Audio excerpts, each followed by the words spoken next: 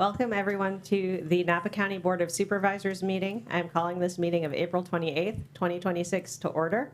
Roll call, please. Vice Chair Alessio. Present. Supervisor Ramos. Here. Supervisor Gallagher. Here. Supervisor Cottrell. Here. And birthday girl, Chairman Free. Here. Happy birthday. Happy birthday to you. Happy birthday, dear Amber. Happy birthday to you.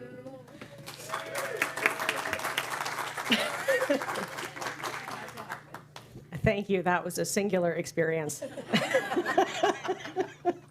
Amazing. All right. Could I please have, I know. Could I please have J.R. Rogers lead us in the pledge?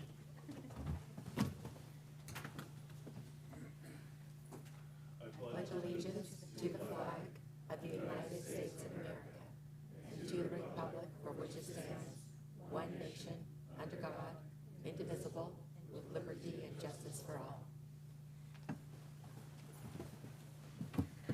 Okay, I now have the pleasure of introducing the pet of the week, Theodore.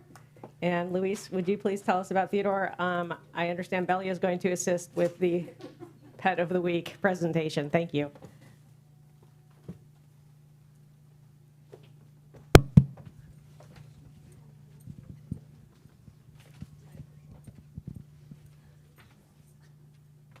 Okay, so what can we learn about Theodore this morning? Yeah, so as you guys can kind of tell, I'm getting some assistance doing all the heavy lifting today. Don't let him fool you. He is a chunky old man, but you're doing an amazing job. Theodore has been at the shelter since January. Unfortunately, his owner passed away and next of kin weren't able to take care of him. When he was brought to the shelter, he was, in good condition, but since he's been with us, he's been in a much better condition. The main thing that I noticed when he first came in is he had that orange coat. He was a little bit thinner, not unhealthy, but just thinner. And since he's been with us, I've just been able to watch him kind of blossom. The main thing that I noticed is his coat. It's super soft now. It's really, really bright. We were able to do a dental on him because he had some bad teeth that needed to come out. So now his specialty when he sees people around is his little tongue just kind of dingles out. So if you see him around, it's just adorable. But yeah, other than that, he's been at the shelter since January. We kind of let him roam around the room when we're not busy or volunteers are present to kind of supervise him. And he just kind of does shot calls around the shelter, checking on the other cats, making sure everybody's doing okay. And then whenever he sees me around, he's like, okay, Luis, where are you going to take me today so I can run away? But I think he's really, really enjoying himself today. Wonderful. And adoption fees are waived, is that right? Yeah. That is correct. And we're going to be doing an adoption event from the 30th to the 3rd. So in case Theodore is not the cat that you're interested in, there may be other cats or other dogs or even rabbits at this point that are available for adoption that the fees will be waived for. Yeah, I'm hearing office cat, so perhaps we'll have a catio on one of those little outside areas. Okay, great. Thank you for introducing Theodore today, Luis. He looks like a delightful addition to the right household, so any of you can take Theodore home. Think about it.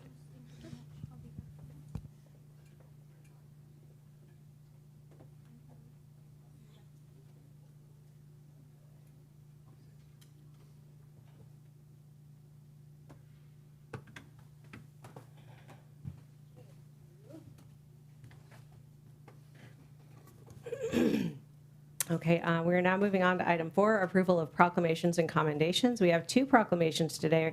The first recognizing Sexual Assault Awareness Month, and the second recognizing Wildfire Preparedness Month in Napa County.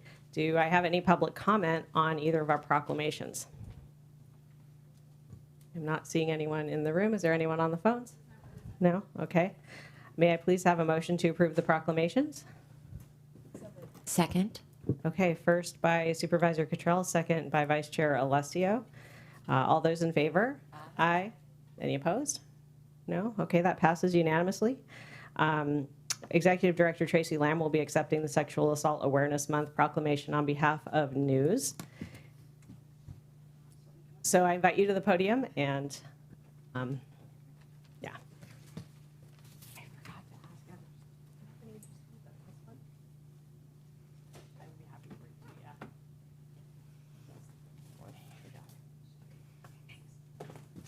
All right, and I'm inviting Vice Chair Alessio to present this one. Thank you. Good morning. Thank you for being here.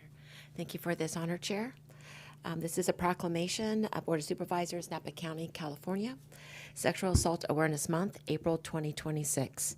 Whereas this year, Napa County joins the news, domestic violence and sexual abuse services in recognizing 25 years of Sexual Assault Awareness Month and the shared commitment to end sexual assault, abuse, harassment, and whereas the Sexual Assault Awareness Month, we underscore that we believe violence has no place in our homes, our schools, or our community, and that we believe safety, dignity, and respect are not a privilege, but they are rights.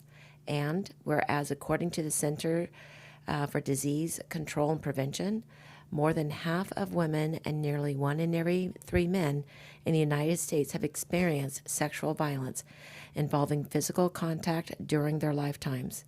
And 1 in 4 women and approximately 1 in 26 men have experienced completed or attempted rape.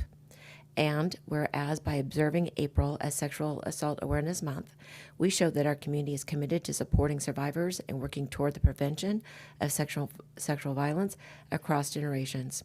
Now, there it be proclaimed that this Board of Supervisors, County of Napa, State of California, on this 28th day of April 2026, does hereby join news, advocates, and communities across the country in taking action to prevent sexual violence.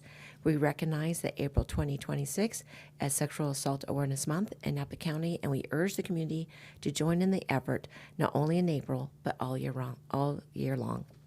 Thank you. And Tracy, would you like to say something? Executive Director of News. Here you go.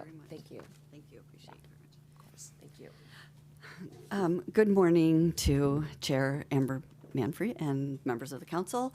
I'm joined here today with our program director, Christina Gomez, and our team of advocates who are here. If you guys could just raise your hands and let them know. These are the people that are doing the work 24/7 to respond. And we're also joined by Michelle Farhat, who is the director of the Monarch Justice Center, where the news advocates are co-located doing that work.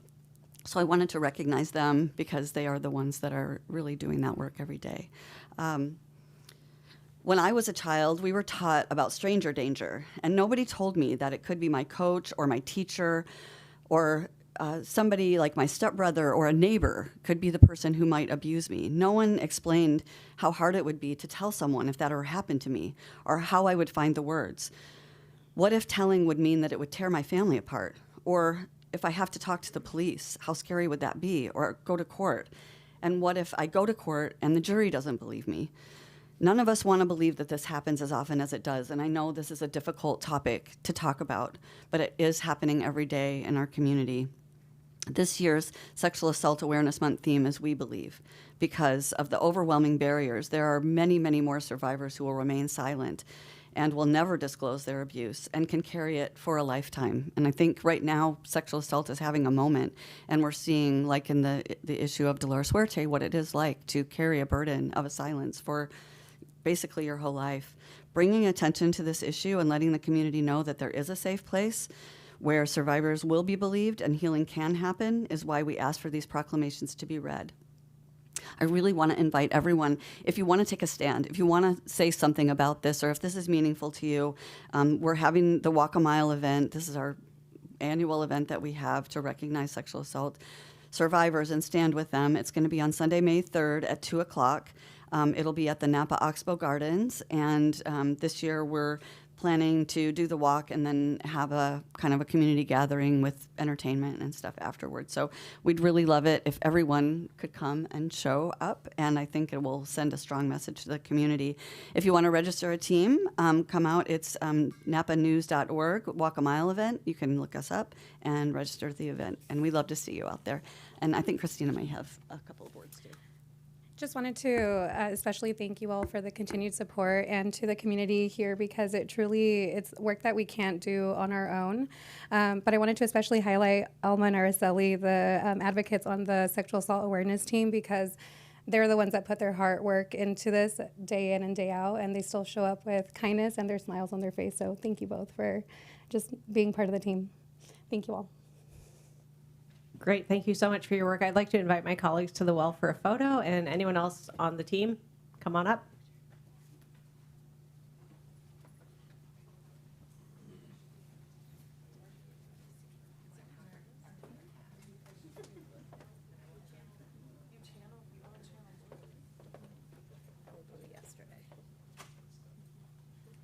You got somebody else.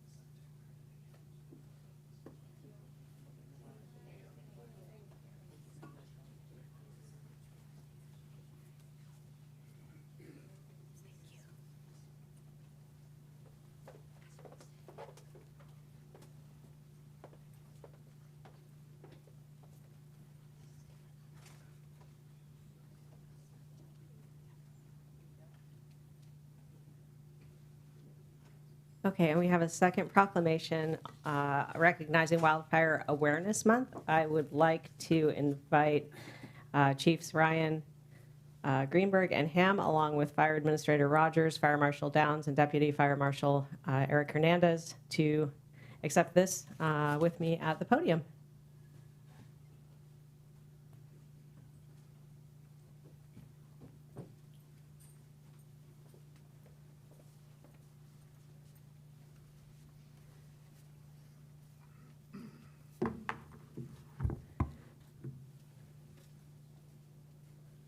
Wonderful. Whereas extreme wildfires are an increasing threat to public health and safety, homes, air quality, climate goals, and our forests, California is experiencing fires that burn longer and hotter than ever before.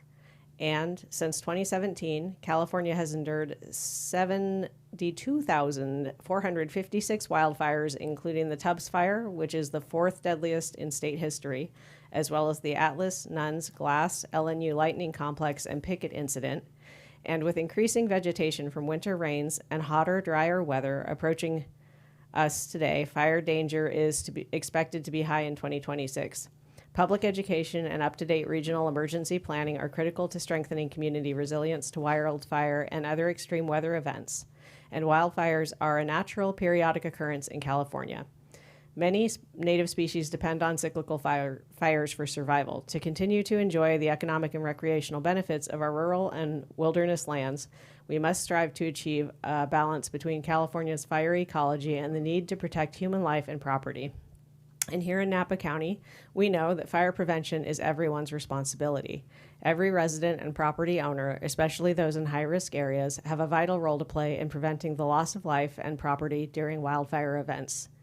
During the month of May, as we begin peak fire season, we must all take responsibility for raising awareness and taking proactive steps to protect homes, families, and communities. And Napa County is committed to fire prevention and fuels mitigation, investing over $23 million over the past 4 years and matching funds to the Hazard Mitigation Grant Program and fuels reduction grants. And in recognition of Wildfire Awareness Month, the Napa County Fire Department, in cooperation with CAL FIRE, Napa Communities Firewise Foundation, 24 active fire safe councils, our industry partners, and numerous community partners, has intensified efforts to educate residents on essential wildfire preparedness steps. Life and property saving information can be found at countyofnapa.gov, napacounty.gov/countyfire, ready, napacounty.gov, and readyforwildfire.org. Now, therefore, let it be proclaimed that this Board of Supervisors, County of Napa, State of California, on this 28th day of April 2026, does hereby recognize May 2026 as Wildfire Awareness Month in Napa County. And in doing so, we extend our heartfelt gratitude to the brave men and women who dedicate their life's work to keeping our communities safe from fire. And we strongly urge all residents and property owners to understand and maintain appropriate vegetation management and defensible space, harden their homes, have an evacuation plan, assemble an emergency go bag, and stay alert, informed, and ready. Thank you. So thank you for your work. Joe, would you like to say a few words? Absolutely. Thank you so much. Yeah, of course. Good morning, J.C. Greenberg, Deputy Fire Chief here in Napa County, CAL FIRE. Joined here by our team behind us that is working on this daily. So thank you, Chair Manfrey, Board of Supervisors. We are honored to accept this proclamation recognizing Wildfire Preparedness and Awareness Month. From 2017 through the fires of 2020, our community has experienced some devastating impacts across Napa County. Wildfires have affected our residents, our local economy, our industry partners, the natural landscapes that define this region of Napa. These events have underscored the importance of preparedness, the coordination, and the sustained investment in fire resilience. Today, I want to acknowledge the dedicated teams working every day to keep Napa safe. Our Fire Marshal's Office continues its critical work educating the public and conducting inspections. Our partners in the Sheriff's Office play a vital role in coordinated evacuation planning, including public alerts and warnings. We also recognize the coordination of our Fire Administrator and Napa FireWise for their leadership in fuels reduction efforts ahead of peak fire season, as well as our network of 24 active resident fire safe councils. These are the residents that have vested into this program that are here for fire resiliency. And also importantly is the Napa Prescribed Burn Association for advancing the proactive fire management across Napa. This also marks the 94 years of cooperative agreement between CAL FIRE and the Napa County Fire Department. This partnership represents a highly trained emergency response force. Over the past 2 years, we have also graduated 32 new volunteer firefighters, bringing our total volunteers across the county that work with us here up to nearly 160 firefighters serving Napa County. Under the leadership of CAL FIRE Director Joe Tyler and local fire chief Matt Ryan, we have expanded year-round engine staffing across the LNU region, including 3 engines here in Napa County. These additional resources enhance the emergency response and support the fuel reduction projects here locally. But the important part about this, these state-funded resources that are here in Napa come to no additional cost to the county at all. I also want to recognize the countywide Community Wildfire Protection Plan and the continued investments made by the Board of Supervisors to fund this program. These investments are making a difference. During the recent picket fire, which burned 6,819 acres, prior fuels reduction work played a critical role in protecting infrastructure along the Silverado Trail in the communities of Deer Park, Angwin, and Pope Valley. The outcome would have been totally different without this foresight of the collaboration and these investments and our partners with Napa Communities Firewise Foundation. Additionally, CAL FIRE continues to advance technology across the LNU region, including the deployment of new AI-powered fire detection cameras to improve wildfire detection and response. And through our continued cooperative agreement, I am pleased to announce the return of our exclusive use Chinook helicopter to the Napa County Airport. A familiar call sign, 8 Papa Juliet, has a capacity of 2,300 gallons and night flying capabilities. This aircraft significantly enhances our aerial firefighting capacity. Additionally, CAL FIRE has its Firehawk stationed up out of the Boggs Mountain Helitack Base in Cobb, and additionally 1 other exclusive use helicopter at our Sonoma Air Attack Base, and both of those copters have 1,000-gallon water dropping capabilities, along with night flying water dropping missions as well. In closing, wildfire is a reality we continue to face across California, including here in Napa County. It is essential that we remain committed to building fire resilience across our communities and our neighboring counties. Wildfire does not recognize boundaries. Please stay tuned later in this meeting for our fire department's annual report where we will share additional accomplishments that we've completed over this past year. And thank you for this.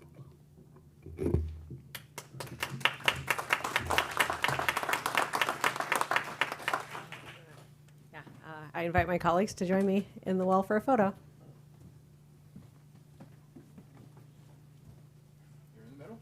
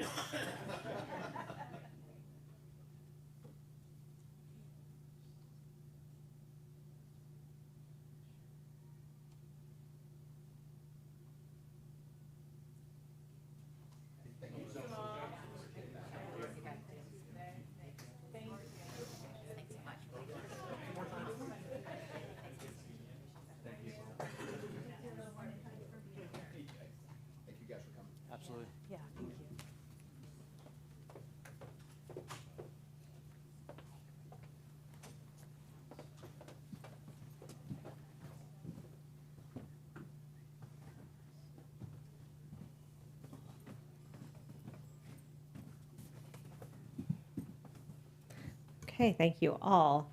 Our next item is our consent calendar, which includes special districts. And please note that there's a correction memo on 5.0. Wasn't there a second correction memo, or is it not on consent? Not on this item. It's Okay. later. Okay, thank you. So we're looking at consent calendar items A through AC. Do we have any board comments or items to pull off of the consent calendar this morning? Not seeing any. Is there anyone wishing to make public comment on any item on consent? Not seeing anyone in the room. Is there anyone on the phones? No. Okay. May I have a motion and a second to approve consent calendar items A through AC as amended? So moved. Second. Okay. First by Vice Chair Alessio, second by Supervisor Cottrell. All those in favor? Aye. Okay, I see none opposed. So that passes unanimously. And we are moving on to general public comment. So we will now take public comment for anyone wishing to speak on items not on the agenda or, oh, and there's no closed session today. So just for items not on the agenda. Is there anyone in the room wishing to speak? Okay, I'm seeing, come on, yeah, approach the podium and form a line if there's several of you. Thank you. I guess I'd like to. So 3 minutes and Oh, it won't welcome. take that long. Okay. I have two important items. The first is, in case you don't know already, today is Chair Amber Manfree's birthday. Oh my God. Sorry, but we can have a little levity around here too, can't we? I hope. Second thing is, I just in general, I really didn't have much to say, but I drove down here and I thought I'd really like to say this because I drove all the way down here, and I'd like to bend your ear just a little bit. As you know, some of you know I was in the airline business, so I'm quite familiar with the FAA and the role they play. They not only oversee the possibility and promote the airline industry, but they also oversee it. Sounds a lot like your jobs. You oversee the safety and welfare of our community and our wine industry, but you also are in a role of promoting it.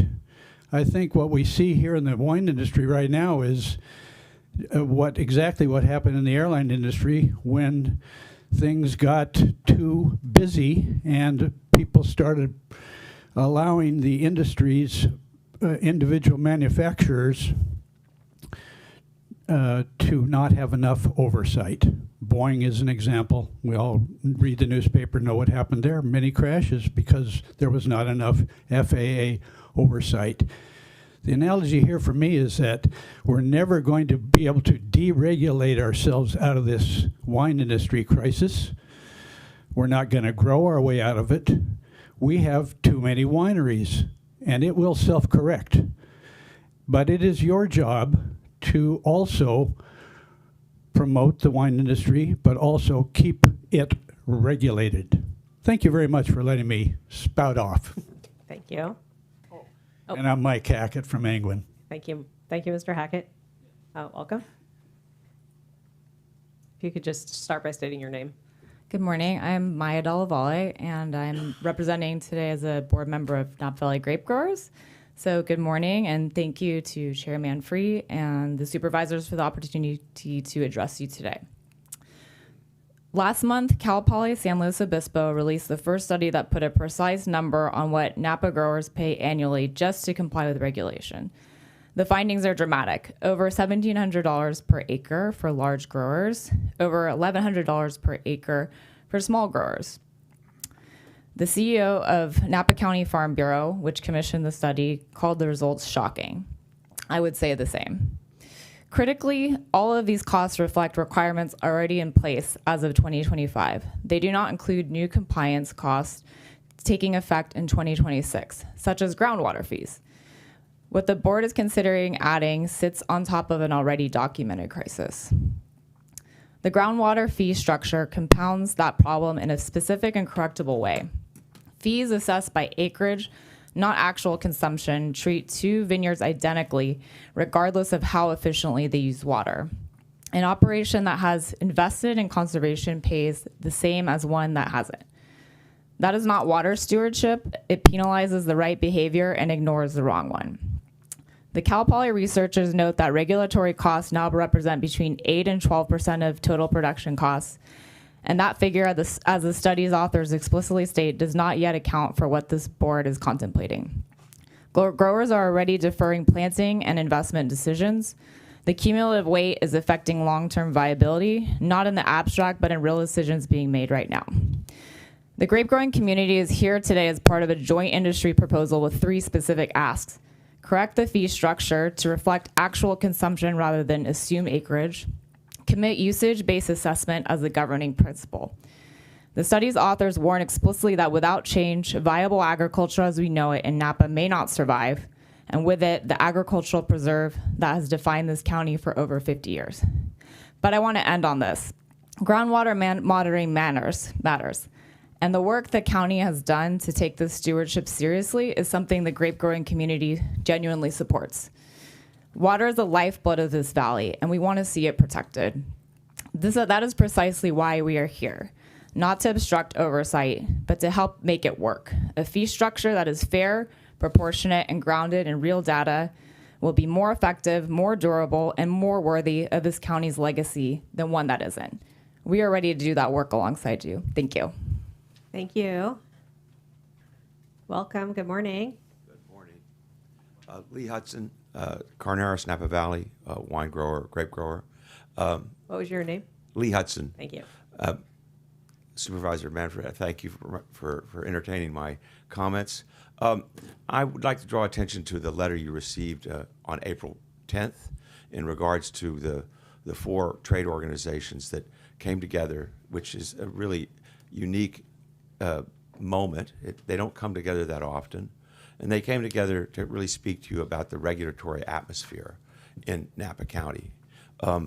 We all support the general plan and the WDO and the Hillside Ordinance and all the things that protect and preserve agriculture and winemaking in this county.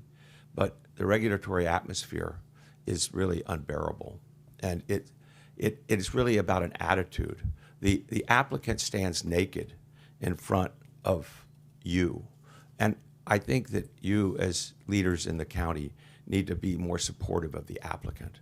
And that is something that is, the applicant goes through the planning process in the planning department, and the planning department does a fantastic job of showing the applicant what works and what doesn't work within the general plan and the wishes of the community. Once they come out, the sharks attack. You guys need to be dolphins. You need to help the applicant through this process. That's an attitudinal adjustment.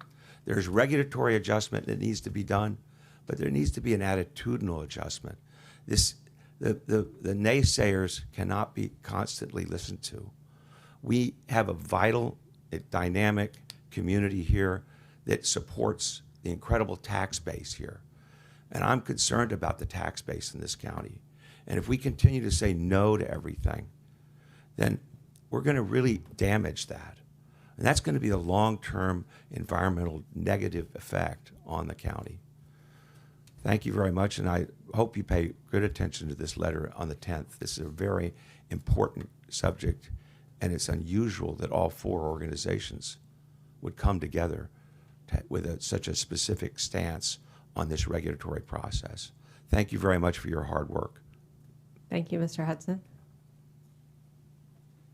Welcome. Good morning. Good morning, Supervisors. My name is Dan McCullough, representing the North Coast States Carpenters Union, Local 751.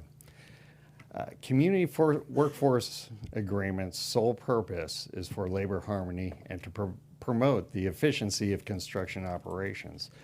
But how can it be effective if it excludes one of the largest trade unions, the one that on average performs the most work on construction projects, up towards 60 or 70% of the projects? CWAs also set regulations and working conditions that our members work under. Our members expect us to do our best in negotiating agreements for their work. An agreement without the Carpenters Union means our members are put in a position where they neither get to vote on the agreement or have their union participate in crafting it. The carpenters were excluded from the CWA that you have on the Building 4 project. Even after county staff repeatedly asked the building trades, what about the carpenters? Building trades' answer was, the county is negotiating with the building trades and we are including a line for the carpenters to sign. We got that information from a public records request for emails regarding the Napa County CWA. We will never sign an agreement that affects our members and their working conditions when we were not involved with it from the beginning. I understand that this was a one-job trial CWA to see if it would work for the entire county, but moving forward, should the county choose to utilize a community workforce agreement for the entire county, please give clear and concise direction to include the North Coast State Carpenter Union as an equal party to any CWA in Napa County. Thank you, and happy birthday. Thank you, Mr. McCullough. Welcome. Good morning. My name is Chris Palomo. I'm the senior organizer with the North Coast States Carpenters Union. I represent Local 751, and then I also represent Local 152, which is kind of what I wanted to talk about, the importance of having the Carpenters Union as a separate entity and the ability to negotiate for our membership. So like Dan was talking about, the whole point of a PLA or Community Workforce Agreement is labor harmony. We represent the general contractor and all 11 apprenticeable subcontractor carpenter trades underneath that. Again, that's the majority of the project. You can't have labor harmony when you're excluding that many members. We don't exclude them from being able to negotiate for their members. They shouldn't be able to exclude us for negotiating for ours. When that happens, so there was a PLA in the city of Pittsburgh. We weren't a party to it. We didn't sign it. So there's a non-union general contractor that got that project. It's prevailing wage. They were not paying the prevailing wage. We caught that. The project was on hold. So then when it went to rebid, the city had to pull out of their another fund to be able to, because the increase of cost was upwards of 200%. Because at that point they were stuck and they had to take the bids from the non-union. The reason why that happens, again, is because the trades don't have an organizing department. The Carpenters Union does. We have anywhere from 40 to 50 organizers on any given day, walking projects, monitoring projects, and making sure the right thing is done. Their organizing tool is a PLA, and that's it. So again, we need to be a party as a separate entity to make sure that the right thing is done on these projects and we can negotiate for our membership. That's all we're asking for. Thank you for your time. Thank you.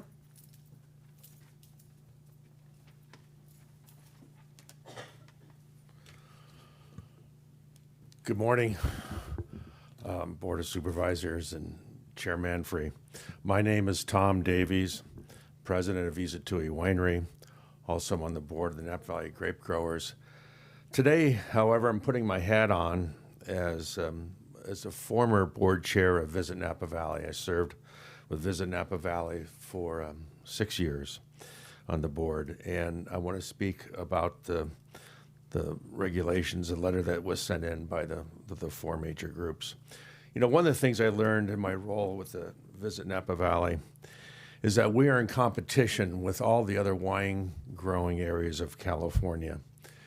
And, I think we think of ourselves as making some really great wines here in the Napa Valley, and we do.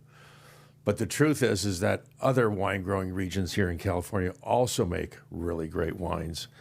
And if you really look at all the 90-plus point scored wines, you'll find that areas like Sonoma and Santa Barbara and San Luis Obispo have nearly the same number as Napa. We come out ahead because we have so many great single vineyard cabs, but other than that, they're making some really good wines. And so when we say that, so if quality is really up there, I think Napa Valley is really at a disadvantage because we are competing for visitors. They're not only looking for great wines, but welcoming and easy visitation, interesting wine experiences with food and music. I believe we're competing with one or maybe both hands behind our backs, as the rules set 36 years ago have not evolved with today's industry. In 1990, when we enacted the WDO, there were 45 wineries in the Central Coast. Today there are 600. Outnumbering Napa by 20%. Isn't it ironic that a set of rules designed to protect agriculture are now posing as a threat to our ag preserve if wineries are not allowed to be competitive in a highly competitive environment? I also argue that many of the rules are perhaps most likely unconstitutional, as evidenced by a recent court ruling in Michigan and current cases being heard by the U.S. District Court. Here's just a couple of examples. Let's take, for instance, visitation. Napa, by appointment only. Central Coast, highly permissive. Sonoma does not have a mandate for appointment only. Lodi, Amador, open walk-in.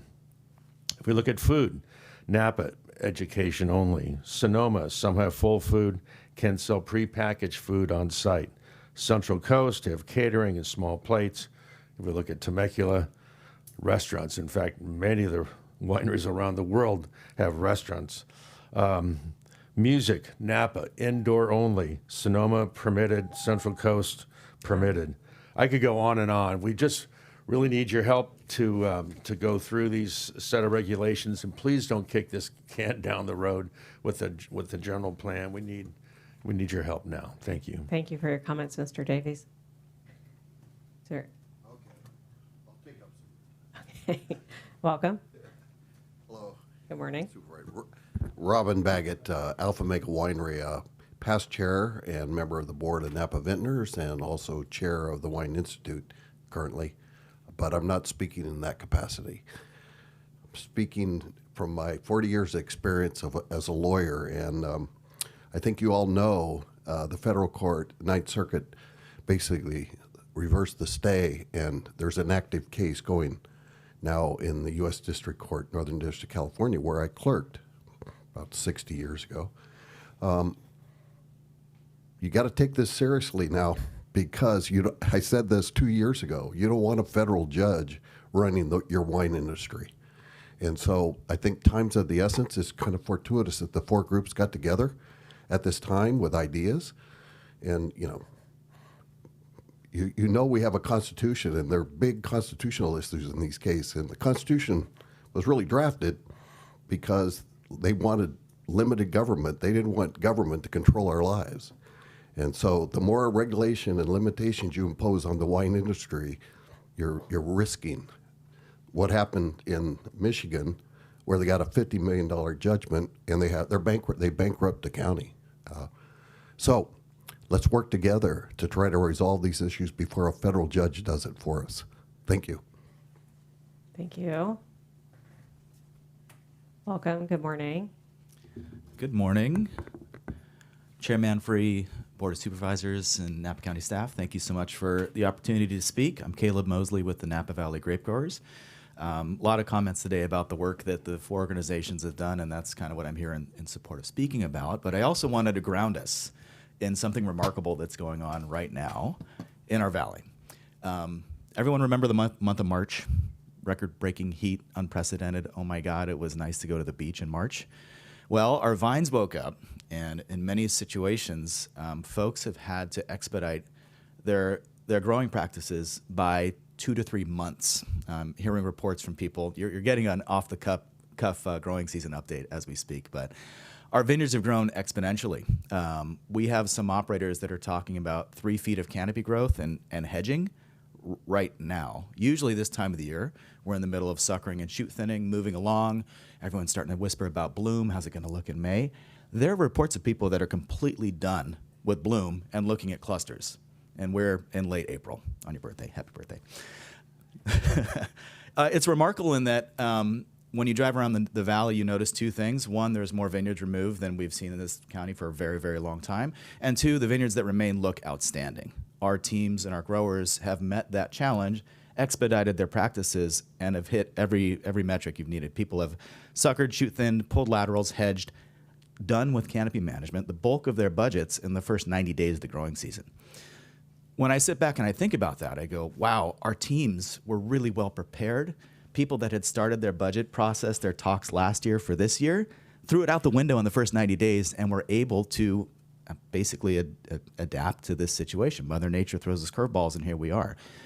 This is why Napa is excellent, and we serve kind of as an example for a lot of other counties. But again, stepping back, growers had to say within the first 90 days of their growing season, all right, budgets are out the window, let's go for it. Everything's expedited and thrown up front.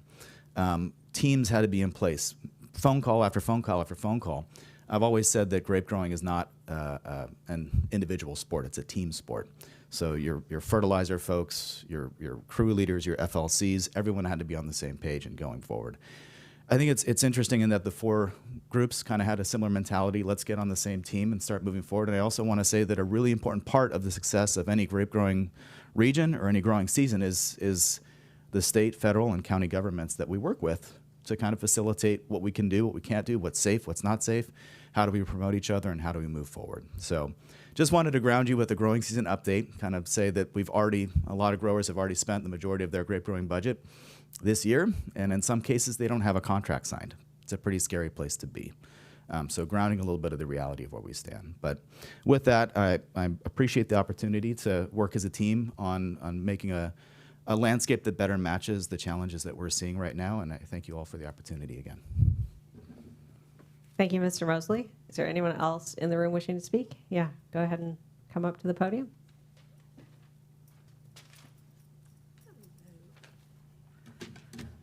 Hello, everybody. Thank you for allowing us to all come here and comment. I am really just tagging along on so many of these other. Just state your name, please. Sorry. That's okay. I'm Shotzi Throckmorton. I'm the owner of Relic Wine Cellars, the business manager of Barron's Family Winery, and the chair of the board of directors of the Napa Valley Vintners. So my husband and I built our small winery in Soda Canyon over 10 years ago. And it was through this process that I became intimately familiar with the Napa County's permitting framework. Those experiences led me to become more involved with permitting and land use, in hopes of really improving upon a system that has become unnecessarily complicated and which can yield unpredictable and costly outcomes for everybody. The recommendations that our four industry groups have shared with you, which reflect thoughtful, pragmatic changes the county can make to support the community, they're based on lived experiences of vintners and growers in this valley, including myself. At this time, when nearly every cost for a winery, is rising due to measures outside of our control, and also in a challenging economic and sales environment, opportunities to ease the burden of doing business in Napa Valley should be embraced. We appreciate that the board has asked staff to report back on the recommendations we have made, and we hope that information can be shared quickly and changes can be made with immediate effect. We thank you for your partnership in this process. I had the pleasure of being in DC last week with Supervisor Cottrell and Andrew Mize and Joe Nordinger from Napa Firewise, advocating primarily for fire mitigation, but also a handful of other things for our community, including tariff relief. It's just another example of how when we work together, we can make real change. The private sector, public, and nonprofit.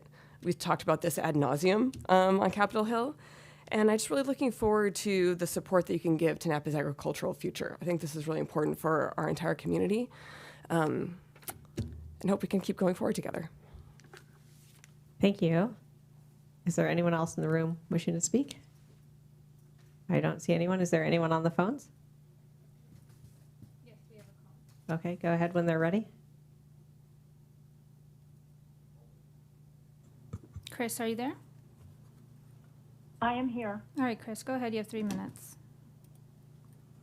Thank you. My name is Chris Malin. I'm the Executive Director of the Institute for Conservation, Advocacy, Research, and Education. And we've been monitoring the health of the Napa River since 2000. And all indications are we're trending towards decreasing water quality in the Napa River and groundwater. The reason I want to talk to you this morning is one of the Clover Flat landfill, which is perched high in the mountains, just above Yountville, above St. Helena, and before Calistoga. On the eastern side, it's in a deep ravine. It's also in a high wildfire risk area. It exploded during the glass fire due to methane leaks. In January, there was an inspection by the San Francisco Bay Regional Water Quality Control Board, Alex Karpowitz, who found that the erosion control measures had failed and that there was additional landsliding above Module 5, which is where it's currently filling. And this is after a lot of work by the county's erosion control people and the state's water quality monitoring people. There was a lot of failure of erosion control, which then causes leachate to get into the surface waters. 2 groundwater wells are showing high PFAS, and PFAS is a forever chemical. Also, the runoff that comes off of the landfill especially increases when erosion control measures fail, which they did, and that's what the January 2026 report by the Water Board and Alex Karpowicz showed.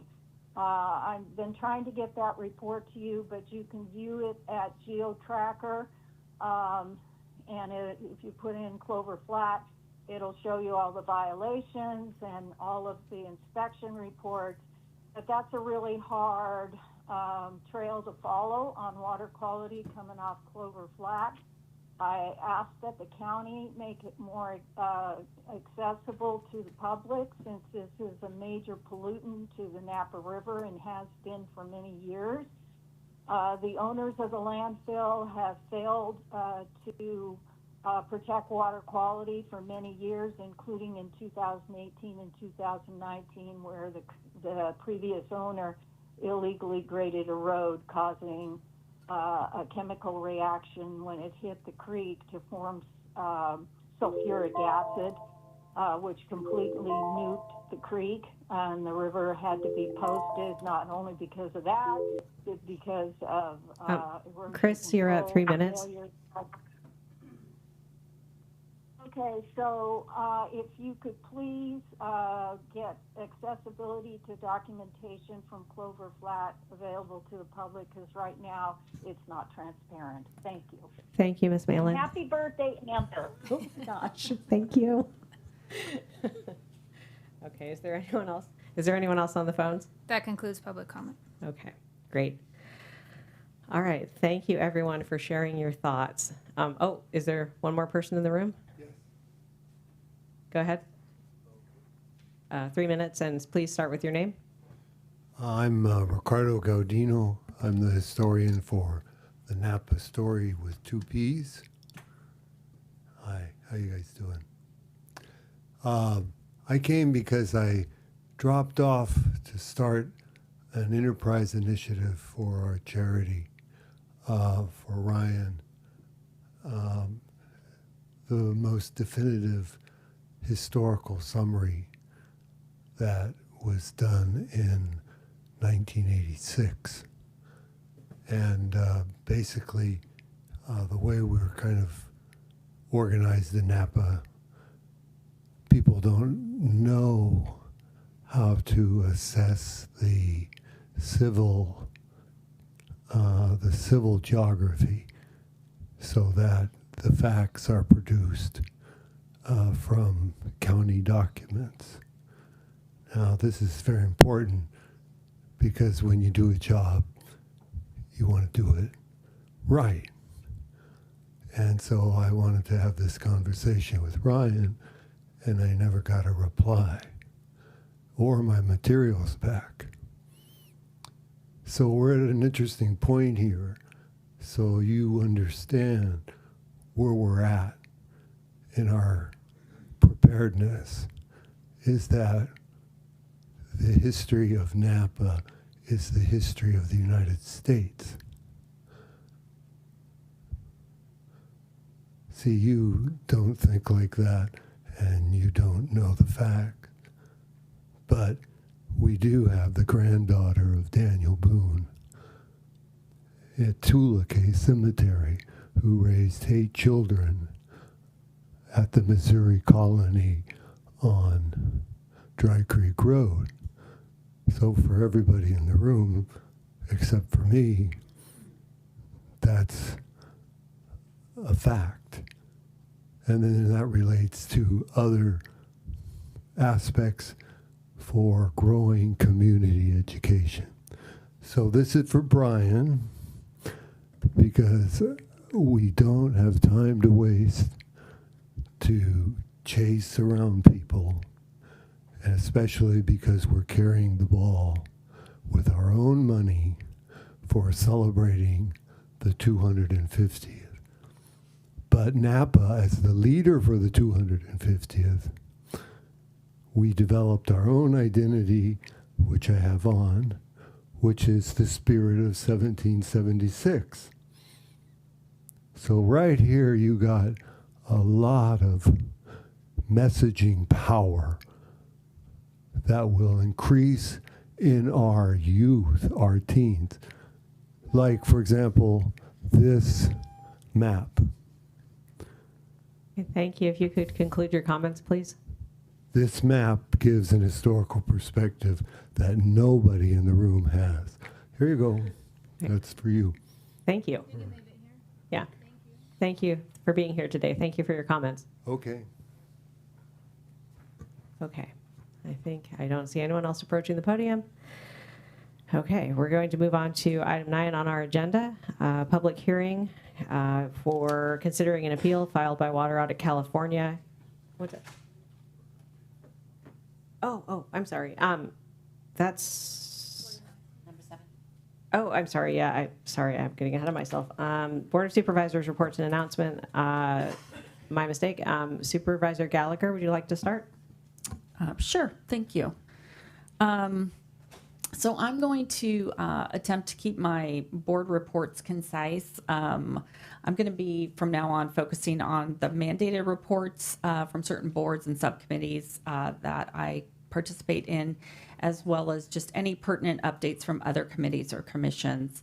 And just to let everyone know, if you'd like to know about what District 1 is up to and the various activities and events and things that we are participating in, please subscribe to my newsletter and follow us on Facebook and Instagram. So very quickly, I did want to mention what's happening at the Air District. Many of you have maybe seen public comments circulating around the rule change 9.6. This is to do with the zero NOx emission standards for newly sold and installed water heaters. If you recall, we made this change in 2023. The first date for rule implementation is 2027, so that's coming up. Our staff was tasked with assessing readiness 2 years before the compliance deadlines. So there has been implementation working group of over 40 stakeholders that convened 20 meetings between 2023 and 24. The staff identified flexibility options in a concept paper that was released last year. And that was, we took public comment on that in October of 2025. So there was a 30-day comment period. So that's why you may have seen a lot of talk again about the rule change. We will be looking on May 6th at our Air District Board meeting at a report from staff with updated flexibility concepts and trying to, obviously incorporate some of the public comments that they received last year. So just to let you all know, I did talk with our staff that helps us with the Climate Action Committee, and we're going to try to put a presentation together for the CAC to review this a little bit more. So I invite you to take a look at that when we do that, or we could potentially do something for the board too, depending on what you all would like to see. Let's see, just wanted to check any other committees. Napa Sanitation, we are in process of looking at our budget. Climate Action Committee, we looked at our budget at the last meeting, and also we are moving forward on the RCAP, as you all know. Hopefully it will come to the county sometime in the fall. It's going to go to the full RCAP sometime in the summer, and that'll make its way around to the various jurisdictions as well. And then just one announcement, there is a Carneros Fire Safe Council meeting tonight at 6 o'clock at the Carneros Fire Station number 10. So if you live in the Carneros area, please come out. This is really exciting. This is our newest Fire Safe Council. And there are a lot of people working on that and excited with the progress. So stay tuned for more. Thank you. Thank you, Supervisor Gallagher. Supervisor Alessio? Thank you, Supervisor Gallagher, for reporting back out on Climate Action Committee. I had that on my list too. I don't have a lot to report out. I do want to congratulate the school district though and the new agricultural and culinary center. It took them about 10 years to move the old farm to the new location. It was about $10 million. They did not use bond money or taxpayer money. That was really money that they received through the sale of other facilities or property. But I was at that ribbon cutting with Supervisor Gallagher, and I just want to congratulate them. That's all I have at this time. Okay. Great, thank you. Do I have any other updates? Supervisor Ramos? Thank you, Chair. I wanted to first let you know, here close to home, I attended the BCDC meeting, and there was an enforcement decision on a cease and desist letter and a civil penalty for unpermitted fill in Vallejo. So interesting, BCDC's jurisdiction was born out of do not fill the bay, and now it's really turning more towards sea level rise protections, but unfortunately there is still unpermitted filling of the bay happening. So that was a long time coming, and so that enforcement action has taken place. Also, the Richmond-San Rafael Bridge, there's been a lot of talk about what is happening with the Richmond-San Rafael Bridge. There was a pilot project of a bike lane, and there is going to be a transition of that. There was a vote, and I will just say I do recuse myself on that because I serve in all capacities when it comes to the Bay Trail and the Richmond-San Rafael Bridge. I serve as an MTC commissioner. I serve as the sponsoring agency for the Bay Trail nonprofit. I serve as the appointing authority for the San Francisco Bay Restoration Authority, and I sit on BCDC. So as far as lawyers go, their eyes cross when we discuss the conflict. So I do not vote on it, but I'm letting you know that there are some benchmarks that are being established, and there's more to come in the next 6 months. At the Napa Valley Napa Vallejo Waste Management Authority, we did receive a draft of our budget, and I am always thoroughly impressed with the tonnage that keeps on coming through. And it's an impressive operation. As I said before, please do go see how we deal with our materials diversion, that's the right phrase, I'm getting there, here in Napa County, especially on the south side of the county. For MTC, I did attend with my, I was able to attend the meeting with my colleague Amber on April 22nd, and we received a budget workshop, and I think one of the other more important things to know is that our Clipper program is, if you use a transit pass, be very mindful of how your funds are going. We've had some transition problems, myself included, into your Clipper Bay Pass, but just make sure that you are using those transit opportunities whenever possible. I'm grateful to our chair for making me take transit more often than not. And then in my capacity as both BCDC and the ABAG president, I actually had the opportunity to tour the horizontal levee project in Palo Alto, which was phenomenal and not that big. Thank you. Thank you, Supervisor Ramos. Supervisor Cottrell? Thank you, Chair, and happy birthday. Thank you.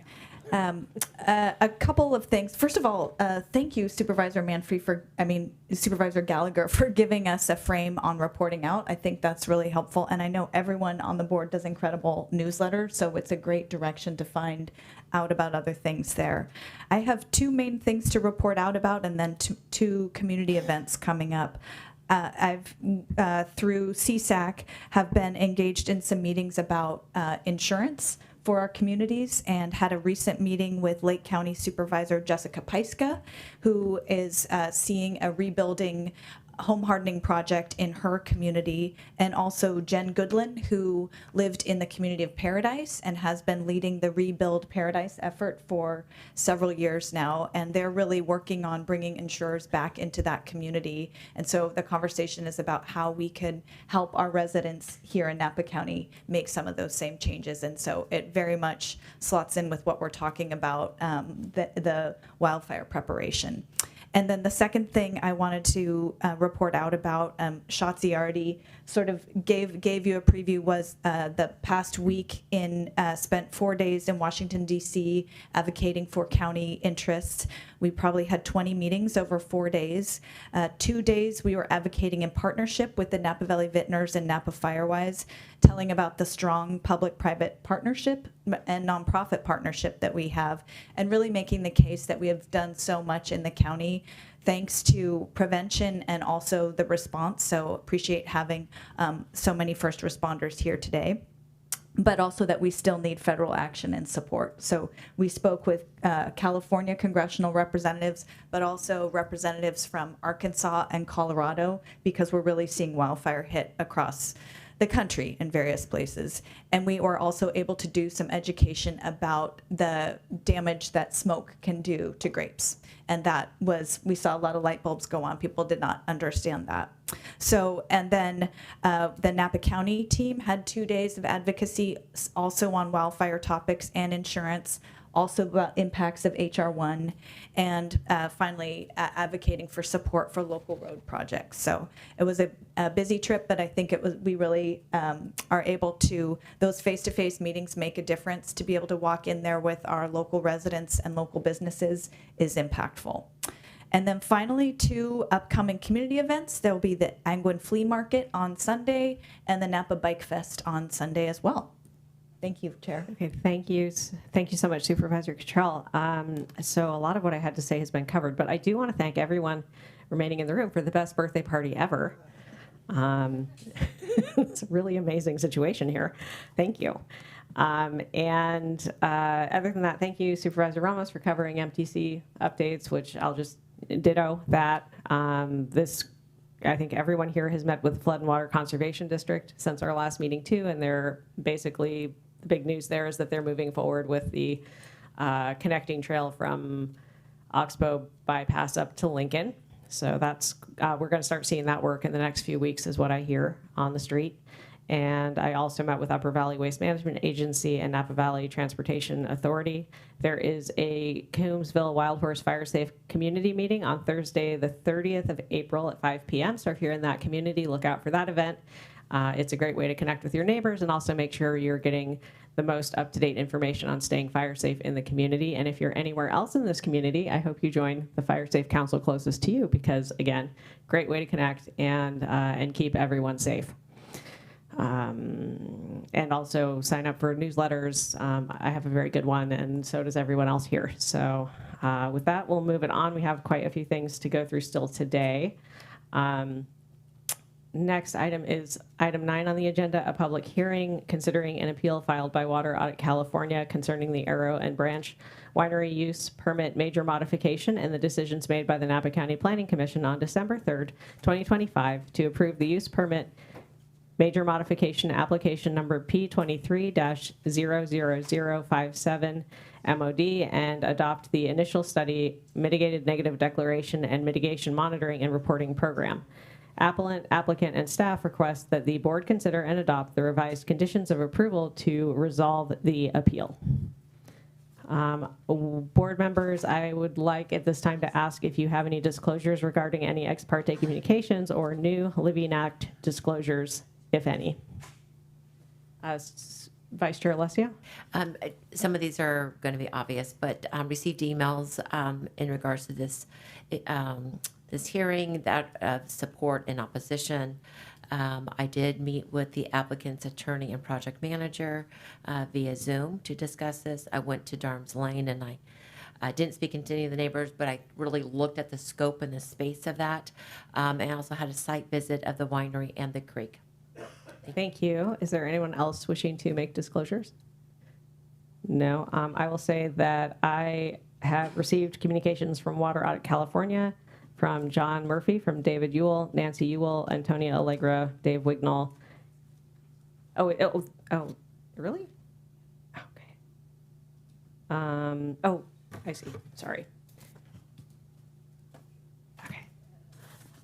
On this one, I have received communications from Dina and Bill Falk, and Robert and Alicia Ringstad. So, see no one else. So I'd like to open the public hearing and request a staff presentation on the revised conditions of approval that applicant wish the board to adopt to resolve the appeal. And please note that there is a correction memo on this item. Go ahead when you're ready. Good morning, Chair and Supervisors. Matt Ringgold, Napa County Planning. This morning discussing the Aaron Branch Winery Project, Appeal P2612 of Use Permit Major Modification P2357. My presentation today, I'm going to begin with a brief project history, site description, summary of permit request, as well as changes and recommendation. Beginning with project history, the project went before the Planning Commission and was approved as a major modification. Subsequently, Water Audit California filed a timely notice of appeal. Subsequently, the applicant and appellant have reached a private agreement to settle the appeal, which includes incorporating changes to the conditions of approval. With the site description, the proposed project is located at 5215 Solano Avenue within the Agricultural Resource General Plan Designation and Agricultural Preserve Zoning District. The permit request. The proposed major modification proposed changes to visitation. Previously, as you can see within this chart, I've broken it down between existing and proposed request as a summary. The proposed project proposed increase in visitation from 15 visitors per day to 34 visitors per day, included changing the marketing program from 6 events per year with 30 guests, 1 event per year with 125, to increase to 12 events per year with 30 guests and 1 event with 125. Propose increasing the employee count from 4 full-time employees to 5 full-time employees, as well as increasing the production from 30,000 gallons to 45,000 gallons annually.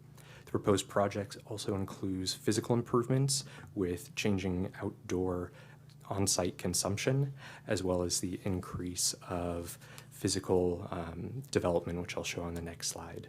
Notably, the project did include a decrease in water usage by 10% compared to entitled conditions. Reviewing the physical improvements, this is a site plan of the first floor. Beginning on the left-hand side in yellow is the proposed new tasting deck with hospitality space. On the top, it is proposed barrel storage building, which would go north of the proposed project site. And on the eastern side is a fermentation indoor area, as well as outdoor covered terrace with fermentation. This next slide shows the proposed second floor, and on the left-hand side, it's a deck with no tastings, primarily just for employees, as well as proposed office space, which is a large area that also looks to the first floor. Here's a rendering of the hospitality addition, showing all the way on the western side the proposed new hospitality space with offices. Speaking of the changes, the project updates that came from the private agreement to settle the appeal. There are 2 matters that were edited within the conditions of approval within the agreement. The first being condition of approval 4.9. In summary, it references that the permittee shall record and upload well monitoring data to publicly available website, and the data shall be made available for the county's groundwater monitoring network. Subsequently, condition of approval 6.12E, which is also mitigation measure bio 5, references that the permittee shall coordinate with the California Department of Fish and Wildlife if impacts to bed, bank, channel, and riparian areas of the stream cannot be avoided. Subsequently, staff did provide a change memo to further the applicant and appellant's agreement, which included reference that the California Department of Fish and Wildlife is a trustee or responsible agency under the California Environmental Quality Act. And ending with staff's recommendation, Staff's recommendation is to adopt the revised conditions of approval in Attachment A and are reflected in the updated mitigation, monitoring, and reporting plan in Attachment B, and reflecting the changes within the supplemental staff memo. And that concludes staff's presentation. Staff is available for any questions. Thank you. Okay, thank you. I'm going to continue through inviting testimony from the appellant, Water Audit California, before we get to discussion, and also testimony from the applicant before that. So at this time, is Water Audit California available to address the board? There's 3 minutes allotted for that. Is there? No? There's no one on the phones? Okay. And then is there any testimony from the applicant? Okay, welcome. I'll give you 3 minutes.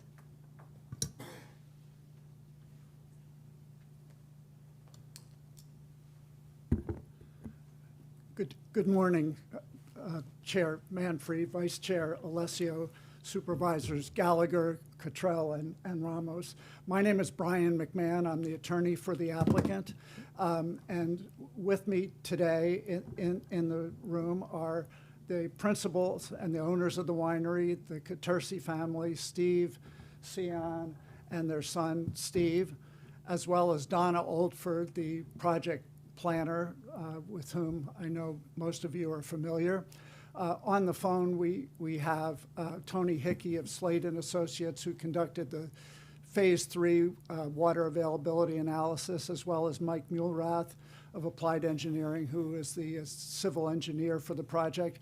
Now, we have all these people here, but I'm pleased to say that the only reason I'm here this morning is not in a litigation capacity, but to ask you to adopt something that will resolve what otherwise could have been lengthy and protracted litigation.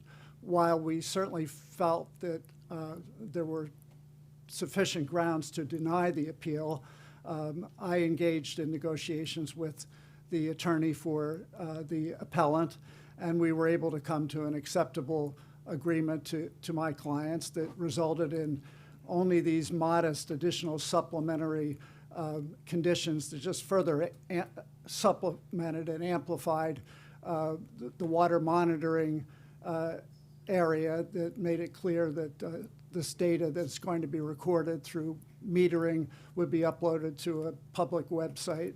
And then also just to acknowledge the trustee position of the CDFW, should there be any impact to the creek that could not otherwise be avoided.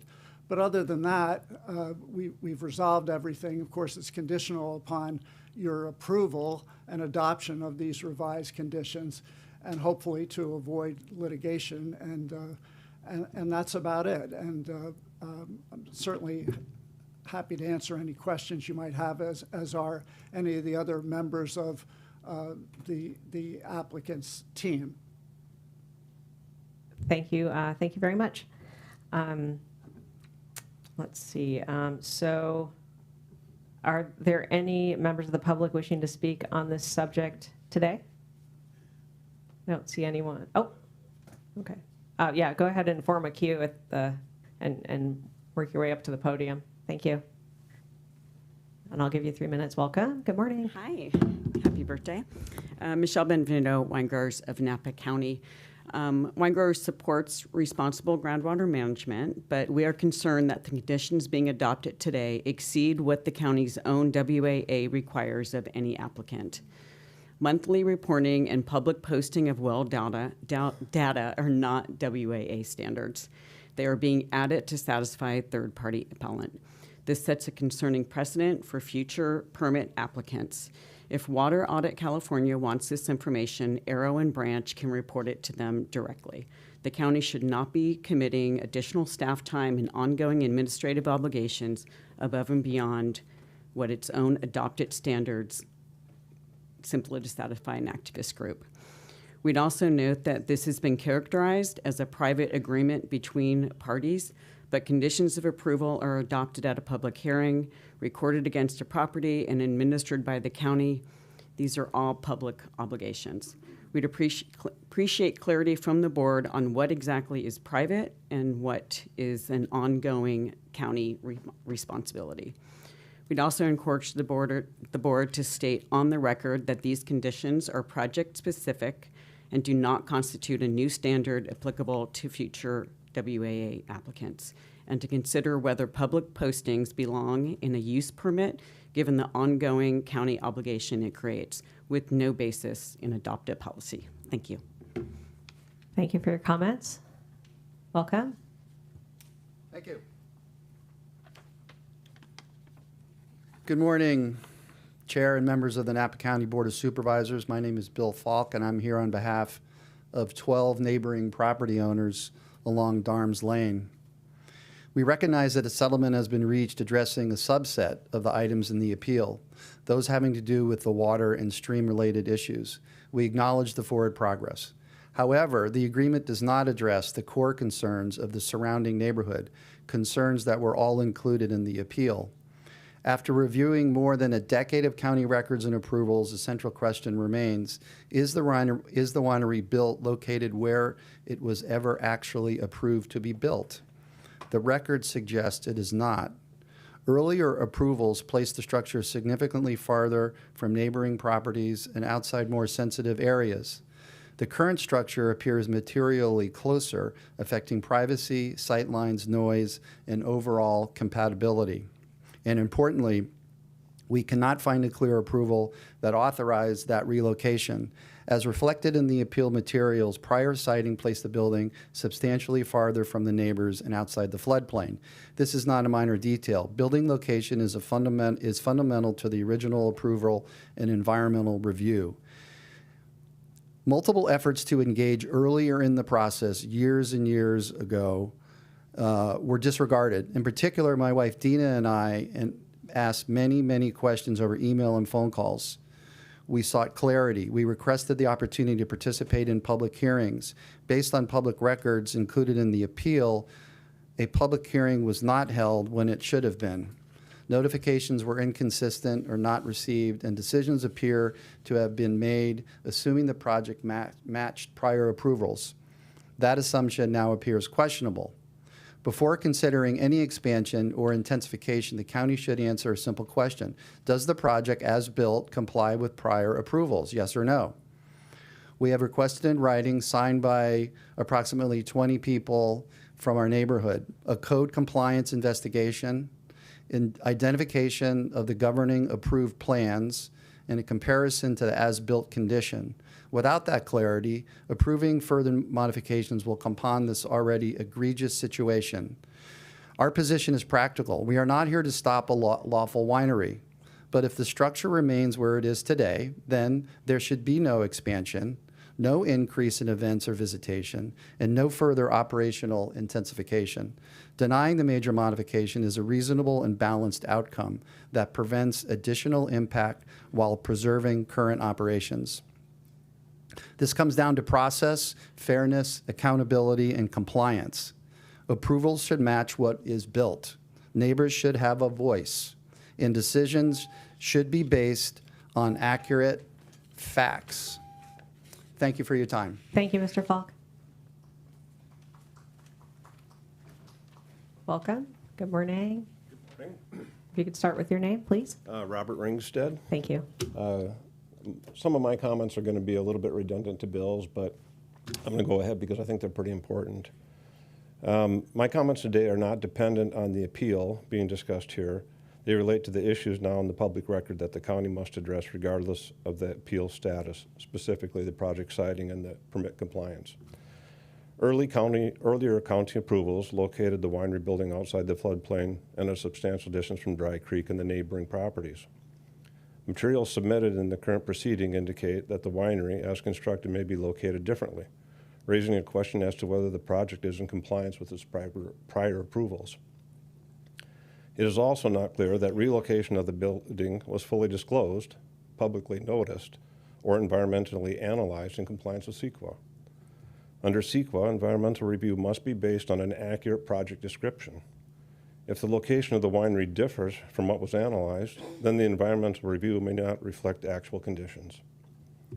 Before the county approves any additional development, it should first clearly establish whether the current project conforms with prior approvals. We have formally requested that Planning, Building, and Environmentally Services conduct that review, and we look forward to the findings. We're not asking that the county eliminate the existing winery operations. We are asking that the county avoid the compounding impacts of expansion until these underlying issues are clearly resolved. A reasonable path forward would be to maintain the current permitted operations, refrain from expanding visitation and event activity at this location, and ensure that any future development occurs in a manner consistent with prior approvals and environmental review. These issues, project siting and use permit compliance, exist independently of the appeal and remain within the county's responsibility to address. We respectfully ask that the board ensure these matters are clearly resolved before approving any additional entitlements. Because these issues are now identified in the record, any further reliance on existing approvals would occur with full awareness of those unresolved issues, making it especially important that they be resolved before additional construction or investment proceeds. Thank you very much. Thank you. I don't see anyone else in the room wishing to speak. Is that correct? Is there anyone on the phones for public comment? Not for public comment. Okay. And I understand that Mr. McKinnon from Water Audit is now available on the phone, so I'm going to go ahead and give him 3 minutes to speak before we move forward. Hi, Bill, are you there? I am indeed. Good morning and happy birthday, Ember. I just want to speak to one thing only, and that's the public comment of Ms. Benvenuto. She suggests that this settlement is making new policy, breaking new ground, but she is factually ill-informed. In 2021, the planning department imposed these conditions on the applicant, and they are being restated from the prior approval. They are not new. And the only thing that's new is that the county is providing a place for the data to be deposited. Remarkably enough, for some years, there has been a policy requiring reporting granted at the discretion of the PBES, which discretion, to my knowledge, they never exercised. But it turned out that at least until today, there was no place for the data to be sent. So again, this is not changing something. It is simply implementing something that was decided 5 years ago. I have nothing further to say. Thank you. Thank you, Mr. McKinnon. I believe that concludes public comment. And recorded on Zoom. okay. Okay. Thank you. And I have a request for a comfort break. So I will close the public hearing now and give us a brief break before we go to board deliberations on the revised conditions. Let's say 10:28, let's say 10:35. And if I have 2 other supervisors here, we'll go at that time, okay?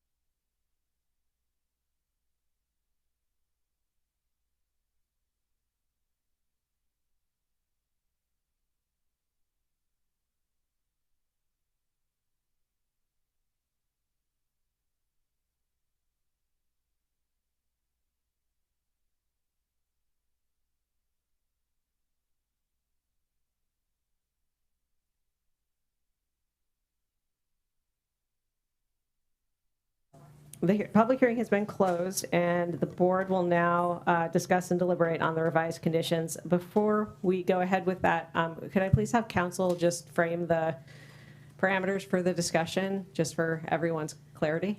Yes, I'm going to invite Ms. Anderson up to the podium and help frame it. Happy birthday. So today, unlike usually in appeals where all of the grounds of appeal are in front of the board for consideration, since the parties have reached a resolution, the only thing that is in front of the board today is whether or not to accept and adopt the revised conditions of approval. And if the board is comfortable doing that, that will resolve the appeal.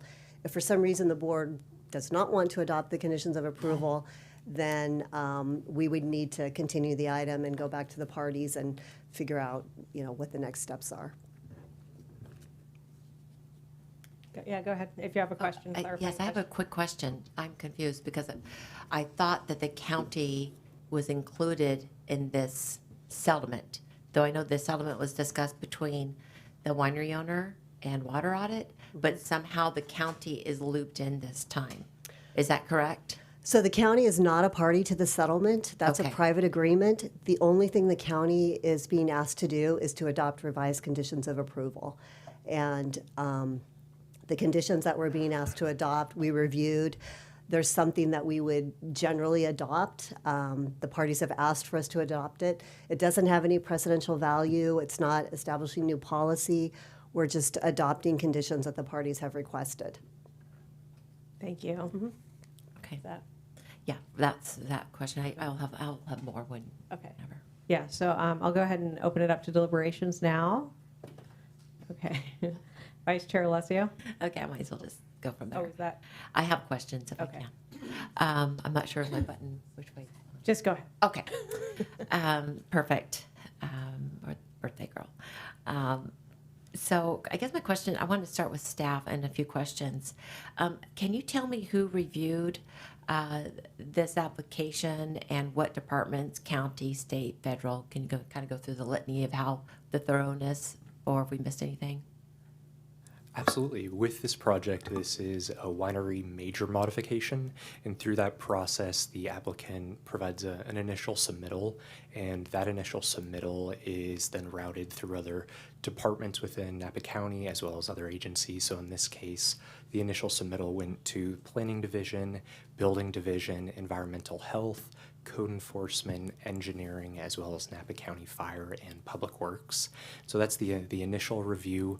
This application went through 5 of those reviews, just conversation back and forth between the applicant as well as county, verifying that county code requirements were met, just clarifying submittal requirements. Once the application is deemed complete, then the environmental review is completed. Staff begins preparing that document. Throughout that process, project planner writes the environmental document. In this case, it was a mitigated negative declaration. And so with that, that document is then prepared by staff, reviewed internally through planning supervisors, planning manager, as well as county council, and then it is submitted to the state's website, Sequinet, Sequisubmit, and at that stage, it is sent to it's a myriad of different agencies. For this project, it was about 25 different state agencies as well as other agencies where they have 30 days to provide comment. This one was, we just received comments from the California Department of Fish and Wildlife. So once we received those comments, then it was, their concerns were added into the scope of the conditions of approval. So we made the requested edits. Then it goes before Planning Commission, and in preparation of Planning Commission, staff reports, conditions of approval, and other documents are prepared where, once again, everything's reviewed by planning staff supervisor, manager, as well as county council, and coordinating with other departments and divisions. So it's a brief summary for a major modification. That's a lot. So probably 7 departments within the county, and then 25 state department agencies will review this. Correct. With CDFW responding. The question that the neighbors brought up in terms of some kind of change that was not approved, I guess it was 2020, it was considered a minor modification. Did that go through the proper approval process? Correct. With a winery minor modification, it is reviewed and a notice is sent out to neighbors regarding the proposed action. And at that time, it was approved by the zoning administrator. And subsequently, building permits and the proposed or the existing structure was built under building permits and obtained final occupancy. And were neighbors notified of that minor modification? Correct. Then, okay. I just want to make sure that we covered that, and because I appreciate the neighbors coming out expressing, their concern, and just want to make sure that we cleared that up. So, how long did the whole process take with all the different reviews, the 5 rounds of reviews, and all the different departments and agencies? The application was submitted March 14th, 2023, and the application was deemed complete on November 19th, 2024. That's for the first 5 initial reviews, kind of conversation between county staff and the applicant to deem the application complete. Following that, environmental review was completed, initial study was completed, and it was sent to the other agencies, approximately 25 through the CEQA process, where they, along with members of the public, have 30 days to review the project. And then a couple days later, it goes to the Planning Commission. So did this application meet the standard conditions of approval at the Planning Commission meeting? With that, there were 2 hearings for the Planning Commission on this item. The first go around at the Planning Commission, there were requested changes or clarification that the Planning Commission requested, and so it did require a second hearing in order to further elaborate the Planning Commission's proposed changes or clarifications. But it included the standard conditions of approval, and there were some additional modifications and mitigation measures with the CEQA document. So it met the standard conditions of approval, but then there were some additional mitigations and additional asks. Okay.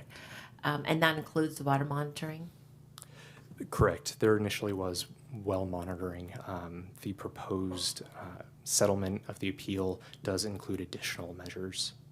Okay. And my understanding, the water monitoring, our policy for water monitoring in this situation is that the winery would have to record and report the water monthly and report that monthly for the first 12 months. And then after that, if there's no issues, it would be biannually. Is that correct? That's our standard policy? Correct, yes. Okay. But in this application, what has been worked out between water audit and the winery is that the winery needs to record and report every month into perpetuity, like forever, every month. Correct, yes. Okay.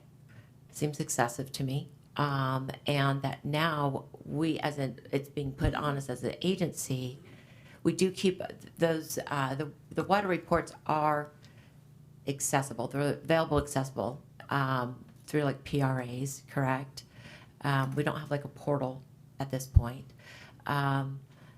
But so I'm just not sure why we are now, and I agree with Ms. Benevuto that there's a precedent being set right now that I'm concerned about, that if we take this on, that it's now going to trigger and require that every winery does this, and that's not our own policy. That exceeds beyond our policy, and I think it's, in my opinion, it's just too much to put that on the winery. If they're following, if they're reporting, everything is clear in the first 12 months, and they keep up the reporting biannually. So do you see this as a precedent change for the county in terms of going beyond our own policy? With this project, it's a project-specific condition of approval that was requested by the applicant as well as the appellant, not county implementing this policy through public hearing. It's the parties of the project are requesting it be added. So it is project-specific in this case. Okay. Again, I agree that really needs to be between the two parties, in my opinion. Okay. I do have questions for the applicant, if I can. Let me just say, if I can ask that, can I ask the applicant a question? Yeah. Okay, great. Go ahead. Thank you. I'm just waiting for him to come up. Hello, sir. Thank you. So as I'm understanding, I don't see that there have been really any material changes from the approval, the final approval with the planning commission, and then the private. That I'm not really sure. What I understand, there isn't any significant changes or material changes before then and now. Is that correct? Well, pursuant to the settlement, the only thing that the applicant is agreeing to, that the county is being asked to consider, is these additional modifications and supplements to the conditions of approval. As Mr. McKinnon indicated, back in 2022, when the prior minor modification was approved, there was also a requirement of water monitoring, and in the current 4.9, the demand management program that was added, that's one of the two sections that the board is being asked to adopt. That's essentially the same language that the applicant is already subject to. Correct. So the only real difference, I suppose, would be this issue about reportability. We always had to report the data. Right. Now they were asking that there be a public database, accessibility to view the data should the public wish to view the data. As an applicant, we were always required to provide this data, and they're just simply saying, now you've got to actually, somebody be able to look at it. And there may be some additional, I can't speak to any additional administrative costs or anything relating to that, but the reporting obligation was already in existence. And if this major modification were not approved, the applicant is already subject to this with the additional layer only for this project, as Ms. Anderson has indicated. It's a project-specific thing. In our view, we figured that it's not unreasonable for us to do this on an ongoing basis because we believe in complying with the conditions of approval that say we can only use so much water. And I know that the whole panoply of decision-making before the Planning Commission is not before you today, only the approval of these two conditions. But as has been noted by Mr. Ringgold, the applicant is actually using less water and the conditions of approval are obligating the applicant, and he voluntarily agreed to use less water than he's already permitted to have. And so if his application were denied, he'd be actually entitled to use more water than he's agreeing to under this modification. So in our view, simply reporting this data is being a responsible public citizen. And in terms of doing it on an ongoing basis, well, water conditions change. And we have the watering, monitoring and metering ability, and it's not an additional burden for us to actually supply the information that would be relevant to a determination by the county as this project proceeds, whether we're complying with those conditions. So we think it's reasonable, but I only represent the applicant. I wouldn't purport to say that this imposition of this modest additional requirement would be applicable to every single project going forward. No two projects are the same. But in this project, the applicant is trying to be responsible. Yeah. And so this settlement is agreeing to do that. And beyond that, obviously we didn't agree with the grounds of appeal. We vigorously negotiated those. We vigorously believe that should this matter have been litigated, that there are significant reasons to deny the appeal. But like every other litigated matter, you know, there are inherent uncertainties, and most matters, at least the goal is to try to achieve a reasonable settlement. We believe, and the appellant agreed, and have executed a settlement agreement which would dispose of all of those issues, save for these two modest additional conditions. And the second condition is really just the addition of language reflecting what is already the law, that the CDFW is a trustee agency, et cetera. So to us, that was an easy thing to agree to, and we like your support. Thank you. Thank So you. what I'm hearing is that there's really no material changes in the conditions, except for the monthly watering and monthly reporting on the watering, which exceeds our own policy here, into perpetuity. And obviously, the winery, like all wineries, all applicants have to follow the CDFW, the state mandates.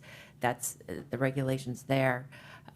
Was there a financial settlement between the applicant and Water Audit? Well, the terms of the settlement between Water Audit and our client are confidential, and I'm not at liberty to disclose the terms. But I can say that you know, they were vigorously negotiated, and we're satisfied that the terms were acceptable to my client and are not precedent-setting for any other winery.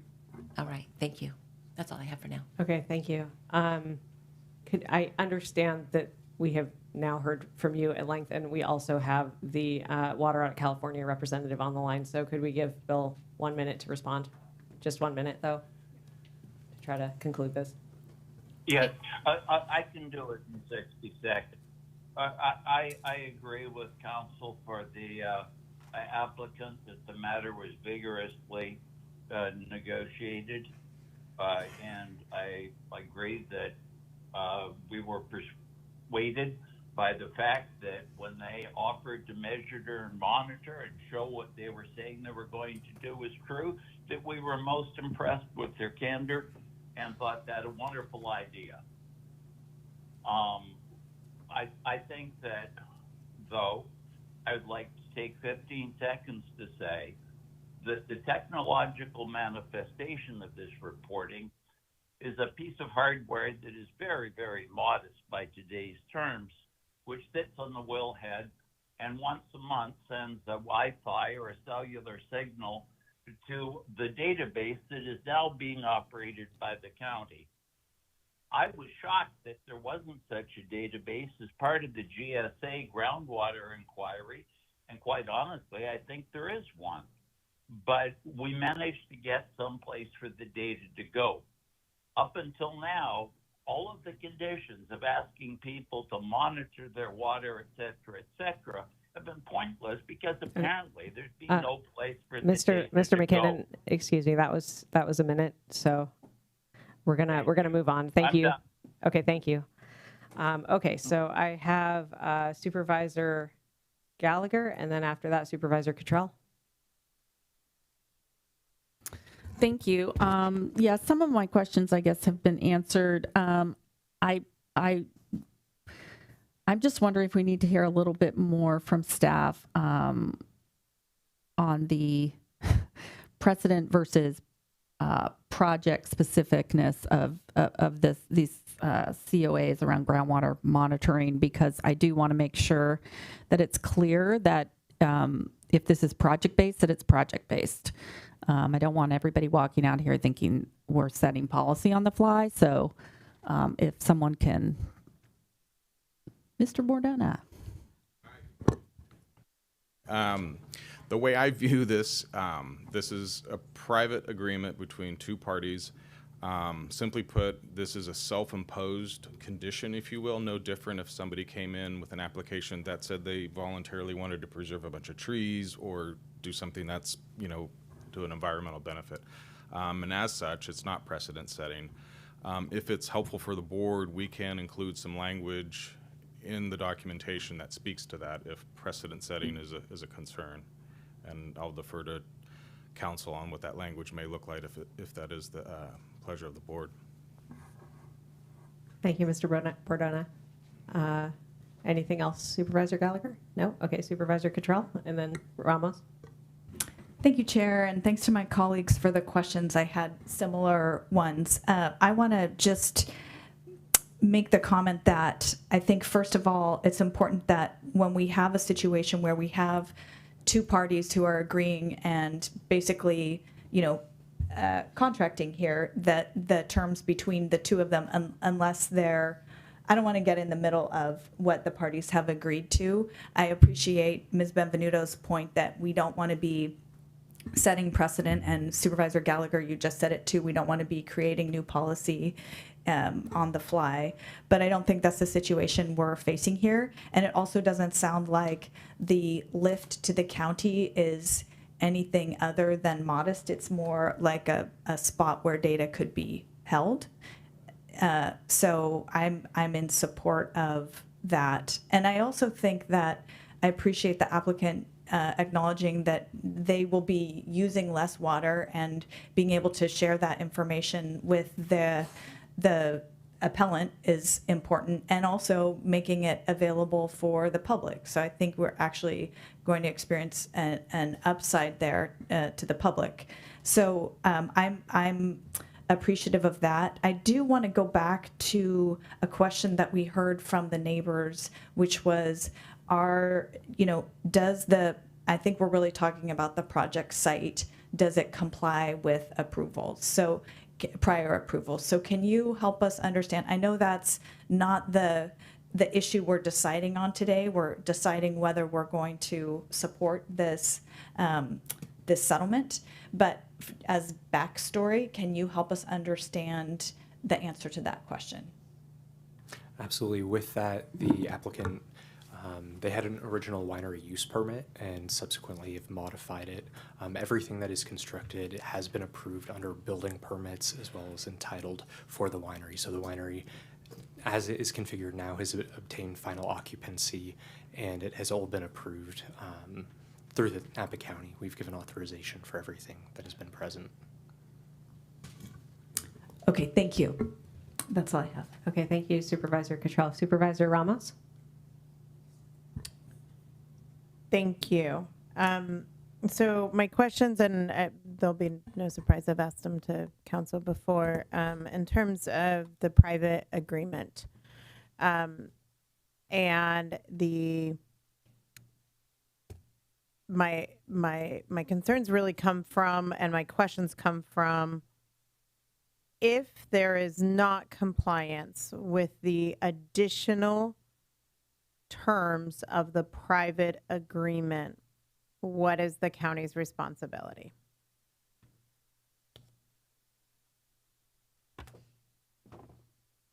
I think it's been stated a couple of times. In my view, they're fairly redundant. They already have to monitor monthly. They already have to provide that information monthly. I guess one enhancement is we've enhanced the availability of that documentation. Currently, the information sent to the project planner and is made available upon request. In this case, it'll be made available if someone chooses to go on our website and access it. The biological related conditions are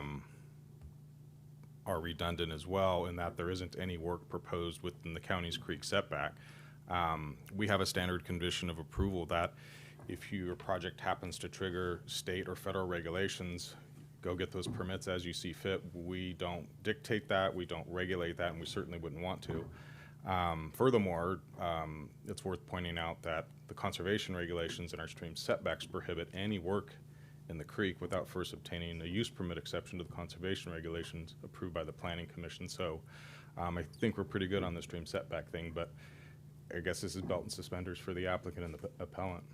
But it doesn't obligate us beyond what the original conditions were imposing. What if we, when the information is submitted, the county were to, for data reasons, not have the space to include the public availability file? Like, we're not doing this for everybody. So, have we looked at what is the cost from an information maintenance standpoint? What is the expectation? How soon does that get uploaded? What are the protocols for if that information is not uploaded correctly? Have we looked at that? Not globally, as if we were to apply this to everybody. It does, to some extent, overlap with what we're already doing with the GSA, where we have a system in place where we're collecting and mapping groundwater-related data for GSA and GSP purposes. This kind of piggybacks onto that to some extent because it's in the GSA. But in terms of any technological breakdowns or whatever, this one-off shouldn't affect us. We are looking to expand our monitoring data along the lines of this portal, and we're working with our IT department to make sure from a technological standpoint we're there. As far as additional staff time and resources along those lines, those haven't been thought through just yet. I mean, we would approach that in a way that shifts to the maximum extent the burden onto an applicant for uploading information. But to answer your question, no, we haven't thought that through, and we will if we're at some point getting to a more expansive reporting system. Okay, thank you. My next question is about the private agreement and why, if this forum is necessary to implement some of the conditions agreed upon in the private agreement, why this board is not privy to the private agreement.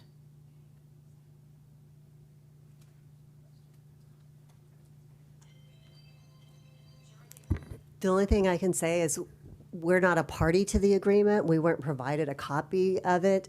We don't know the terms other than the request that those 2 additional conditions of approval be adopted by the board. So it's a private, confidential matter between the parties. I will say I'm very concerned about the utilization of this body, a public body, and us agreeing to terms that I do not know about. It seems very much like my children asking if they can go out and them not telling me where they're going. I believe that the role of this board is to be informed.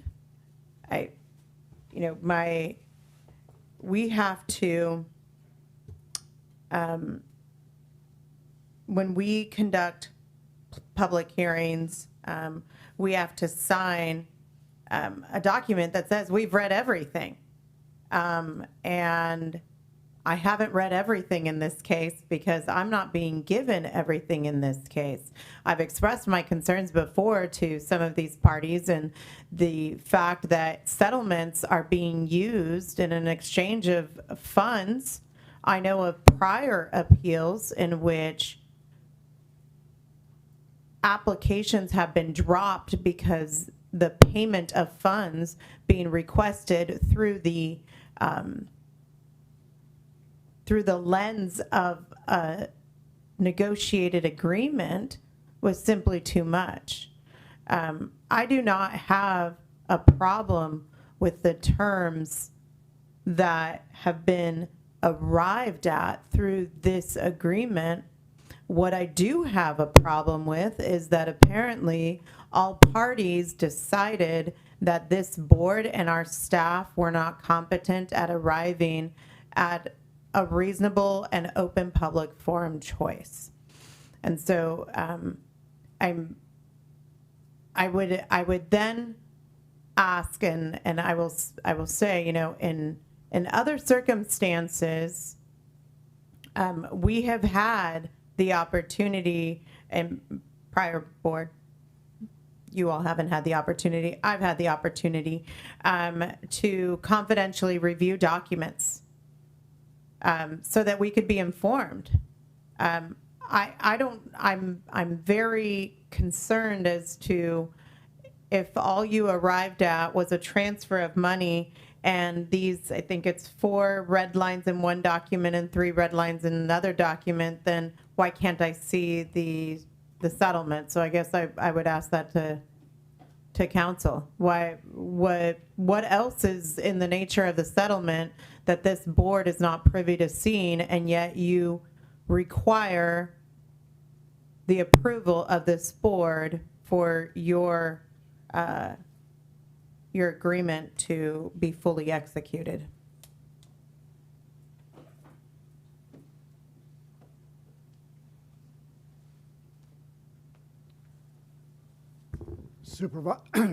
Supervisor Ramos, first of all, I just want to clarify that this board is not being, none of the terms of that agreement are binding the county, or the county is not being asked to approve anything that's in that agreement.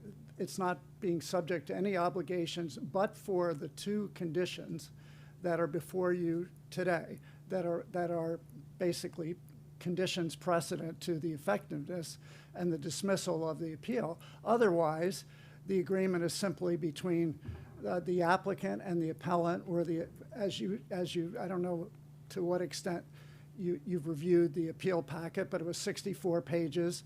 The appellant made numerous assertions about various things. We dispute all of those. I've settled many agreements over the years where these types of allegations are made, and some agreements are confidential, some agreements are not. In this particular instance, the parties determined to make it confidential. The county is not being asked to approve anything relating to that agreement, and that's why it was confidential between the parties. It's a private matter except for any changes to the conditions that the county is being asked to review, and we put those before you, and that's what we're asking you to approve today.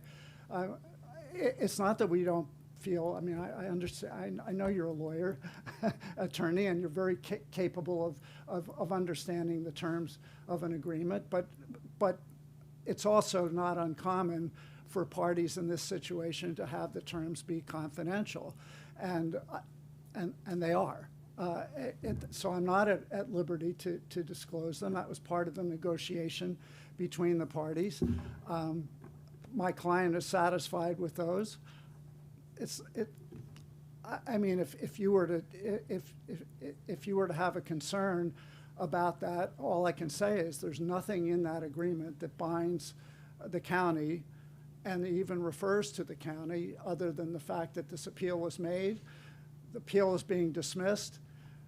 Here are the terms. There'll be the usual release of liabilities and agreement to dismiss in exchange for the applicant agreeing to these other modest, and I believe they're modest, as Supervisor Alessio referred to, additional conditions that would allow the agreement to be fully implemented. We didn't intend to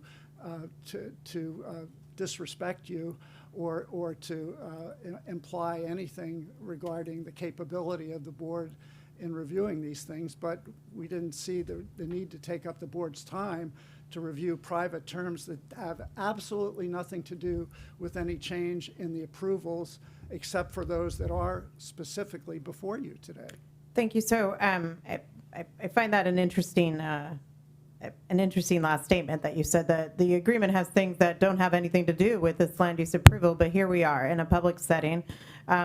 What happens if the board does not include the additional conditions of approval that have been requested here? Yeah. What happens there?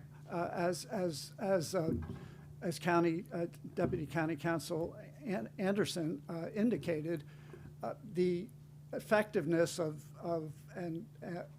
the agreement is conditioned upon the board's adoption of these conditions. Should the board not adopt the conditions, or should they modify the conditions materially or in a way that either of the parties didn't consider acceptable to them, then the matter would proceed and both parties reserve the right to litigate the matter. So we are needed for the agreement, and that's exactly my concern here, that this county is not aware.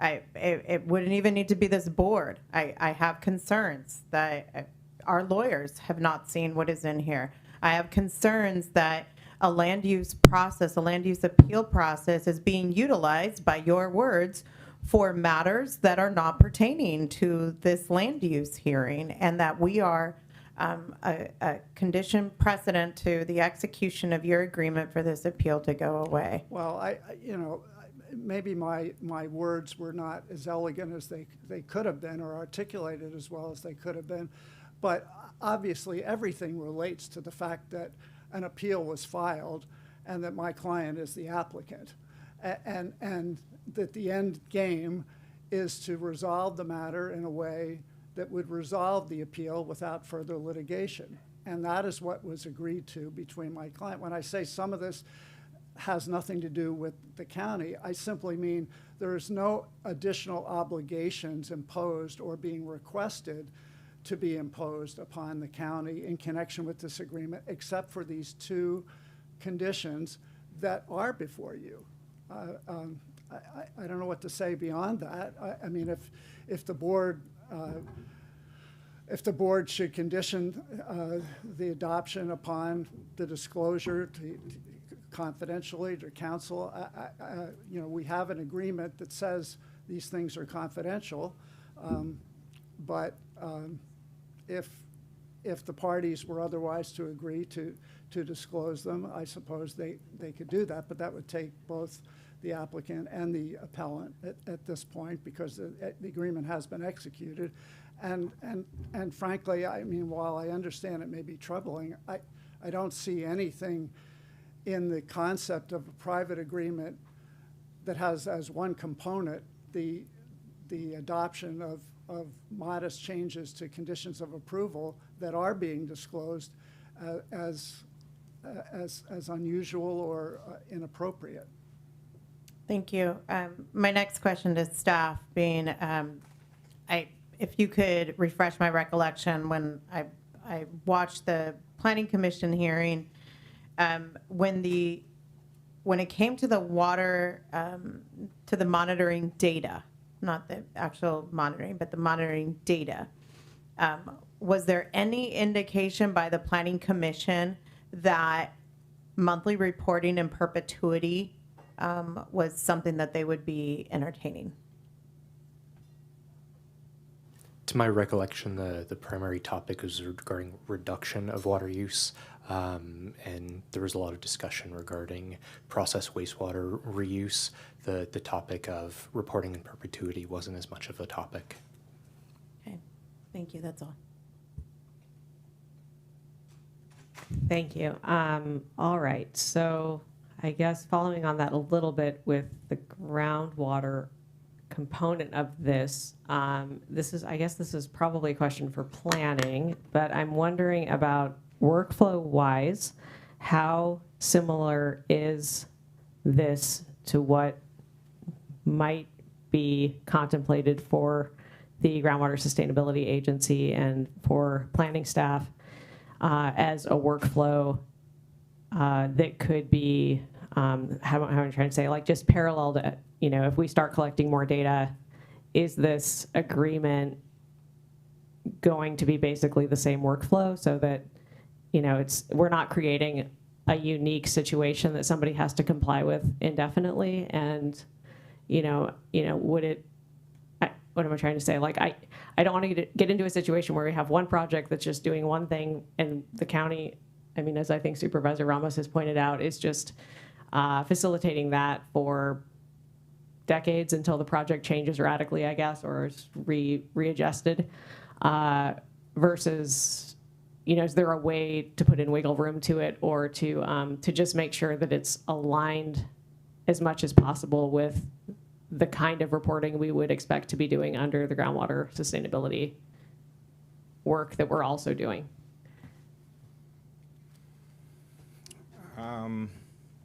That's kind of a tough one because they're for two different purposes, but to some extent there's an overlap. somewhat. I'm looking at a Venn diagram in my little brain.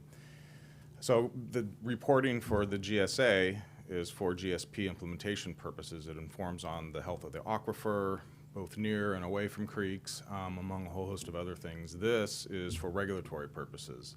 And are they exceeding the groundwater allotment? But it also can help, the monitoring data can also help inform the GSA. It can provide data on how well that well is performing, how much water is being extracted. I think to get to your question though, based on our current setup, providing this information in a more publicly accessible way is not a burden. If we are going to be doing this on a larger scale for all wineries, then we'll need to have a conversation about what that looks like and the resources we have to put that together, which I suppose we'll have an opportunity to have that conversation when the water availability guidelines come before you later this summer. Okay, thank you.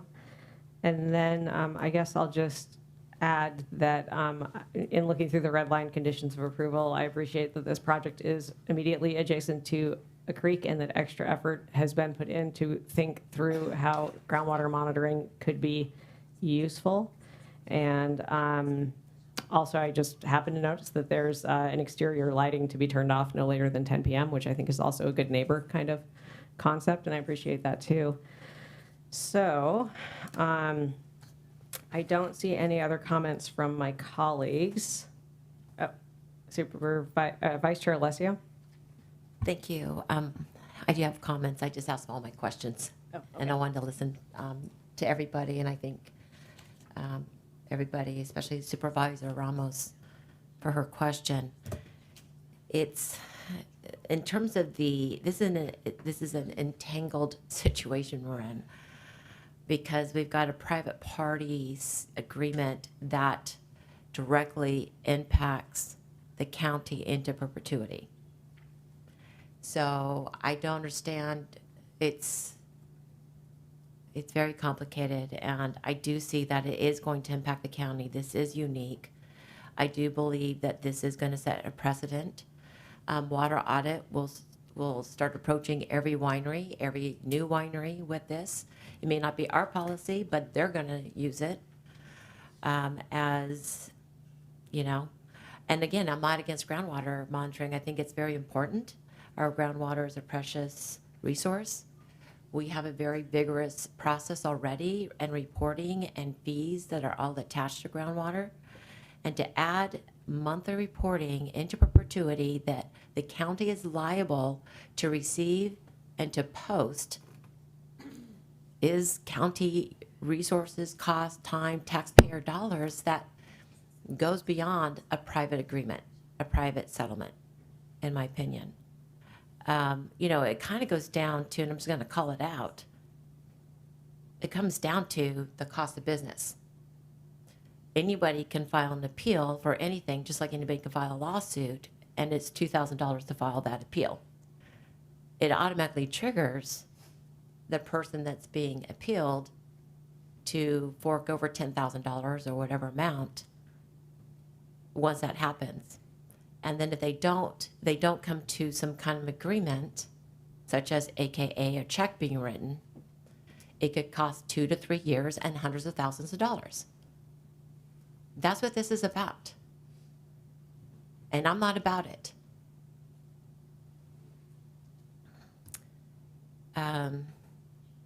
So in summation, you know, there were no material changes to the conditions of approval. The Planning Commission added continued mitigation, including reduction of water use. County staff did a thorough job and missed nothing. And from what I can tell, the state did the same. All 25 departments did the same. There is a lack of merit for this appeal by water audit. And yet, like I said, there's a financial settlement benefiting water audit. I'm seeing an alarming pattern with water audit that's eroding my trust and the public trust. I'm not sure where I'm going to vote on this because I do believe it entangles and it impacts the county on a legal matter, and I think there's a moral issue here at the same time. So I'm going to hold off on my vote and where I stand on this. I support the winery. I was out there. I looked at the creek bed as a kid. I used to play in that creek. I understand it. I understand the neighbors' concerns, and I want the neighbors to continue and the winery to be a good neighbor to the neighbors, such as the lighting and those other areas. We all need to be good neighbors and share the concerns and keep that communication open. And of course, let the county know if you have concerns. But at this point, I'm not sure where I'm going to stand because I support the winery, but I don't support the actions by water audit. Thank you. Supervisor Gallagher? All right, thank you. I don't disagree with Supervisor Ramos's comments about the full disclosure of what's in the settlement. I think I think we maybe aren't technically a party, but we are somehow party to this, and we should be seeing full disclosure. And I think that this is something we're going to need to talk about as we move forward, because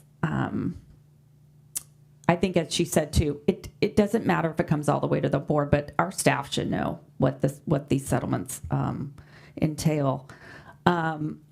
So I agree with that. And also, we have an agreement between an applicant and an appellant. And they have made this agreement, and I don't want to stand in the way of that and force an appeal when these two parties have actually said that they have settled. So I would be uncomfortable sort of basically forcing an appeal on two parties that said we have an agreement. So those are just some of my thoughts. Okay, thank you. Supervisor Cottrell? Thank you, and great discussion. I really appreciate everyone's perspective here, and I think my feeling is echoing Supervisor Gallagher's point that we have parties who have reached agreement. I think we always want to encourage that as opposed to litigation. So I want to be mindful of that. And we've heard a lot about not wanting how this has developed or resulted today in being any kind of policy going forward. So what my position is there a way that we can approve this agreement with the strong language that, I mean, I think we've made a strong statement about we don't want to see this kind of thing again. I think we want to say it's important that staff has some daylight into it. We already want to be working on ways to make projects and applications move forward through our system in a timely manner. So I'm not interested in a delay. I think what I would like to ask staff, I think we had heard earlier about potential language that could be added to the approval that would include a clarification that this in no way is a policy decision or statement or direction that the board wants to go in. We could add language to those conditions that make that clear, that this was something that was agreed upon between the parties and self-imposed. It doesn't establish precedent or policy. We can certainly include that language. And then to address the board's other concern about transparency of the agreement, it certainly is within the board's option to make acceptance of these conditions upon release of that settlement agreement.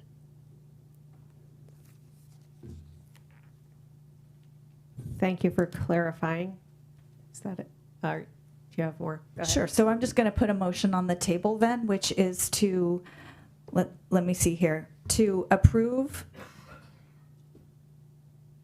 the use permit modification and the application and adopt the initial study mitigated negative declaration and monitoring reporting program, and that we adopt the revised conditions of approval to resolve the appeal with the amendments as suggested by our attorney. Okay. Which are two parts, I believe. One stating that there's not a precedent being set here, and also a request about daylighting the conditions, the terms. But I'm inviting amendments from my colleagues about who sees that. I have a question maybe before we proceed to is if I could get clarification from council on what the pathways are if we don't accept the revised conditions, just for everybody's edification. Thank you.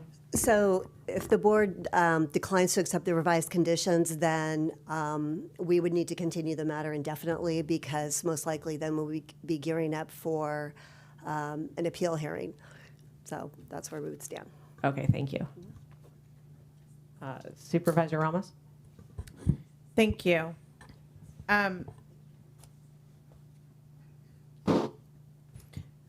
I sit in this very dual position with half my brain saying that settlement is and should be always encouraged, and that's the lawyer part of my brain. But the supervisor side of my brain that values transparency, that values providing access to the public as to our thinking process, is incredibly troubled.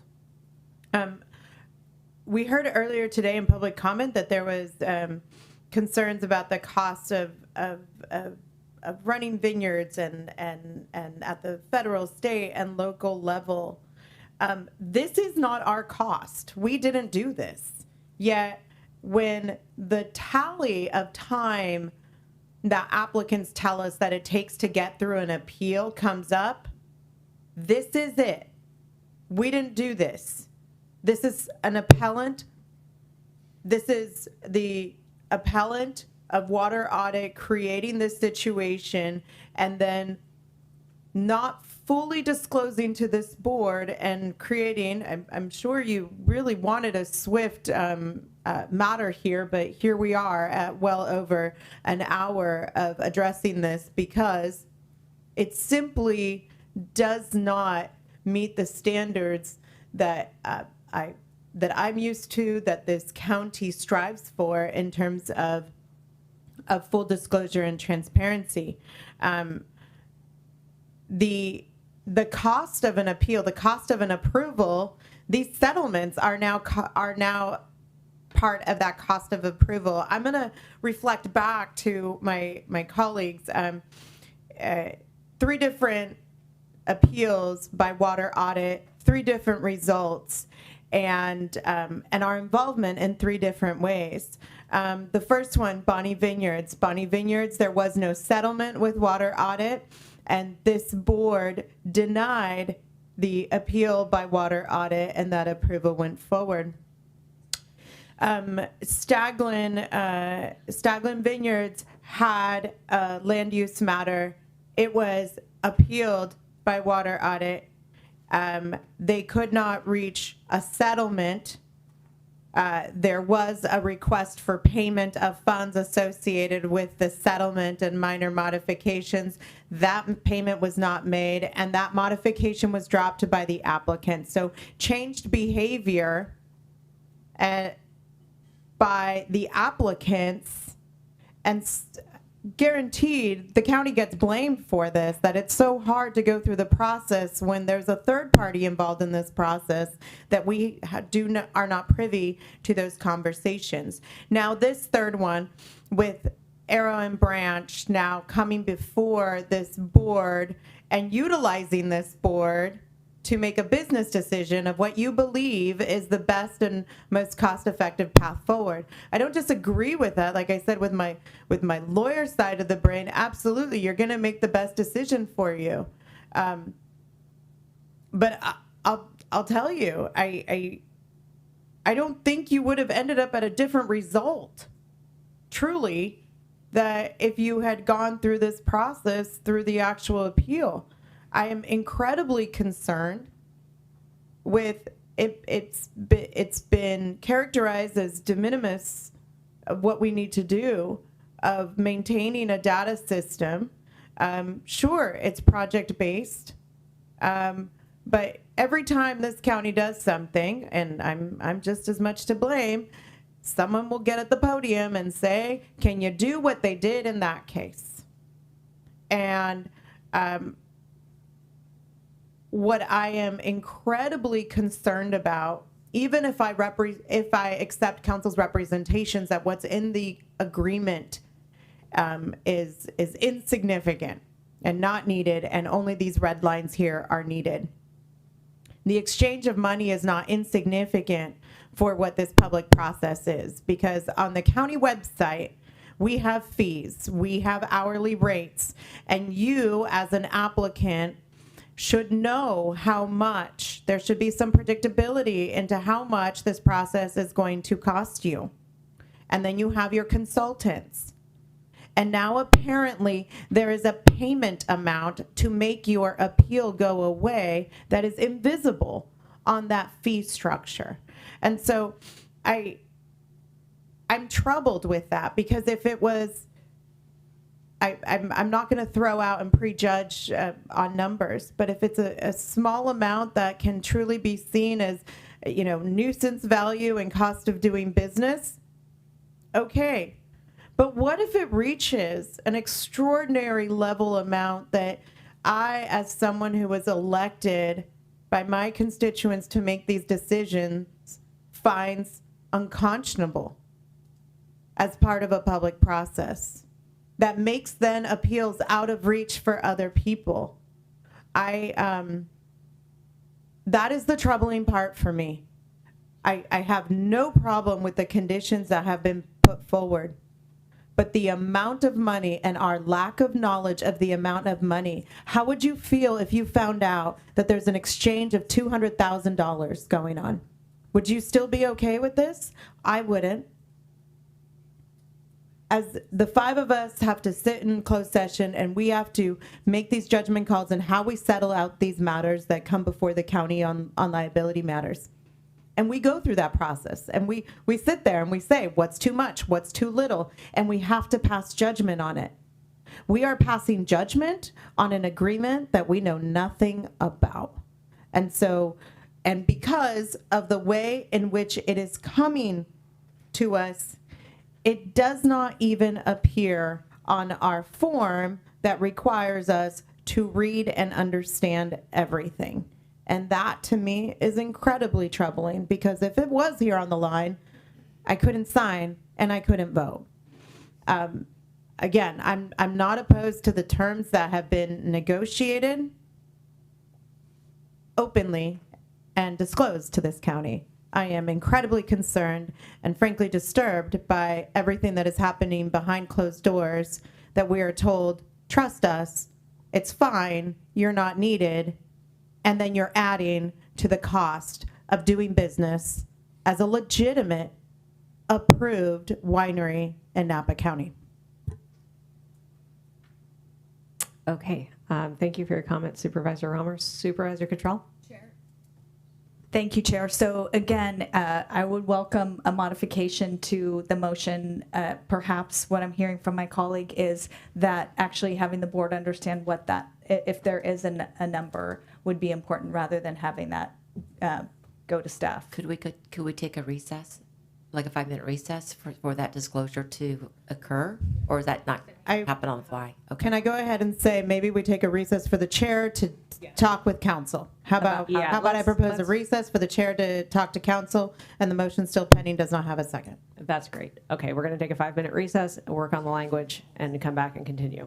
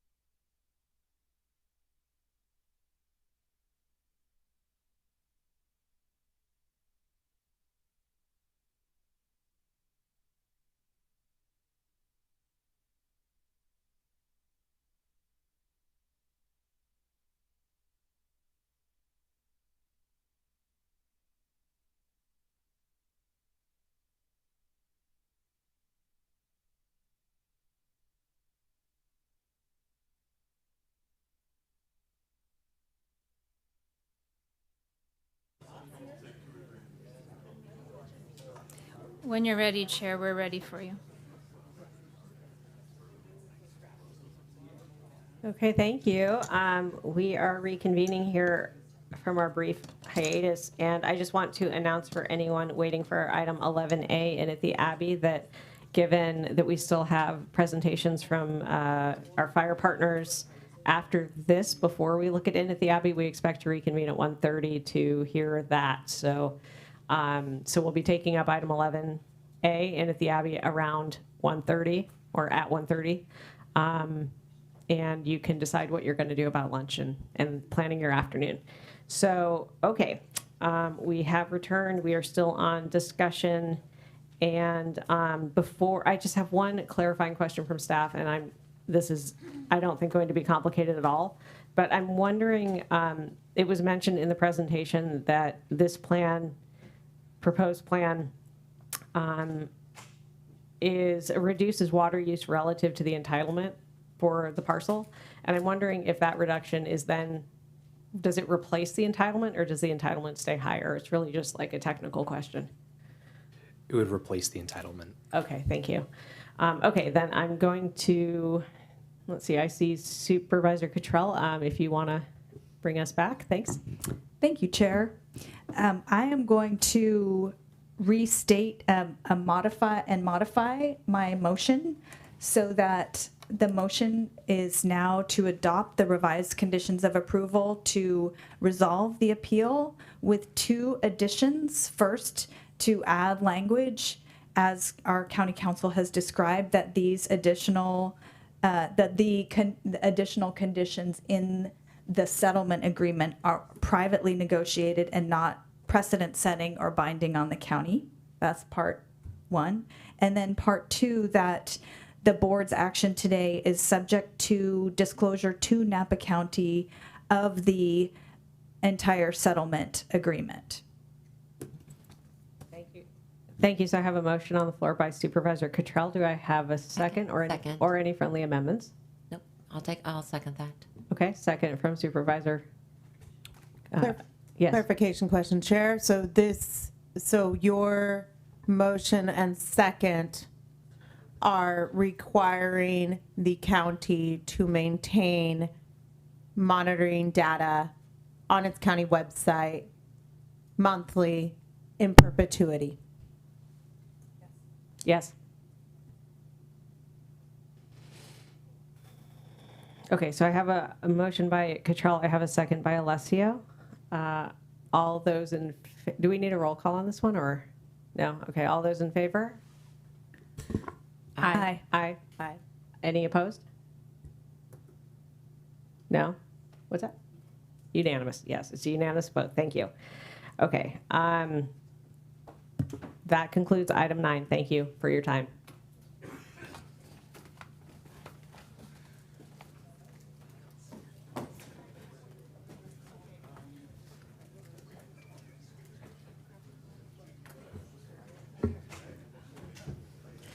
Chair Manfrey, I do have a referral I'd like to provide. I'd like to provide a referral.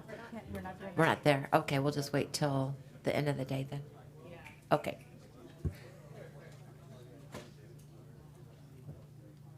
Can you guys go?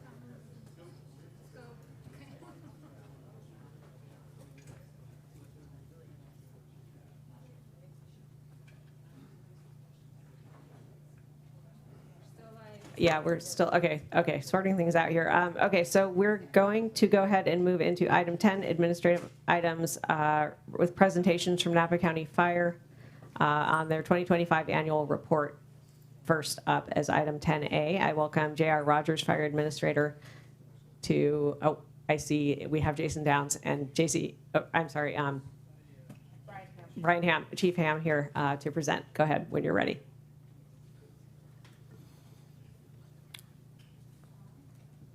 Good morning, Chair and Supervisors. First of all, I'd like to, on the behalf of the Napa County Fire Department and Cal Fire Sonoma Lake Napa Unit, wish Chair Manfrey a happy birthday.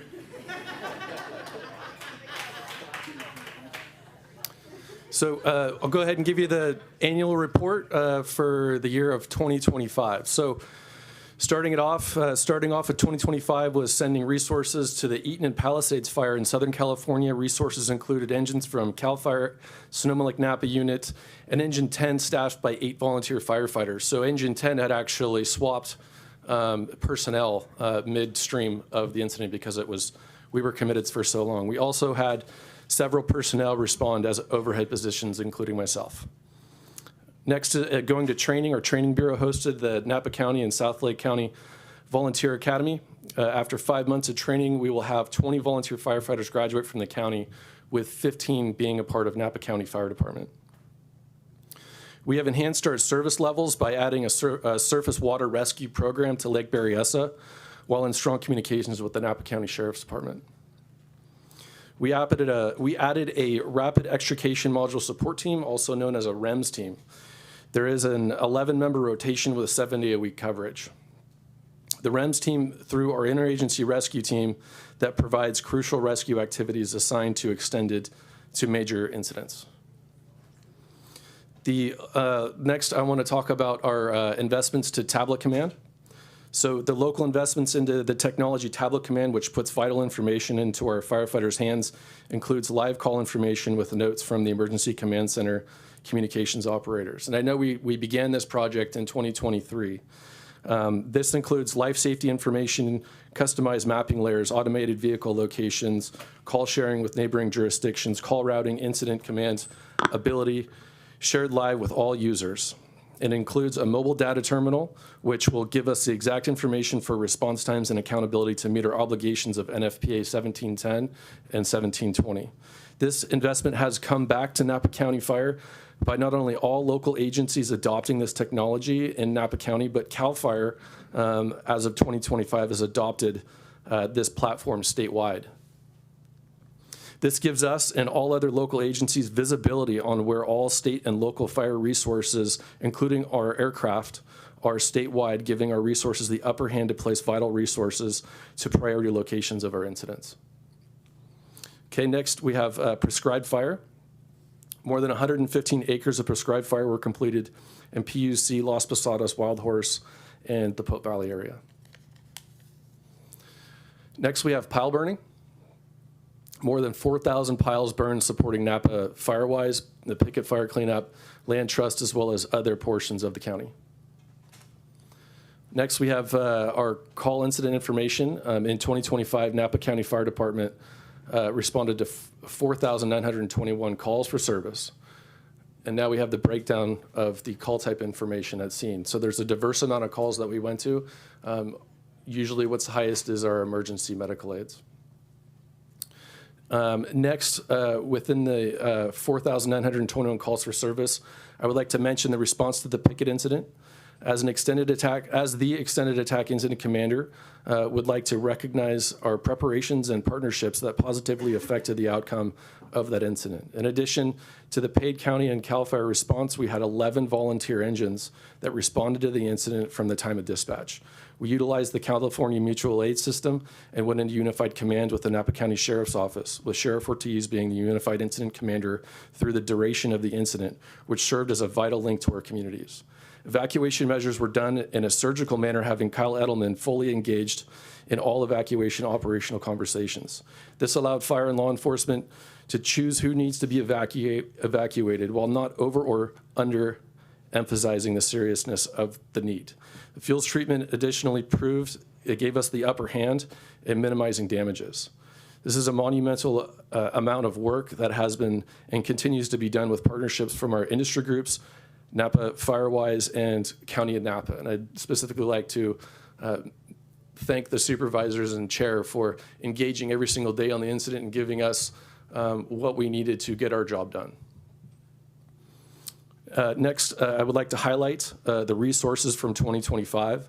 As always, we continue to bolster our volunteer firefighters, bulldozers, 8 Papa Juliet, which is CAL FIRE's exclusive use night flying Chinook, staffed again starting June 1st at the Napa airport, while CAL FIRE transitions to year-round engines to support county fuels reduction at no cost to the county. And that's my end of report. We'll go over to Jason Downs. All right, thank you, Chief Ham, and Good morning still, board and Chair Manfrey. Happy birthday on behalf of the Napa County Fire Marshal's Office and members of the board. Jason Downs, Napa County Fire Marshal. 2025 marked a significant milestone for the Fire Marshal's Office. Our Fire Marshal's Office is responsible for delivering fire prevention and life safety programs in the unincorporated county and in the town of Yountville. Our responsibilities include plan review, construction inspections, fire code enforcement, and oversight of fire and life safety requirements for existing occupancies. And we also lead the county's defensible space program and our fire department public education efforts. We also, in 2025, began providing a public information officer to support emergency operations with timely and critical information. Our staff completed full transition to all county staff. We started that transition in 2023, and we completed it successfully in 2025. And our team now includes 7 full-time personnel. And last year, we hired 6 seasonal extra help employees that are responsible to support our defensible space program, and we hire them during the peak fire season months. Some of the key metrics you see before you: we reviewed 1,947 plans. We conducted 893 construction inspections. We expanded partnerships with internal departments such as PBS and Public Works, and we also expanded our relationships with key stakeholder groups and industry professionals. We also rolled out in January of 2025 a new fee schedule that previously hadn't been updated since 2016. This allows our office to generate revenue for the services that we provide in hopes that we can achieve 100% fee funding, allowing our fund balance to be used for fire operations and boots on the ground. We expanded our defensible space program to 6 inspectors, and with that expansion, we were able to achieve 5,409 inspections. This is a new annual record for our program. We also issued 10 abatement warrants, which were used to clear vacant parcels and reduce community wildfire risk. As I mentioned, we lead and manage our fire department's community outreach and education. And with the help of our volunteer and full-time station personnel, we were able to deliver fire extinguisher training, hands-only CPR training. We conducted school fire drills, and we participated in many of the town halls that this board hosted, along with attending many Fire Safe Council meetings throughout the county. At both the town halls and the Fire Safe Council meetings, we were able to continue to emphasize the importance of defensible space and home hardening. Lastly, as I mentioned, we provided a PIO to support our operations staff with critical and timely information. This PIO, Eric Hernandez, responded to the Eaton fire in January of 2025 down in Los Angeles, and also was assigned here locally during the Pickett fire. At both incidents, critical emergency information was delivered both in English and in Spanish. Lastly, the Fire Marshal's Office would like to thank for the continued support of our CEO and the CEO's office and this board. We are actively focused on building on the progress and look forward to delivering that to you in 2026. Thank you. JR. Good afternoon. JR Rogers, Fire Administrator, and I'll wait till my next report to wish happy birthday. We're going to talk a little bit about vegetation management and a lot of the work that's been done this year and last year throughout the county. Last year and this year as well, this county investing a little over $3 million annually in our vegetation management work. And in the great report that Deputy Fire Marshal Hernandez put together is a wonderful table showing kind of the year over year of what we've done. But just to highlight a couple things from this last year, 474 acres in shaded field break, 57 road miles of roadside clearing, 446 acres of grazing, which is increasing year over year as we're utilizing that more often, and 58 miles of strategic dozer lines, again, which we are continuing to put in place and continuing to do year over year. And as previously mentioned, very crucial in the Pickett fire that we experienced this last fall. So our next table giving you some of that, again, year over year, that bottom line being the one that's showing last year surging ahead in many of those different categories as we continue the really great work of fuels reduction here in the county. And again, I will mention the year that we are in currently doing mostly maintenance of a lot of the things that we've done the past few years. Next, I'd like to highlight our chipping program that is free to the residents of the county. It just started up 2 weeks ago, and they are off and running. We did have a little bit of a downturn last year in the amount of yards that chipped, though our number of requests still remained up near 1,000, 700 requests overall. We are noting that a lot of these surges that we've had over the years have been circumstantial. Of course, Snowmageddon that we all experienced being a big part of that as well. But we have also noted that a lot of the folks that take advantage of this program are returning. And so we continue to want to get the word out there and appreciate all of your efforts putting that in the newsletters to find additional residents to get free chipping. So again, napacounty.gov/chipping. They're out there right now doing the good work and will be through the end of October. Lastly, wanted to give a brief highlight over some of our federal grant projects that are out there and running, the first of which being the 2022 Hazard Mitigation Grant Program. That's a 90-10 split for a little under $9 million.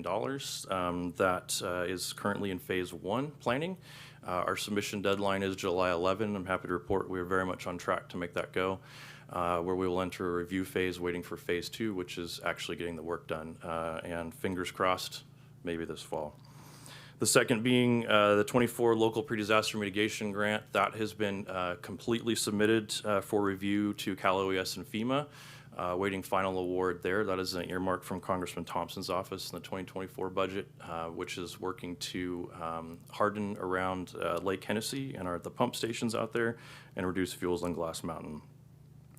And lastly, the final two are both applications that are submitted that we put in this year for HMGP doing work around Berryessa Highlands and an LPDM just recently, again, through the Congressman's office for the Calistoga Foothills, and both applications are complete and under review.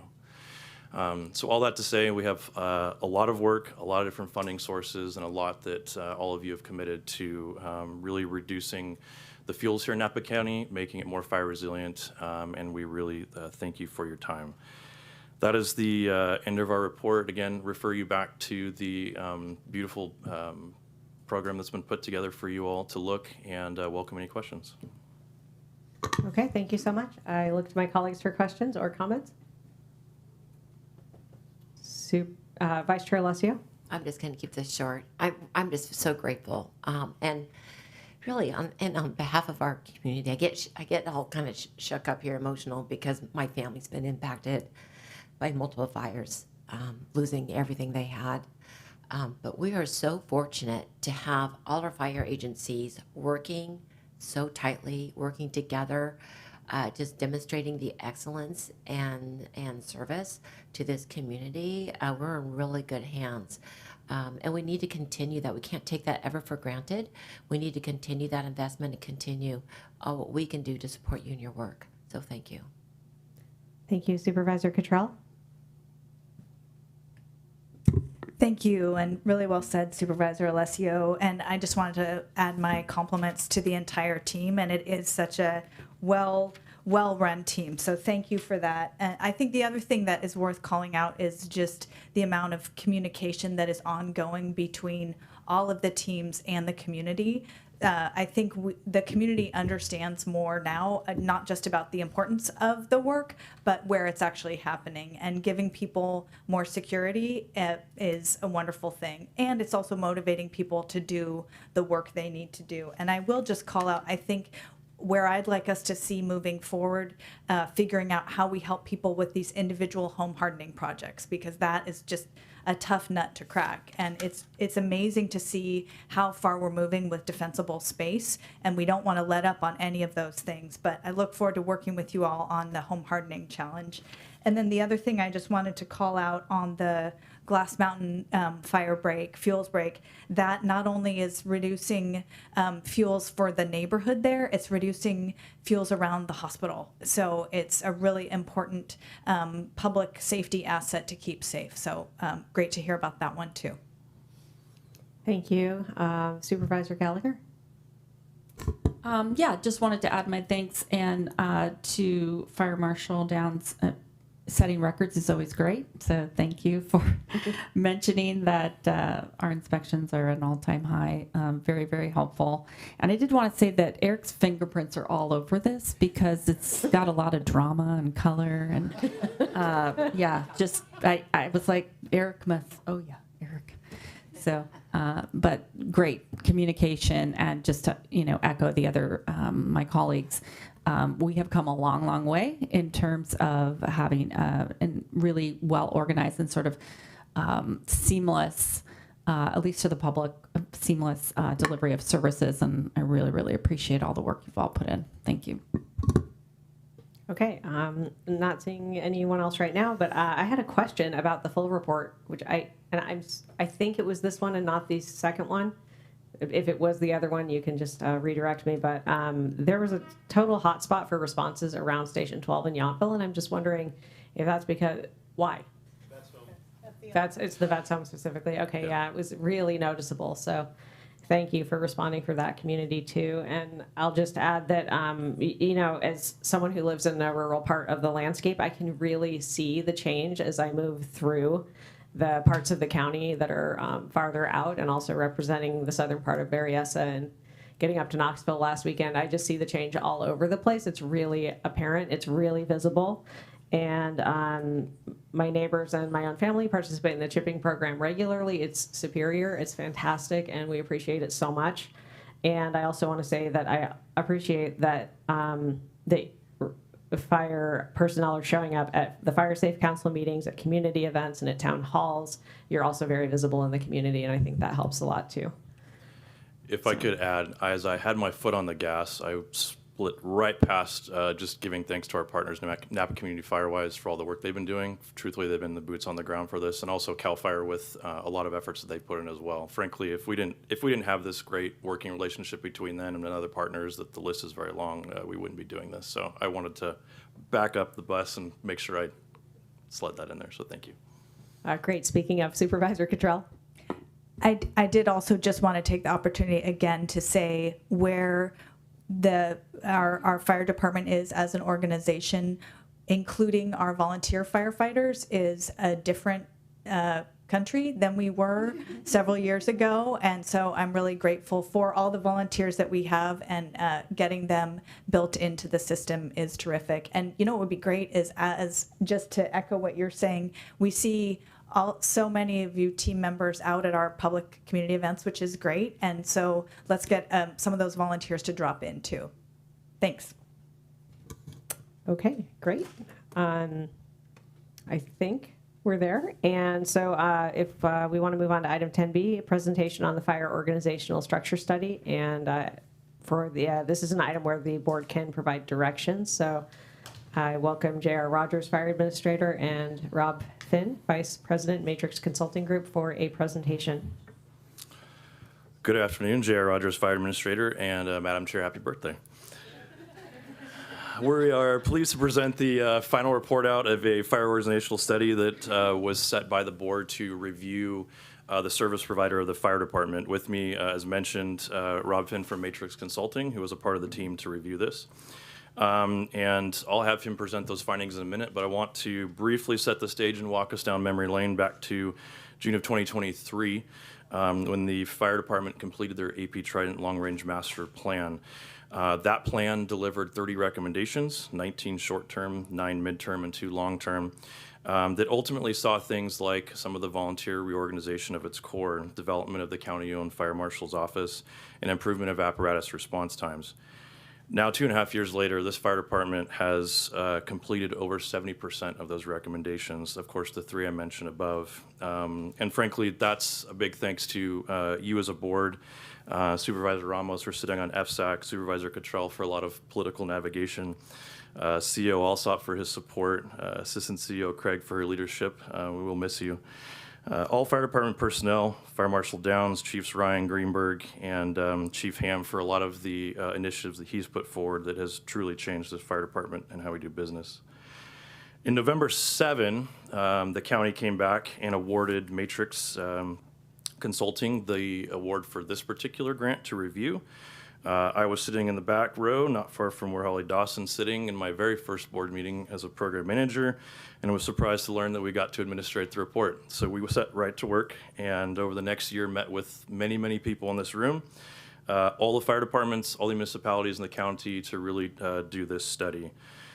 It was completed towards the end of 24, beginning of 25. However, as we went into negotiations and contract with CAL FIRE for the current agreement that we're in, we put a pause on it so we could make sure to update and reflect those values that you'll see here today. We finished that work at the end of 25, and we've had some very busy board meetings, so we've now find ourselves here today to present that report. And so I'll let Mr. Finn get us through that.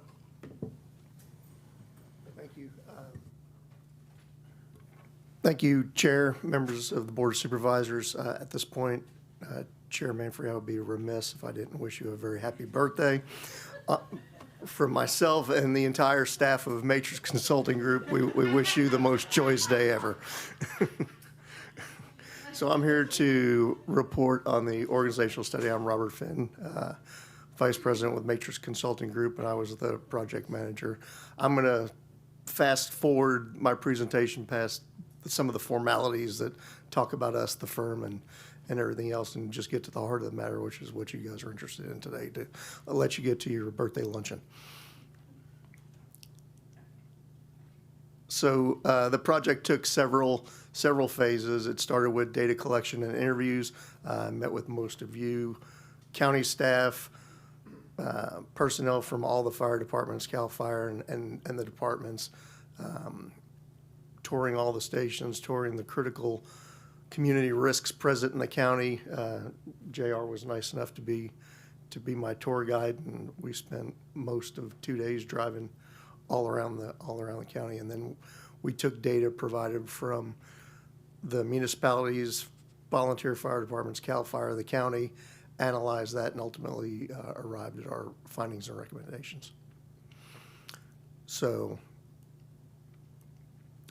when you looked at the call demand, not surprisingly, the call demand aligns with your population center, and that hotspot being the veterans home, which you'll see had 2,183 calls in the data we looked at from 2018 through 2022.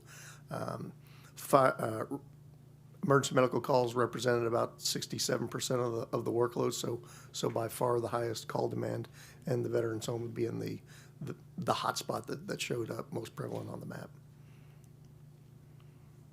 When we looked at your system performance, so in evaluating fire services, there's 3 areas to look at for best practices. One is call processing time. How quickly does the dispatcher receive the call and get units en route? So controllable, you measure it, and you can control through protocols to make sure those are done timely. 1 minute, 90% of the time is the best practice in fire and EMS services. Turnout time is how quickly then, once they're notified, do the firefighters get to their apparatus, get out of the station. Again, if you're measuring it and reporting on it, there can be systems put in place to speed that up. If those 2 things shorten, then to your customers, suddenly it looks like you're getting there quicker even though nothing changed. Travel time is from when the wheels are rolling until they arrive at the emergency scene. That's a time and distance impact. So unless you build new roads, the weather's perfect. If you have to draw down from a different station than the first station, all those things affect travel time. So not something that's really controllable. So without increasing stations or improving the road network, it is what it is. But your CAL FIRE typically doesn't monitor call processing time because the way they work and the way they deploy their emergency communication centers are more concerned with resource deployment. So where are the resources, where are they deployed, and those things versus how quickly are they dispatched because of the wildfires and the different components that go into dispatching those. For your turnout time, you were 3 minutes for EMS calls and 4 minutes for fire. So longer than the 1 minute best practice for EMS calls where they don't have to put on protective gear, and 2.5 minutes longer than the minute and a half that you typically see as a best practice for fire. So if systems can be put in place for those career staff stations, this doesn't apply to volunteers who have to drive from their home to the station, but for the career staff stations, to speed up those, again, to the customer, it would look like you're getting there 2.5 minutes faster than your current deployment. And then your travel time was 10 minutes or less in what we consider that urban core, the main core of Napa, and then 21 minutes or less in those rural areas that are typically staffed by the volunteer agencies. So we looked at several service delivery options, one being status quo, staying with your contract with CAL FIRE and maintaining service levels that are defined through the contract with CAL FIRE to ensure that the county's needs are being met. Other options were contracting with other communities such as Napa or the American Canyon Fire Protection District. Third option was to form a county dependent or independent fire district independent would be a separate governing body. A dependent fire district would be this board acting as the board for the fire district and determining service levels and funding of the different components. And then the last was to form and fund a county fire department using county general funds as it currently exists. So when we looked at the service delivery assumptions that we used in our analysis, the status quo was the costs were determined by analyzing the current contract that you're under with CAL FIRE to see what those costs would be. Napa County and American Canyon both provided us with cost benefits, payroll, and the other things to be able to arrive at what the cost would be for them to staff career stations. Forming a county fire district or a county fire department, we worked with county HR for needed positions and new positions that would be required to determine what the potential salary benefit ranges and different costs would be for that. In the station location assumptions, you can see that the stations are mostly located again along that busier corridor, and then you would have career stations being stations 12, 25, 26, 27. Amador stations being 24, 25, 30, and 38. Numerous volunteer stations, and then you would continue with mutual aid stations from Napa, American Canyon, Calistoga, and St. Helena. So when we looked at these staffing and cost considerations, status quo at the time used 31 shift personnel was their minimum staffing. When we looked at the other options, they all used a 36 personnel scheduled with a 30 personnel minimum staffing requirement for staffing the operations.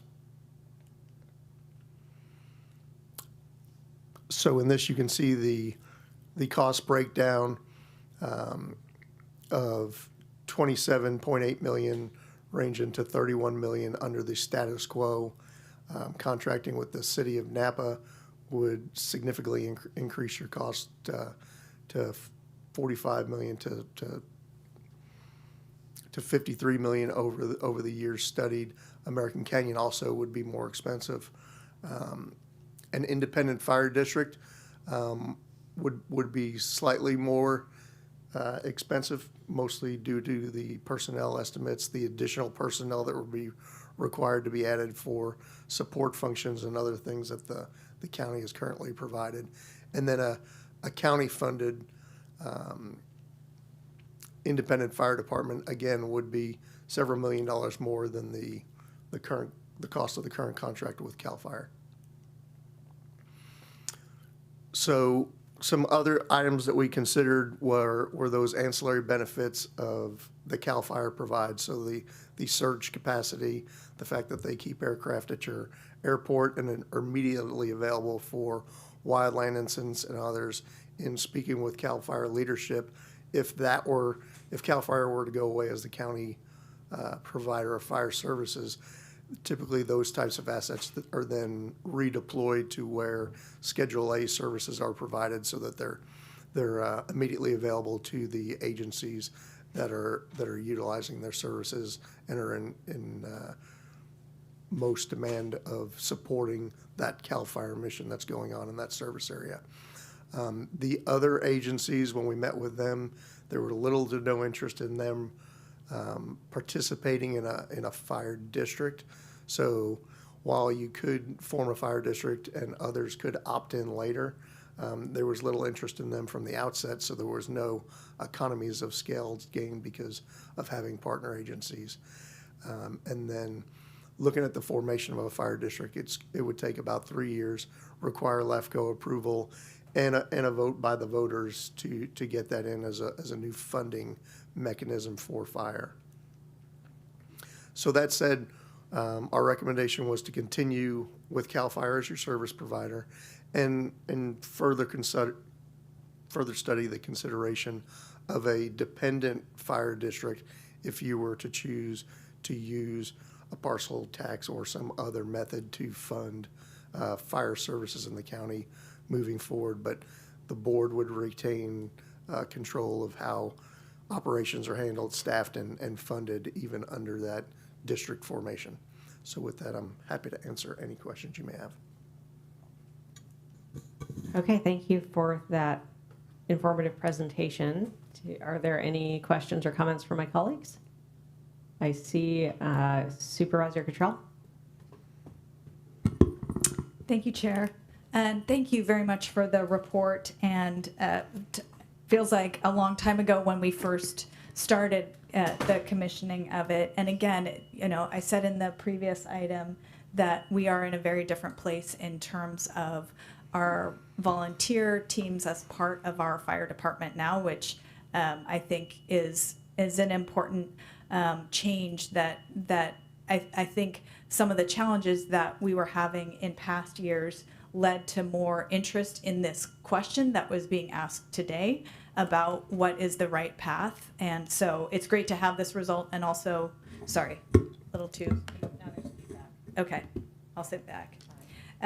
Anyway, so my two questions today are, when you were mentioning the cost associated with the independent fire district or the county funded fire district, the county doesn't own any fire stations, correct? So the cost of the real estate and the structures needed, is that part of the calculation, or is that? Those were the operational costs. So Okay. the capital costs, there's a myriad of ownerships from state-owned properties to volunteer-owned to county-owned to the shared site with the veterans home that station is provided. So there would be a lot of capital costs to unwind and untangle in terms of apparatus and facilities. Got it. So we're looking just at operational costs in that chart, and then there would be additional capital costs. Significant additional Okay. startup costs, yes. Yeah, thank you. And then you mentioned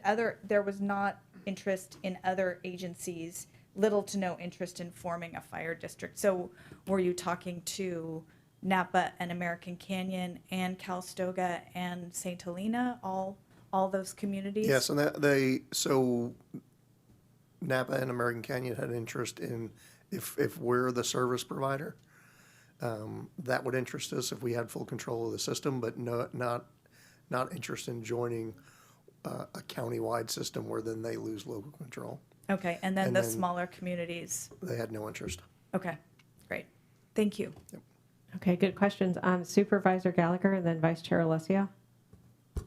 Thank you. I'm sorry, you had a slide that indicated staffing at 31 for CAL FIRE, but all the other options were 36. If you can go back to that. So the 36 would be the scheduled staffing, but due to people taking time off, sick leave and that. So the way fire department staff is, there's a scheduled staffing and then there's a minimum staffing. So typically you would see an engine, for example, staffed with 4 personnel. But if someone's off that day, it can go to 3 personnel as the minimum staffing before then overtime is brought in, because if you fall below the minimum staffing levels, it's unsafe for the crews to operate. Okay, so, but in terms of the projected costs, you were projecting at 36. 36 personnel is what would be scheduled, and then due to leave factors and that, the minimum daily staffing would be 30. Right, and then in terms of cost, you're using 31 as the number for the status quo. So, and this is probably not a question you can answer, but I'm looking to other fire leadership. Is that going to change the 31 shift personnel minimum in the status quo option? No, it doesn't. The way we work with CAL FIRE in our arrangement, they guarantee that staffing. So if someone is on leave, they backfill that position with another firefighter to make sure that, or captain or whatever rank, to ensure that we have that full staffing 100% of the time. Okay, because I think I'm just trying to figure out if this, the projected costs are actually like taking all of that into account. We're not going to see a change. Right, and that is a benefit of working with the CAL FIRE contract, is that we have those personnel on all the time. We don't have the unfunded liabilities that technically come with it as well. So some of those workers' comp, the retirement, things of that nature are borne by the state. Okay, thanks. Okay, thank you, Supervisor Alessio. Well, this is like the easiest question I have, like all week probably, in terms of this recommendation. We've already, through the reports, I'm just going to echo what I've already shared, and really also echo what Supervisor Cottrell shared, is that we've come a long way, baby, if I can put that. And I was an outsider looking in as I was still with Napa City Council, and I wasn't on the county board as this started to get a little bit more pulled together. I just want to commend all the leadership, right? Egos were set aside. It was true leadership that brought everybody together. The leadership of all the different agencies, the leadership of our CEO, the leadership of the volunteer fire stations, Firewise. It was really coming together because this is a community-wide concern. I mean, this just makes so much sense. I mean, it's working so well. We're so cohesive. Great partnerships and alignment, great outcomes, excellent outcomes on all fronts. So, when the time comes, I'm going to make that recommendation to continue to use CAL FIRE as our county fire protective services and provider. I appreciate that, and that's the reason I started this out the way I did, in the sense that we have come a long way, and to acknowledge that hard work by many in this room and those that are not, we've done a lot. We've done a lot. Yeah, absolutely true. And I see Supervisor Cottrell, and I also realized I forgot to take public comment, so we're gonna. Yeah, so I only see a couple members of the public here, but is there anyone in the room wishing to make public comment on this or the previous? Can I do that for the previous item? Because I think I forgot that too. Yeah, for either of items 10A or 10B. Is there anyone on the phones? No? Okay, then let's go ahead. Supervisor Cottrell. Yeah, thank you. So one of the options that isn't before us here is to continue with CAL FIRE and look at other ways to fund them. So that's the dependent fire district. Okay. You would have to use the information in the report. You would have to get LAFCO approval to show that services remain equal to or exceed what's currently being provided. And then the formation of a district would have to go before the voters. Got it. Okay. And so that's something that was part 2 of your recommendation, to continue to look at a model where we're not putting so much pressure on our general fund to pay for this important piece. Is that what I'm getting? Correct. Okay. Thank you. Okay. I see Supervisor Ramos. Go ahead. Thank you, and thank you so much for this report, and kind of this truly is a long time coming for us as to how we're going to look at the future of operational services, fire services here in Napa County. You mentioned that other agencies would be interested in being the lead on a fire district. And so my question to you is, when we look at St. Helena has 3 engines, Calistoga has, I think it's 1 engine. When we look at the opportunity to provide a more seamless service delivery and fire services, I certainly am. It's not anything anyone doesn't know. I believe we can do it better than most. And part of the reason is because we have the ability to leverage the scale and impact that comes through CAL FIRE and having the LNU office over in St. Helena and being able to really just distribute from a home base standpoint and deploy from a mothership standpoint, I should say. So my question to you comes from, obviously contracting with others does not make sense, especially really when you look at City of Napa. They have a paramedic requirement on their charter city model. American Canyon, they don't have the requirement, but that is their standard. So that certainly does change the staffing and the hiring component if we were to contract through them. So my then next question comes to, what about smaller agencies contracting through us? So we already have Yountville that has this agreement. When you look at the cost of St. Helena and them providing fire services, I think they sit, and the last I looked was like $1.6 million for them to run those operations, whereas we would be able to do it at probably a $1.2, maybe $1.3 million cost. Why not look at expansion and growth in that sense? I think as far as the scope of the report was done was to really kind of look internally and set that aside, for the reason being that where we work with Yountville, it is a contract for service. And so it is completely based on actual reimbursement situation, which we would then do, of course, with those specific entities. So really, we'd be working to recover our costs, on actuals for those agencies. And so that's why I didn't really necessarily play a factor in this report, but if any of those entities wanted to come and look into that avenue, we'd be more than welcome to look at it, willing to look at it. Thank you. And then the question I appreciated seeing the level of mutual aid that we receive is at about 9%, and we're givers at the county because we give, I think it was at 12.1%. How does is that normal? Is that a lot? Is it not enough? I don't have a basis for understanding what mutual aid normally looks like in a more rural area. So the benefit of the mutual aid is when the scale of an incident exceeds your local capabilities, you're able to bring in those additional resources. And obviously California's got a great system from the local systems all the way to the statewide mutual aid system that's in place for the large scale fires. So what you want to look for there is a balance, and yours is balanced in that even though you're given a little more, you're the larger player in the room. So it's typical for the larger service provider to provide more aid than they would receive, but you're also receiving a fair benefit.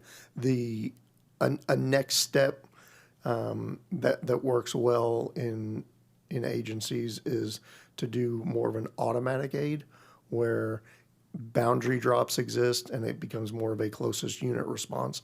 So therefore, if your station is deployed on an emergency call, and say Napa City Station is really the closest one instead of another county station, they would automatically be dispatched to that emergency as the next due available resource. So that just enhances the emergency response system and balances it out, where it's not only when requested due to agency scale or resource availability, but ensures to the caller, who really doesn't care when there's an emergency what unit shows up at their house, they just want help, that the closest, most appropriate unit is dispatched. So that's the other option in an automatic mutual aid environment.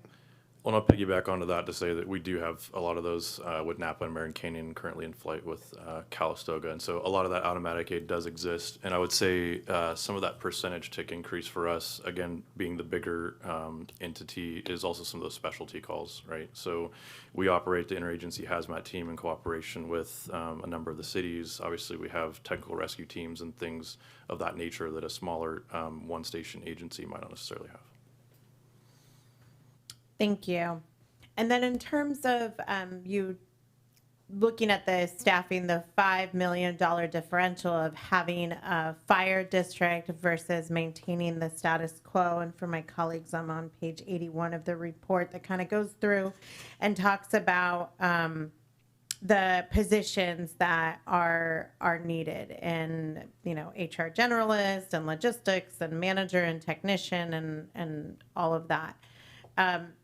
Can you please explain how those positions were determined as being needed in the modeling for my dream fire district, and how that is taken down from the value of the CAL FIRE contract? Because the CAL FIRE contract, if some of these positions we do pay for by virtue of the CAL FIRE contract, so how did you get to it being a $5 million differential? So we worked in concert with the county, with the county positions and what would be needed to support an organization of this size.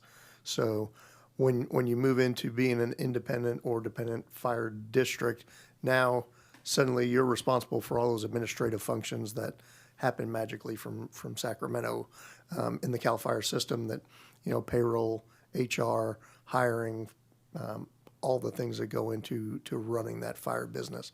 So working with county administration, JR and his team, and then our experience of what is typical in a fire district in terms of staffing, we arrived at those numbers. And the cost of those extra people obviously cost money in terms of the annual salaries and benefits that are associated with them. Thank you. And I think, when the next question is more, maybe you have the answer to it. There is, when you look at a county fire district, there is also the additional component of being able to bring in EMS into the fire district. Because if we were to bring EMS services into the fire district, much like the alliance model that exists in Contra Costa County and others, that in fact would provide a revenue stream, because by your data, 22% of our population is over 65. And when medical transport is needed, and this is where the Yountville station is actually incredibly important, because when medical transport is needed for a person who is Medicare eligible, under the 1962 Social Security Act, there is a reimbursement amount that comes back to the governmental entity running fire if they are the direct EMS provider, not the contracting provider, but the actual direct EMS provider. And it's like, I don't know, a few years ago it was like $600 a transport. I think it's like upwards of $900 a transport. That is money that we, the county, do not get right now. We contract directly with AMR, and it goes through Health and Human Services. AMR has no ability to charge back that money against Social Security on the Medicare claim. If we were to create a fire district and move EMS in through the fire district to be a fire administrated EMS, are y'all still with me? Yeah, okay. If we were to do that and move EMS and run it through the district through a fire services provider utilizing the paramedic bill of rights that I don't remember the numbers to in California, that would allow us to then trigger Medicare reimbursement dollars.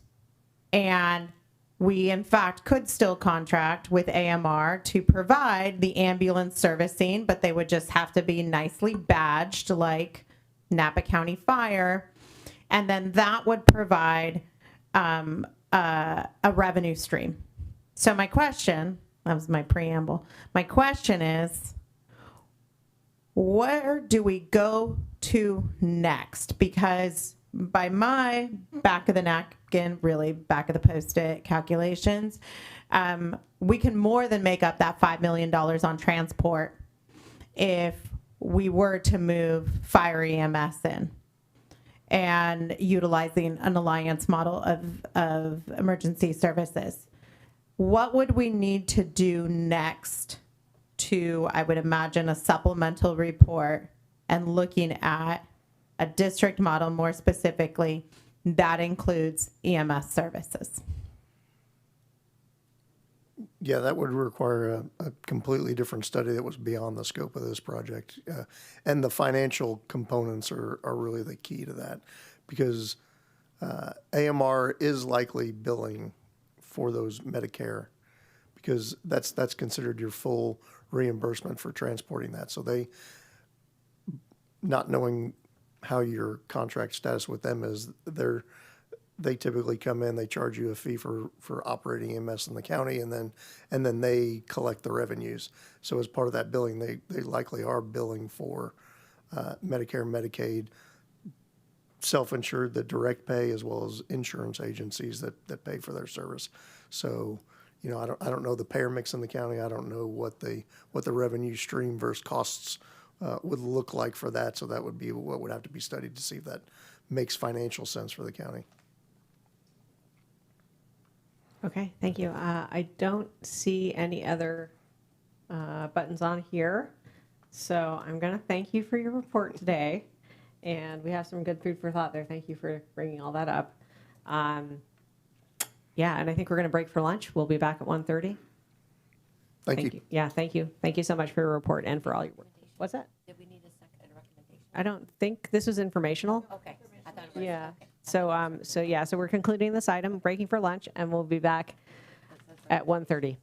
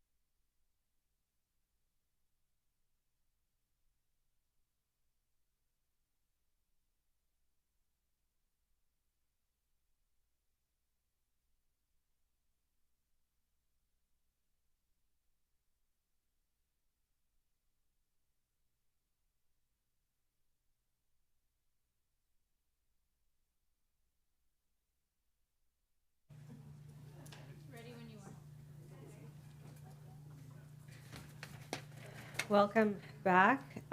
We are now beginning item 11, public hearings. Item 11A is to conduct a public hearing to consider the Inn at the Abbey use permit modification P19-00038 MOD requested by Jackson Family Investments LLC and the Planning Commission's March 4th, 2026 advisory recommendations to the board, including certification of a final environmental impact report, State Clearinghouse number 2020-079021, adoption of findings pursuant to the California Environmental Quality Act, adoption of a mitigation monitoring and reporting program, find the project consistent with the general plan, approval of a major modification and conditions of approval that would encompass demolition of existing structures and construction of a 79-room hotel involving 78,500 square feet of new construction split between multiple parcels, and adoption of an ordinance approving a development agreement between Napa County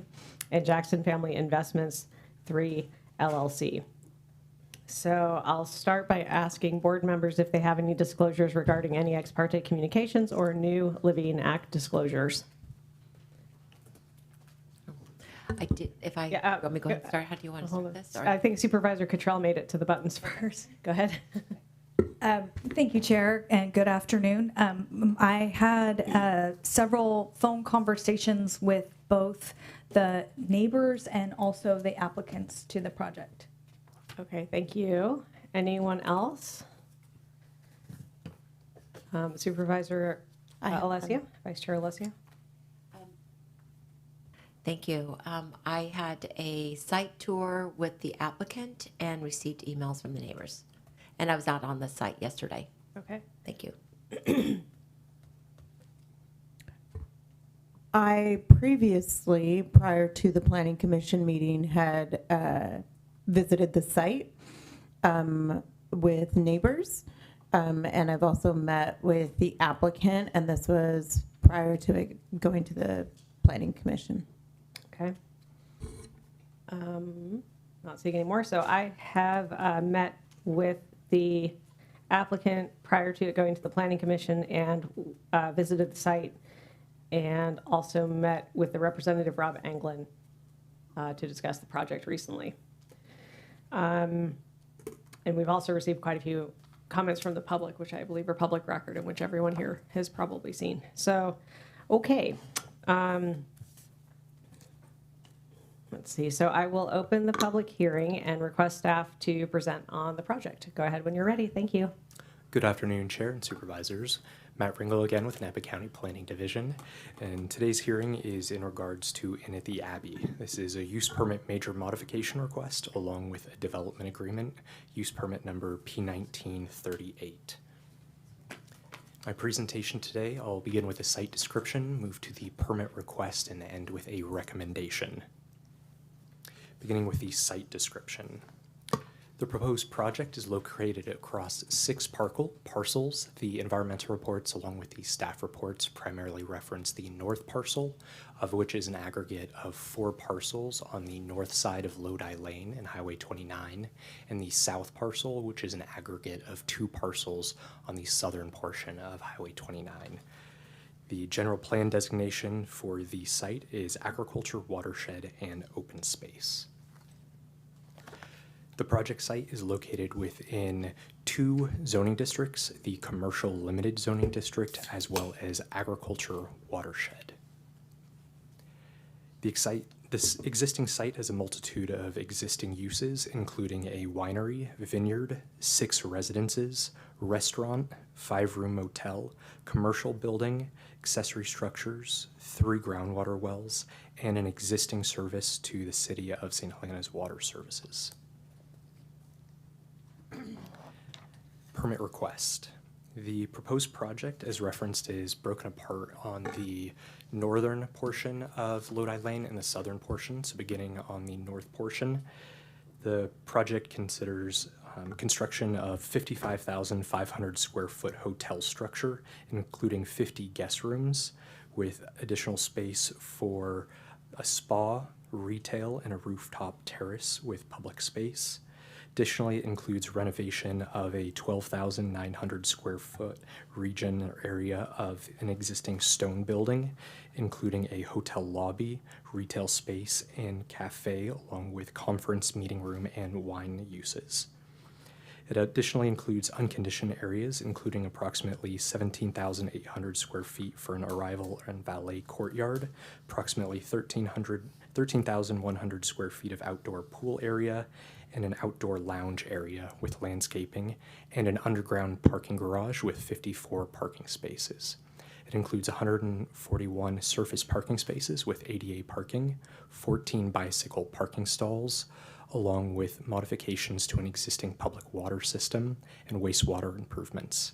The proposed project would require the demolition of an existing Brava Terrace restaurant building and the removal of trees with replacement at 2-to-1 ratio for oak trees. Now moving to the south parcel, the two parcels on the southern portion of Lodi Lane. It includes construction of 11,150 square feet of a hotel structure, including guest rooms, and the remaining area will be conditioned space, including a kitchen library, back of house mechanical area, and circulation uses. It includes the construction of 7,500 square feet for a hotel barn structure, including 12 additional guest rooms, totaling 5,100 square feet, and the remaining 2,400 square feet of conditioned space includes back of house mechanical uses. Additionally, it includes construction of 2 bungalow structures, including 6 guest rooms totaling 4,000 square feet. In aggregation of the northern and southern portions, this total is 79 total hotel rooms for the project. The project also includes construction of a 350 square foot fitness studio, unconditioned area for outdoor pool area, outdoor patios, and lounge areas, along with a lawn area that is landscaped. The southern portion includes 8 surface parking areas with access to ADA parking, 4 bicycle parking stalls, and integrating the south parcel hotel development into the public water system existing on the northern parcel. It includes construction of a gray water system, a one-way looped driveway, as well as demolition of existing structures. Next, delving into some of the structures being modified. The first is a historic stone building. The proposed project proposes interior renovations to the historic structure, meeting the Secretary of Interior standards for historic rehabilitation of historic structures. It includes the addition of a hotel lobby room as well as retail on the ground floor, and the top floor includes conference room as well as a cafe. Here's a virtual rendering of what that northern structure looks like. As you can see, the bottom portion is a parking garage for parking in that structure, and the proposed project does meet the county's 35-foot height requirement along average natural grade. There's a slope to the site, and so with that, the average natural grade is 35 feet, and it meets that throughout the project scope. Here is a picture of the site plan of that north building parking area. This is a multi-floor building, so beginning with the ground floor, here's the parking area with a few hotel rooms, back of house mechanical. This second level shows the spa pool area as well as more hotel rooms, as well as this is, in a sense, the third floor, accessed from Highway 29. So Highway 29, you can go directly into the building, and this is known as the arrival level, with lounge areas, arrival areas, and a terrace. And this is the top floor, the guest room level, with solar panels as well as additional hotel rooms. Next, moving across the street, this is elevation of the South Hotel building. And you can see it's broken apart in multiple different regions. On the ground floor, it includes another lobby area with back of house, kitchen, library, hotel rooms. This area additionally has a pool and lawn area. This is the second floor of the structure with more hotel rooms and back of house. Next, moving to the northern portion of this parcel, I've shown both levels. It's proposing 2 bungalows that are 2 stories apiece with larger guest rooms, and throughout the environmental document, they're described as the bungalows on site. Delving into water use for the proposed project. Beginning with Tier 1, the existing groundwater usage is estimated at 10.77 acre-feet per year. The proposed project would decrease groundwater use by 2.15 acre-feet, resulting in an overall water usage of 8.62, equivalent to approximately a 20% decrease in groundwater usage.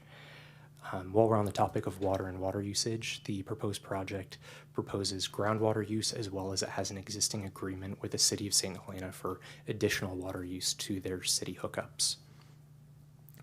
Now talking about a Tier 2 and Tier 3, pursuant to the water availability analysis, a Tier 2 analysis is required when a neighboring off-site well is located within 500 feet of a project well, or the well is located within 1,500 feet of a spring, or the proposed project is no net increase in groundwater use.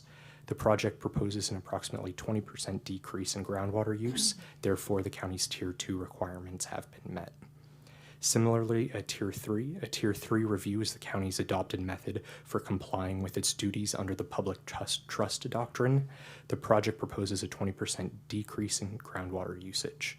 The proposed project conforms to WAA Tier 3 guidelines for groundwater surface water interaction. The proposed project for environmental review had an environmental impact report completed. Throughout the environmental impact report, there's a number of mitigation measures. To summarize, there's fugitive construction-related dust minimization, pre-construction protocol level surveys for special status plants, breeding birds, bats, as well as other species, avoidance and pre-construction surveys for mitigation of oak trees, for old oak trees to be removed and replaced at a 2-to-1 ratio, cultural resource sensitive training, archaeological and Native American monitoring, inadvertent discovery for human remains, as well as paleontological resource. Includes greenhouse gas measures for all-electric development with no natural gas infrastructure. Includes electric vehicle charging infrastructure, construction noise mitigation measures for items regarding to noise for building stationary equipment, as well as the rooftop terrace and south parcel lawn, their mitigation measures. It includes a transportation demand management plan, as well as a Lodi lane crossing improvement and safety plan. The proposed project does include 7 items that are a part of a development agreement that has gone before the board previously for draft versions. And these are 7 items that are included for public benefit. Delving through those items includes the first being on-site employing housing. There are 6 existing dwelling units on site, and the 6 dwelling units on the south property shall be renovated and leased to employees of the project at affordable levels and deed restricted.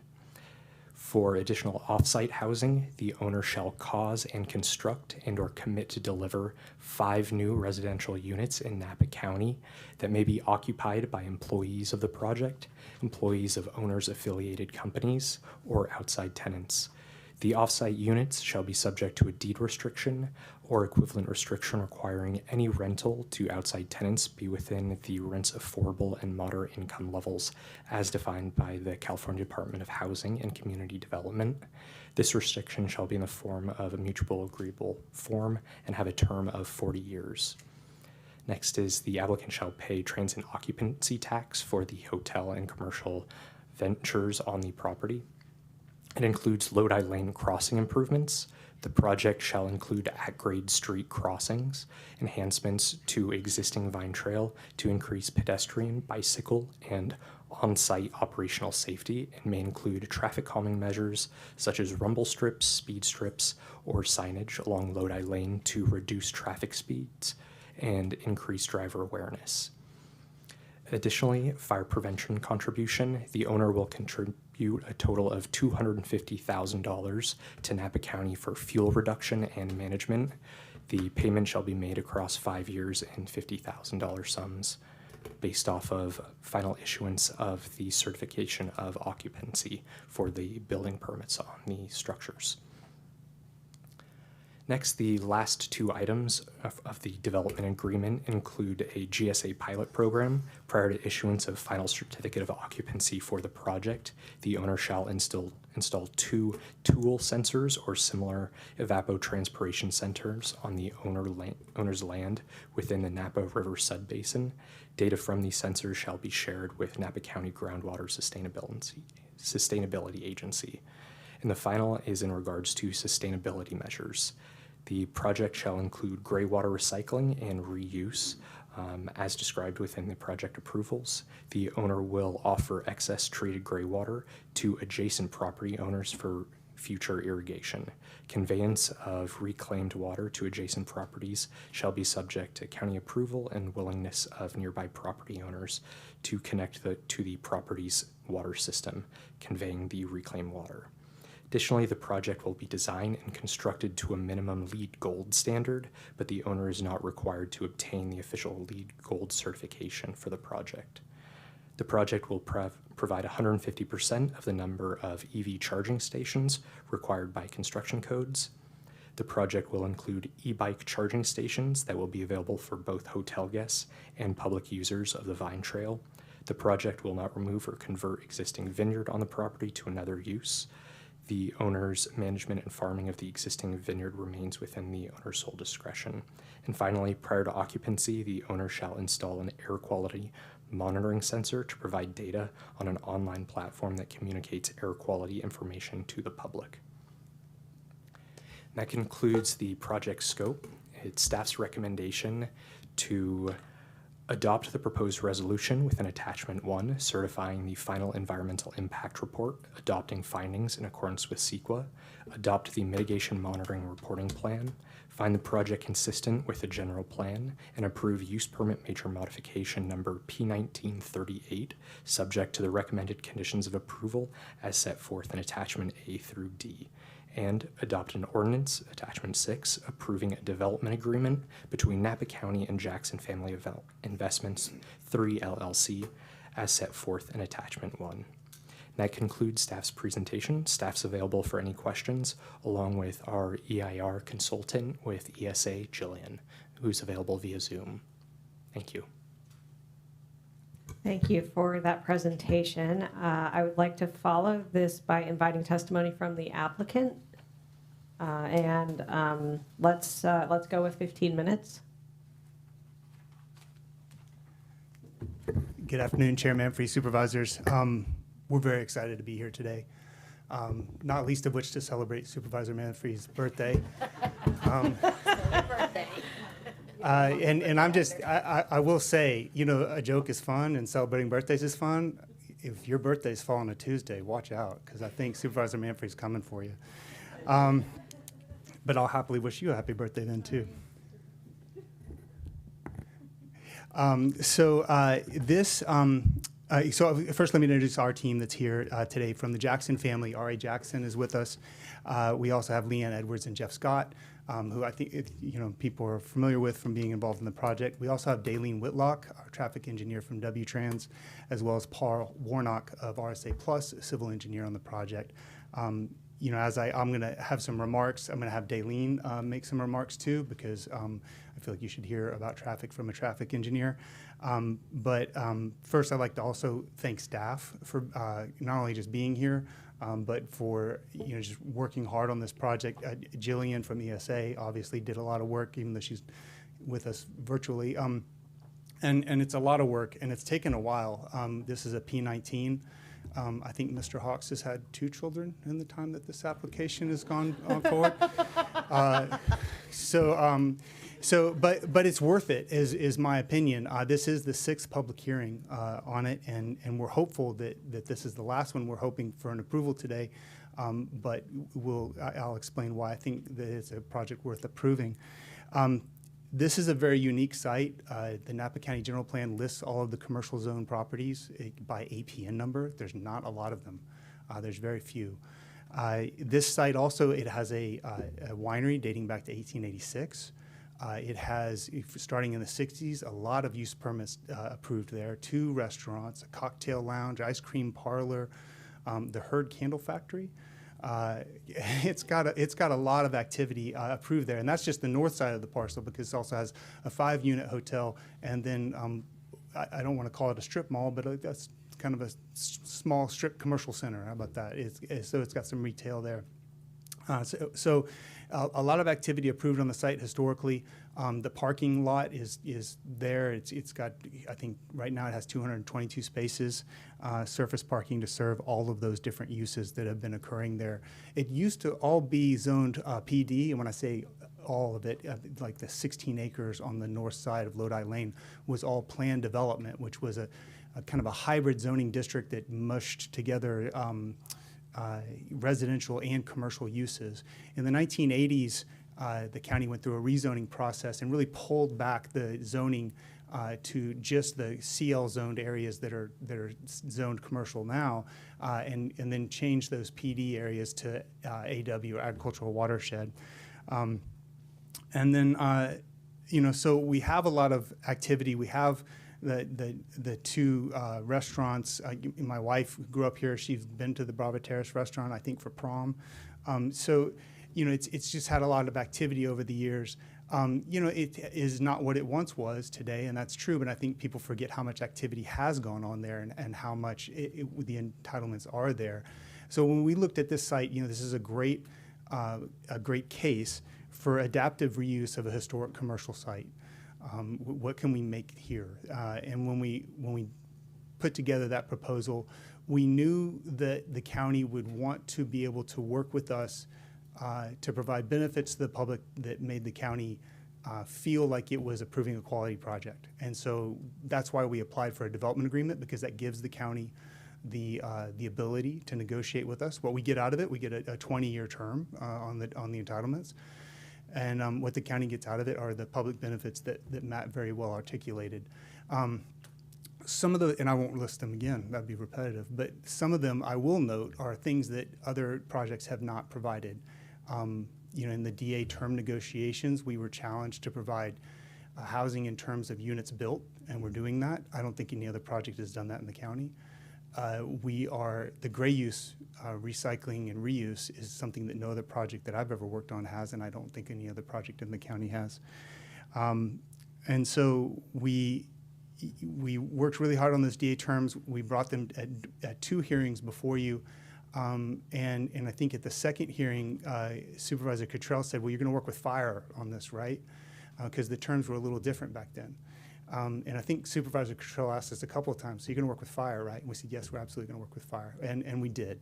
During the time that the draft EIR was being circulated, fire reached out. We had, multiple meetings and learned a lot about what would really help them and what doesn't so much.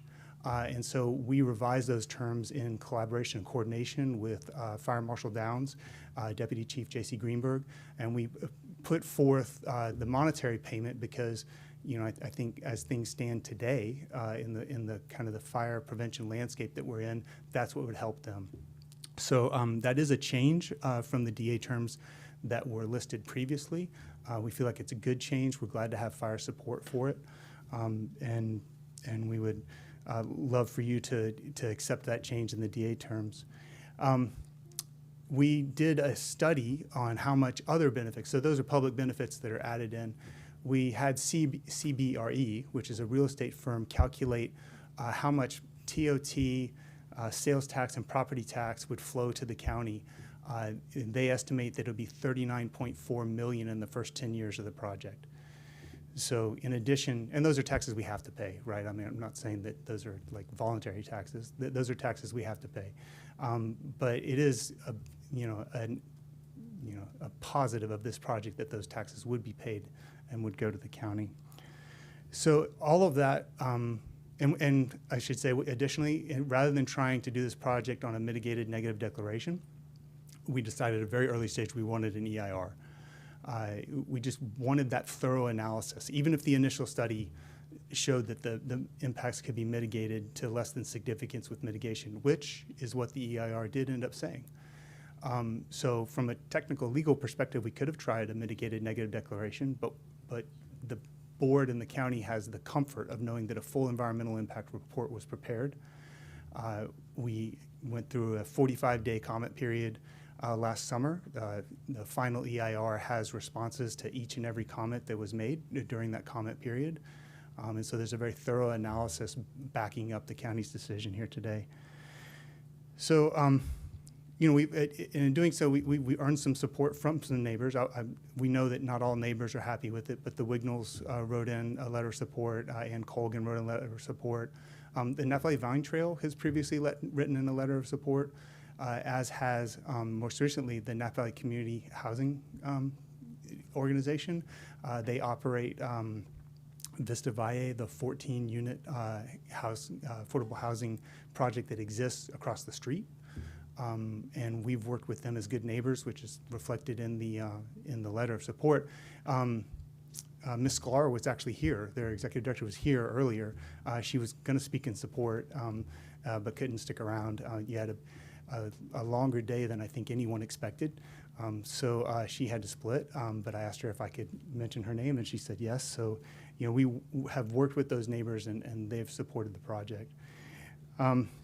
And you have also the unanimous recommendation of approval from your Planning Commission. So I think, you know, those are all the positives of the project. We have had, since the Planning Commission hearing, we got a couple of letters that I would like to address. One is from Water Audit California.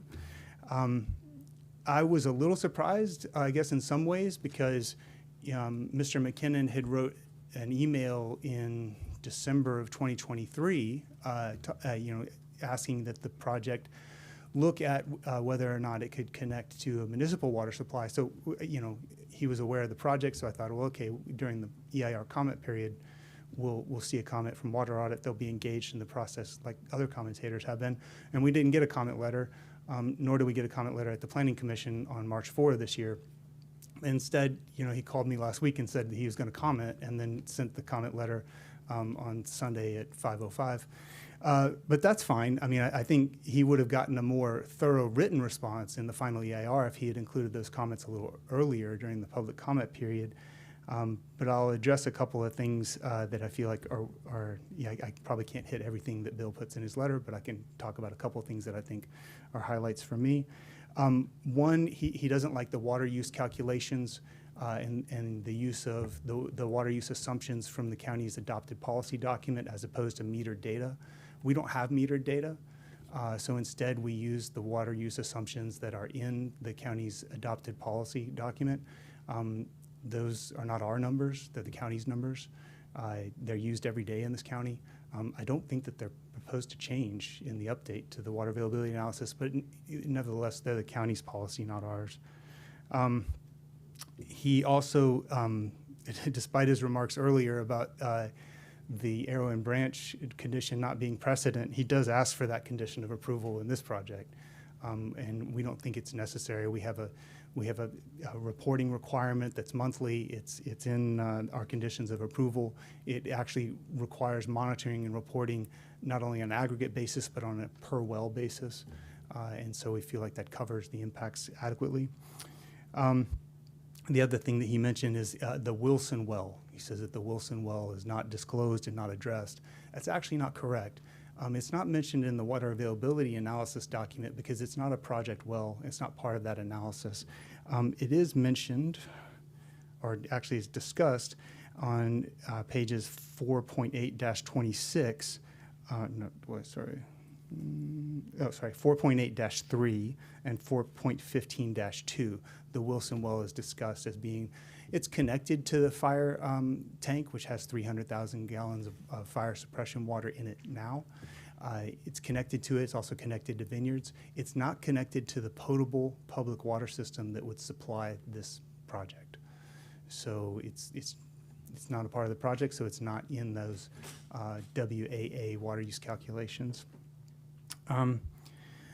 And I think, you know, another comment that he made was, you know, we assume an occupancy rate of 70% on our water use calculations, our water need calculations. That's how much, you know, our occupancy rate would be.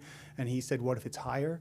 70% is pretty aggressive historically, and even after during the kind of the COVID revenge traveling in 2022, we peaked at 63% on a county basis, but we don't have to worry about that because we have caps on the water use. So if the occupancy is higher, the water use is capped, and we have a monthly monitoring of that water use. So if the occupancy is higher, then operational changes will have to be implemented to save water within the amounts that are allowed. Additionally, Water Audit's letter has an attachment from a consultant. I think the gist of the consultant's complaint, or what she states as her basis for opposing the project, is that the water availability analysis doesn't provide her with sufficient information to understand where all the water is, with the water balance. But key to her opinion is that she states that the 3-page water availability analysis doesn't provide her the information. Well, she's not looking at all the report. It's a 24-page document. Some of the questions she asks in her letter are answered within the other 21 pages. Additionally, she asked questions about amounts of gray water and things on the wastewater side, and those wouldn't be in the water availability analysis. They'd be in the wastewater feasibility report, which is attached as a technical appendix to the draft environmental impact report. Plus, we have a whole hydrology section on this in the draft EIR, and so you get more information from there too. So I think, I think I would just say that if you were just relying on the first 3 pages of the water availability analysis, yeah, that'd be slim. But we have a lot more analysis in this document in the full EIR. Turning to some neighbors who have written in some concerns, I'm gonna touch on a couple of things, and then I'm gonna turn it over to Daleen. Mr. John Murphy and I think it's Dave Ewell, put in kind of a bulleted list that they sent over. And we've been talking with Mr. Murphy and Mr. Ewell and any neighbor who would talk with us, and the Jackson family team actually met with them yesterday. And they sent over the list. Some of these things we want to respond to. For example, they referenced the Vine Transit stop being right in front of Inn at the Abbey. It's actually moved north now. So it's in front of Trinquero, Napa Valley, so it's further north along 29. Secondly, parking is an issue that they reference. Parking is actually calculated in the draft EIR. The peak demand is calculated at 196 spaces, and that's in the draft EIR's technical appendices. We're providing 203 spaces, so we have more parking than peak demand is projected to be. And I'll also note that condition of approval 4.12E limits us to parking in approved areas and allows no overflow parking onto access roads or onto AW lands. So did I run over 15 minutes already? Oh, wow. All right. Well, yeah. I can. I'll just turn it over to Daleen then, because I didn't expect that was going to take 15 minutes. My apologies, Chair. I'll turn it over to Daleen Whitlock to address traffic, and then we'll be available for questions. Thank you, and I will make this very quick. My name is Daleen Whitlock. I'm a senior principal with W-Trans in Santa Rosa, and we have been working on this project for a number of years, during which time the CEQA measures that were used for traffic have changed. When we did the initial traffic study, we looked at service levels and delay, and under that metric, the project had a less than significant impact, or it would have had a significant impact without mitigation, and so it was recommended that the approach from Lodi Lane to Highway 29 be restriped to provide separate left and right turn lanes, so that the people turning right don't have to wait behind those turning left. And that mitigation measure alone was enough to achieve less than significant impacts under traffic under the old rules that changed in 2020. Under the newer VMT rules, the project also has a less than significant impact, though it is being required to do a transportation demand management program. And so that will be part of its post-approval work. But the same mitigation measure to put in the striping was also applied to the Duckhorn project. And in fact, those improvements are under design by our firm. So the two two-lane approach is probably going to happen before this project even gets fully designed, or at least before it's constructed. So that mitigation measure will take place. And as part of the Vine Trail, they've already done the enhancements that are part of the mitigation measure that was that Trevor discussed earlier about the crossing enhancements. That crosswalk has already been installed as part of the Vine Trail. So I'd be happy to answer any questions, but I wanted to keep that as brief as I could. Okay, thank you, Galen. Well, let's see. Thank you for keeping it brief. Are there any other interested members of the public who wish to testify regarding the proposed project? Or in other words, is there anyone here wishing to speak for public comment?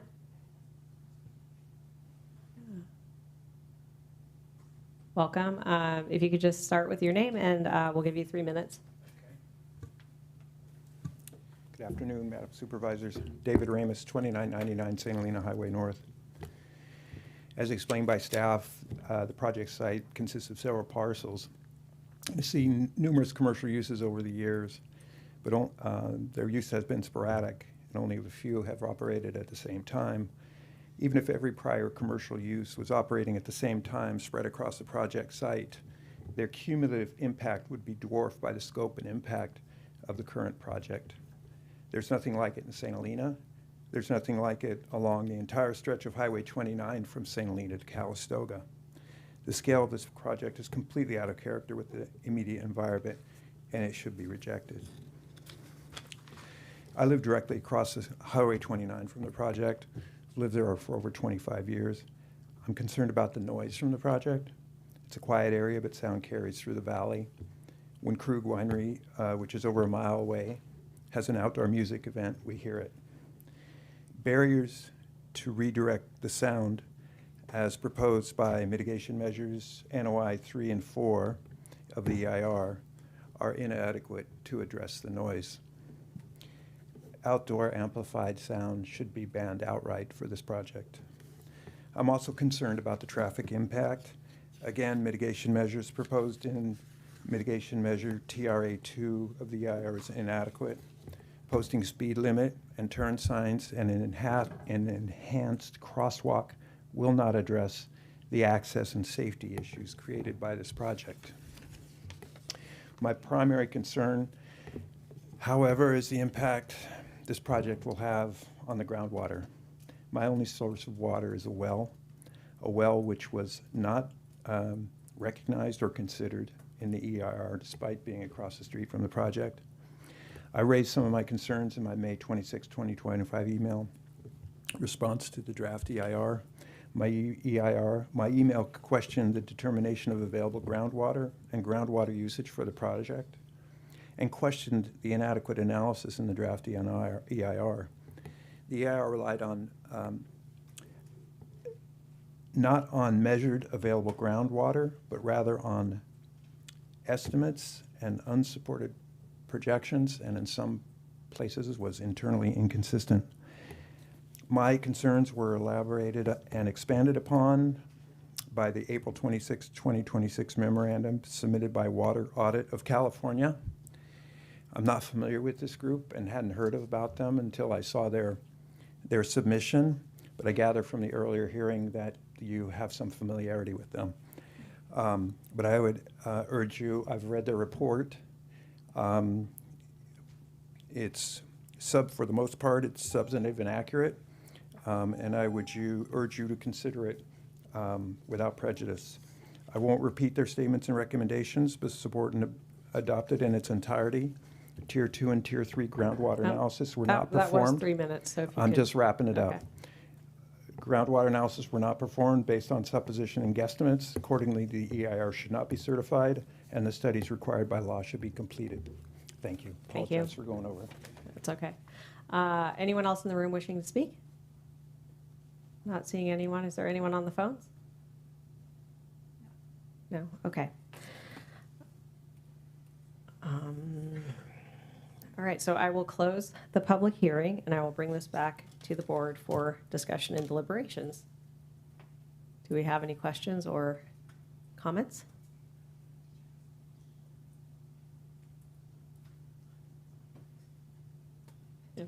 Okay, I'm seeing that perhaps people don't want to be the one to start, but I see Supervisor Cottrell. Go ahead.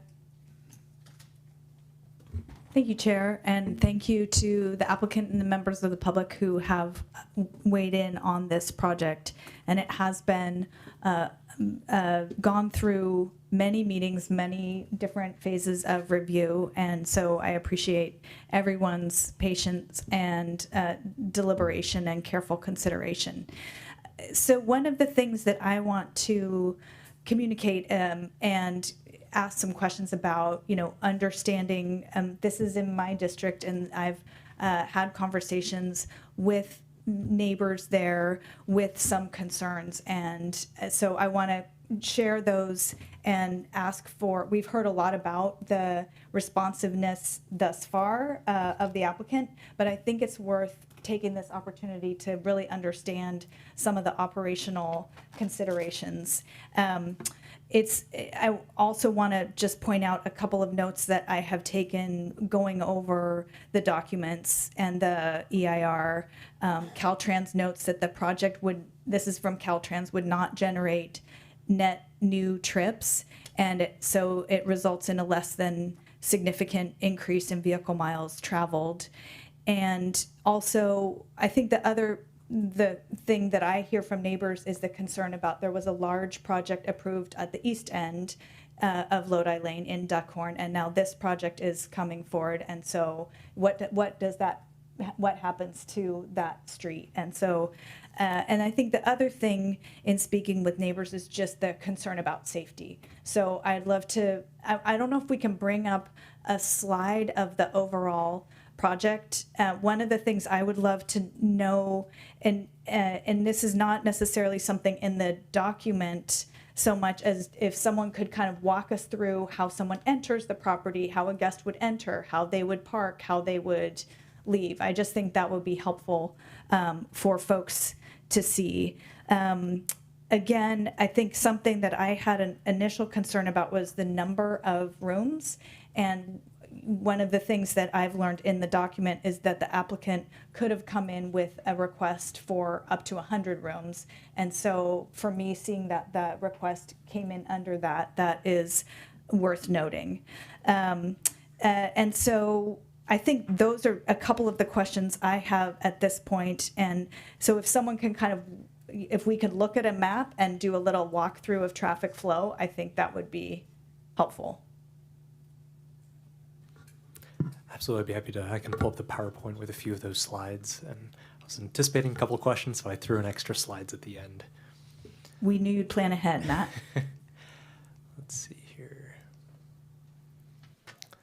So beginning with the site plan, with Lodi Lane just in the center, might be easier. We have a big site plan over there. If you guys like, I can point. Yeah, we also have it on. We also have it on the screen in front of us. So yeah, The primary entrance going in on this side, hotel guests can move to hotel region on this side with valet parking, as well as there is underground parking in this portion. Moving on this side, so parking on this side as well. Primary entrance would be along Lodi Lane for this side. On this side, this is a one-way road. So if hotel guests wanted to enter this area, they would enter off of Highway 29 or Lodi Lane going this way, and then park in diagonal spaces, or have the valet move the car for them. But overall, the primary entrances would be there or coming in that way and going either way through Lodi Lane. I would add that there's also the right turn in at the courtyard. So that was my understanding, is there's also a right turn available on the northern entrance up toward the northern part of the property as well. And so one question that I heard from the neighbors is, just to set the stage for what kind of activity they have seen, is there are occasions when there are large trucks moving east and west at the same time. If we can all agree that for these purposes we'll call Lodi east and west, and also when a large truck is coming west and either turning north or south, the entrance to the hotel is it possible, what I've heard from neighbors is a concern about that a truck could potentially block that entrance. So I don't know, if that matches up with the site here. We need a little toy truck to show that graphic, but I'm curious if the applicants have thought about that and what some potentials would be. And then I will say thank you for walking us through the parking loop on the south side. That's helpful to understand. I guess another question, and Chair, forgive me, I'm asking some questions that maybe we could ask the applicant to respond to. Yeah. But will a guest be directed to one part of the property or the other? What I hope doesn't happen is that we've got people arriving and then driving multiple times back and forth. So just that's again kind of a operational detail question, but I think it would be helpful for the neighborhood to learn a little bit more of these details. Absolutely. And before directing it back to the applicant to answer some of those, just to reference a few of the benefits of a design such as this is regarding pedestrian access, going back and forth between each side of the site, with the driveway on the northern portion. So within this image on the left-hand side, the driveway is closer to Highway 29, and so it directs pedestrians to cross at the signed intersection that would be the Vine Trail as well. And I do have a later slide that I can show the improvements on Lodi Lane, making that a little safer turn going onto Highway 29. But with a design such as this, having the driveway being pushed closer to 29, it really pushes pedestrians to use a safe crossing across the driveway access. I believe I'll move to one of the later slides. Here's the Lodi and 29 improvements. You can see on the left-hand side is the existing, and with the right-hand side, it proposes with the building in with the Napa Valley Vine Trail, as well as leveling off that right-hand turn lane. So if you're coming down Lodi Lane to Highway 29, it'll change the geometry and make those better intersections for safe crossing of those pedestrians. Great, thank you. This is a great slide to have up. And I think one of the comments that we have received is for folks traveling west on Lodi Lane, I think one of the neighbors said is our car is going to have to kind of nose out across the Vine Trail. And so hearing a little bit more from the applicant about the sight lines looking north from that intersection would be helpful.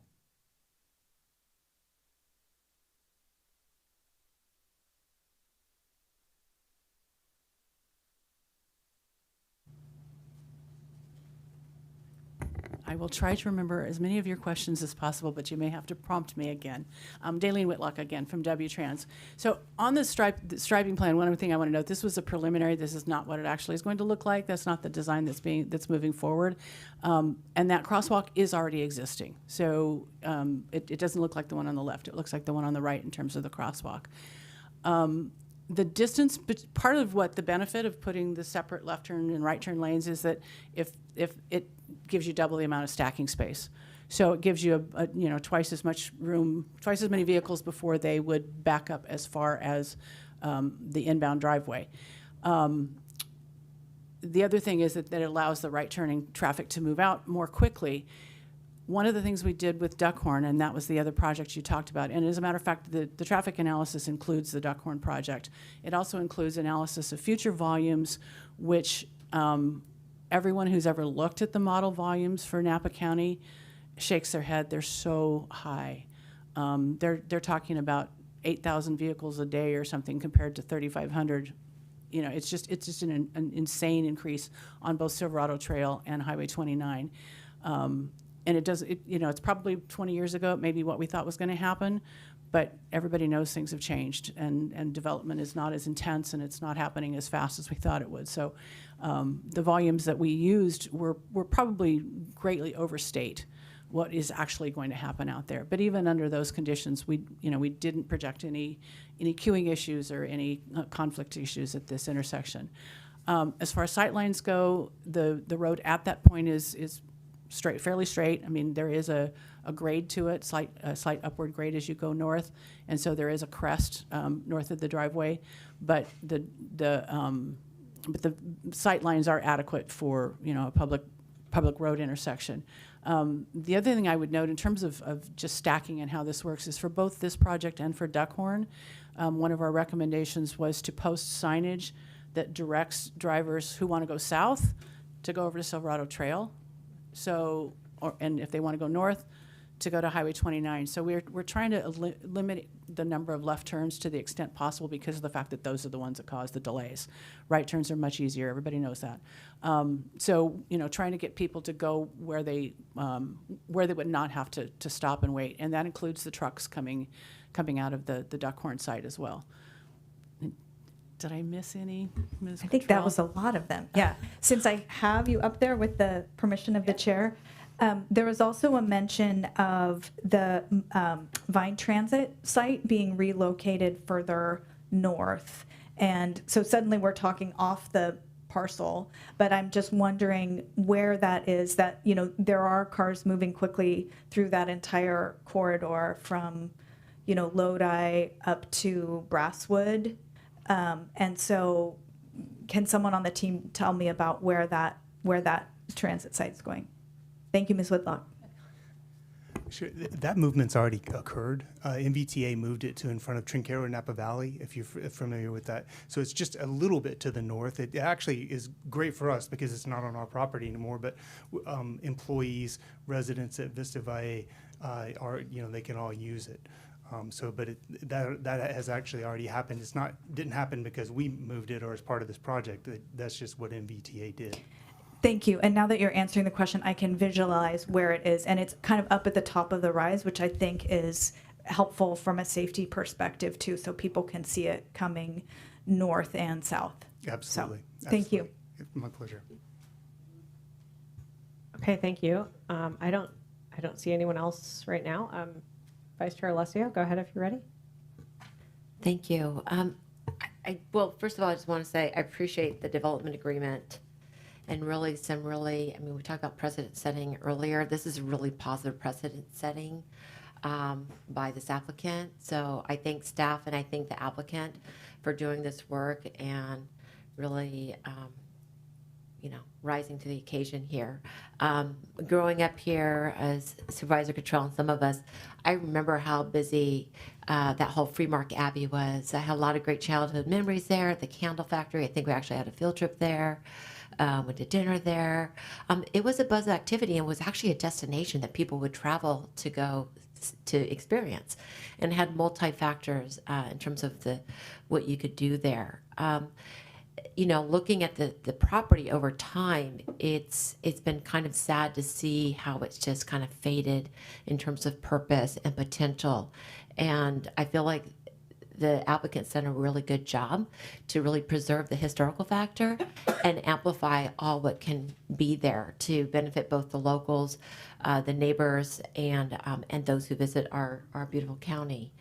And I won't go through all the development things because we already talked about all those great things: the gray water, the housing on property, the, you know, deed restricted housing. These are all like dream things when you talk about somebody who's in our position, for those that we want to help. The only question I have, and the only concern, because I was out there yesterday, I was out there for probably an hour. I saw one cyclist come down the Vine Trail, but that was just during the day. Is that shared space, the Vine Trail, with the use of the N?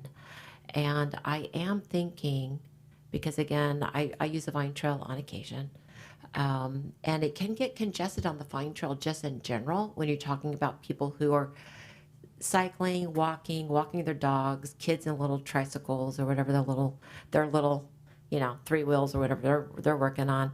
It can get a little dicey on a bike because you've got people at different speeds and different capabilities that are sharing the Vine Trail. And I would feel more comfortable both for the applicant and for the public who uses the Vine Trail if there was a parallel space that was designated just for the N, and to leave that Vine Trail strictly Vine Trail. And I really think that's going to prevent some potential confusion, accidents, etc. So that would be the only thing I would change just on a practical sense. And so just give that, I wouldn't make that a condition, but I do think that would be beneficial for all. And that's all I have to say. Otherwise, I support the project. Thank you, Vice Chair Alessio. I see Supervisor Cottrell. I'll keep going if my colleagues don't have things. I thank you for the point about the Vine Trail. I don't think that's a bad thing to look at. I would, but I'm with you. I don't think that needs to be a condition of approval. The other thing I would be interested in the team looking at is this distance from Lodi Lane to the driveway to the north, and if it.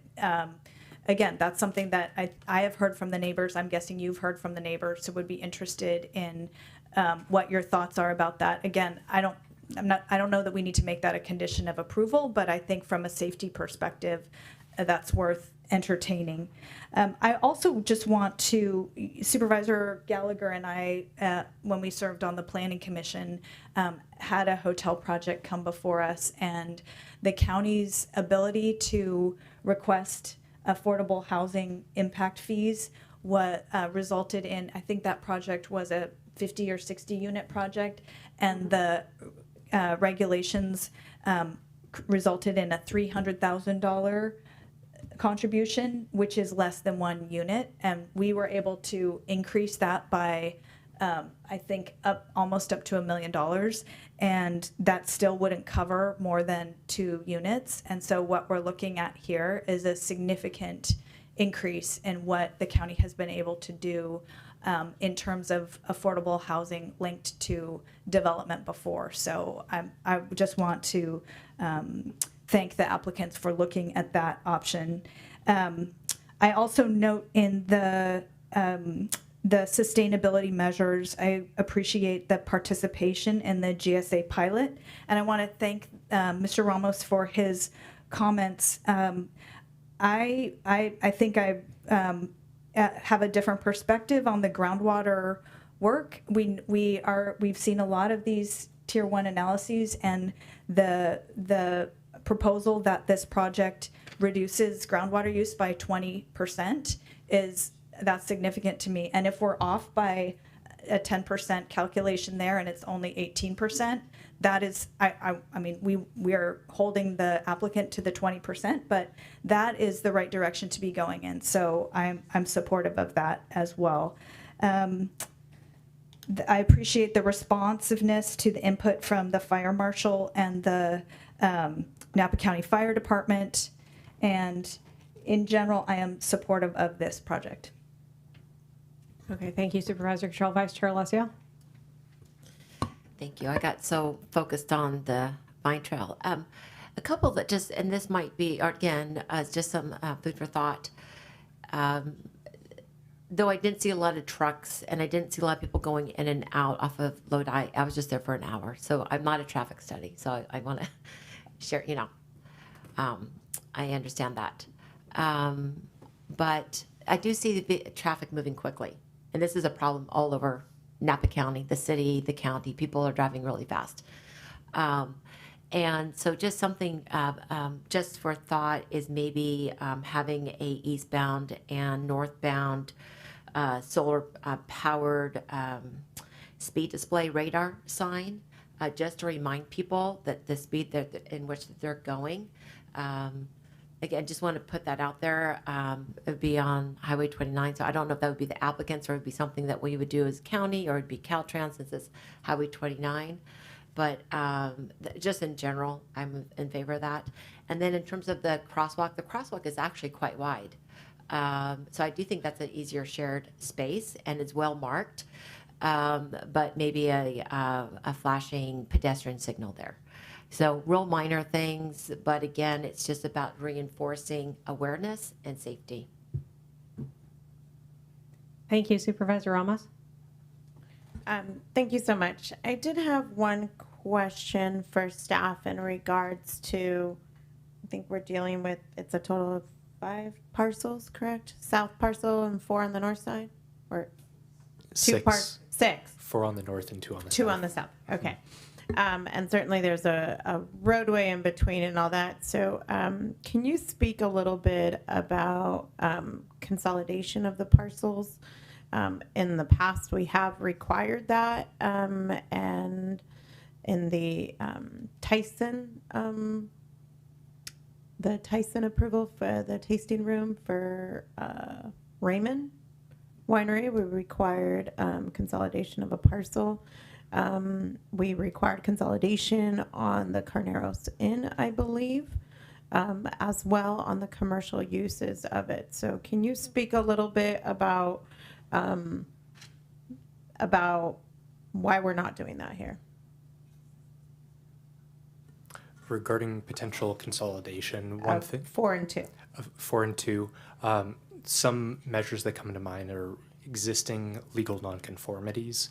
So, such as on the southern parcel, there are many residences on site. So those are agriculture watershed or agriculture zoned, and the addition or merging those parcels, there are already existing nonconformities on site with, I believe, 5 or 6 residences. So merging those parcels would exacerbate that nonconformity, adding an additional residence to a single parcel, where right now they're nonconforming, but merging parcels may create a larger legal nonconformity. Specifically on the northern parcel, there's a lot of existing nonconforming uses, such as it's agriculture land with Measure P as being a measure of it. So we cannot expand nonconformities of commercial uses on the agriculture land. So we want to be careful on merging parcels and just increasing the legal nonconformities. Okay, if I can, Supervisor Ramos, you mentioned a winery example. I believe the winery definition ordinance requires all winery uses to be on a single parcel. So I don't know the example you used there. That might have been the reason there. And I'm not familiar with the Carneros example you gave, but I think you mentioned it maybe had something to do with the wastewater system. And so that's the possible reason there. I think what Matt brought up with the existing legal nonconforming uses is, a good reason there, and that there's not necessarily something in the code that we saw in review that would lead staff to include a condition to consolidate on this project. So is it possible to go to back to the map?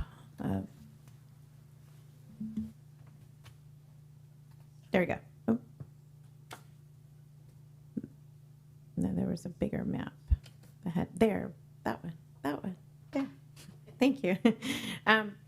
So when we look at it and trying to understand, this is one project, we're dealing with it as one project of both the north side and the south side. What protections from the resolution standpoint do we have that say the south side isn't going to be sold off as a separate parcel with a separate use? Because that's really where the consolidation question comes from.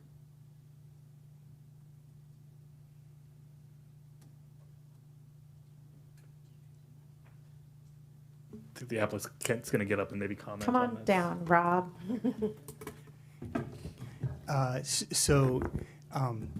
On that question, so I think I'm going to go to the map a little bit and yell.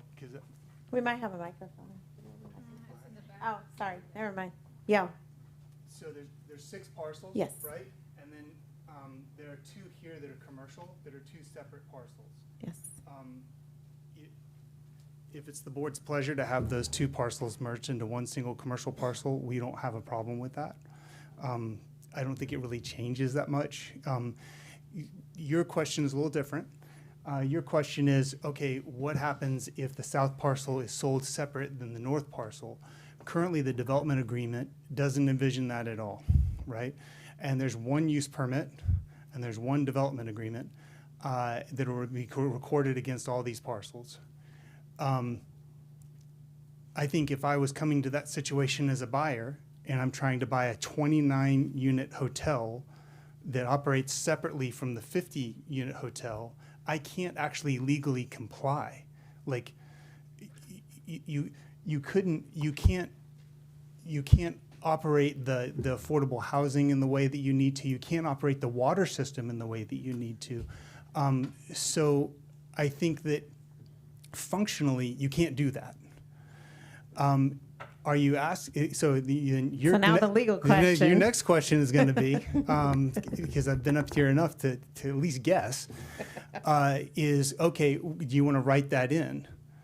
And I think we can write that in. You're not going to sell you're not going to sell the parcel separate from. You're not going to sell a 29. I think I want to be precise about how you say sell it, right? Because we have multiple parcels here, and if you had an investment and a finance in it, then you would be just in the hotel portion. There are bits on the AW that have nothing to do with the hotel, right? We are talking about one parcel, and a lot of the restrictions as to groundwater apply to the whole parcel, but we haven't talked a lot about the winery because the entitlement's there and it's not changing. Same with the vineyard, right? The vineyard's there, it's not changing. So I think we would be open to some kind of language that said thou shalt not sell the south parcel separate from the north parcel such that they could be operated independently. I mean, that's not the intent, and if you want to put that intent in writing, then that's not a problem. I'll take that, and then I'll raise your bet.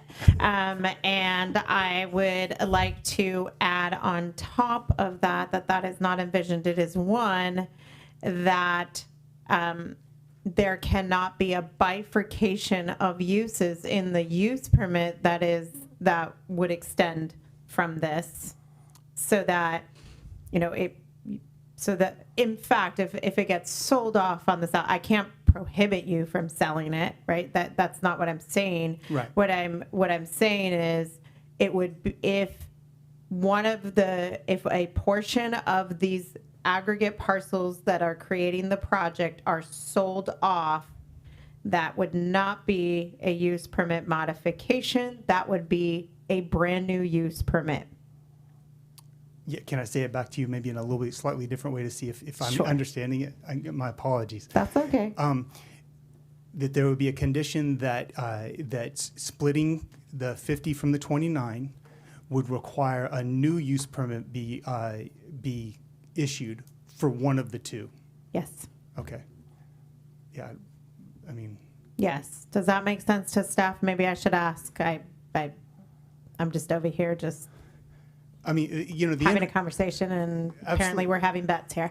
The end result would be it's a 79-unit resort, and in order to operate it independent as a 50 and a 29, to legally operate it separately, then we would need to have county approval for that change. Absolutely. Yeah, and a new process, because the way I see it is you're going with the totality of the acreage here is being considered as one parcel. Circumstances completely change if the south parcel gets sold or if the north parcel gets sold, and they are being operated independently. This data that supports these findings no longer hold at that point. Understand. Okay. Yeah. And we're clear that it's the commercial portions that we're talking about, right? It's because that's where the resort is. The resort portions. Exactly. We're not to the winery portions that are already there. Yeah. Then we both won our bets. Then I guess, I don't know. We're on the same page, I guess. Was that it's a push, right? That's what the cards, but right? Yes, there's card people somewhere in here. It's push. There you go. I'm not one of them. While I'm up here, can I take this opportunity, especially because the map is here, to point one other thing else out? Sure. Supervisor Alessio talked about the use of the vine trail, and so I want to point out a couple of things. The first thing I want to point out is that we do have pathways on property that are not the vine trail, right? So around here and up and around and around here and up around, those are pathways that are on the property that are not the vine trail. I also want to make clear that the use of the vine trail by guests and employees will be bikes, pedestrian, or an e-bike, but it will have to qualify under Vehicle Code Section 312.5. And that's not just a condition of approval or our proposal, that's your county code.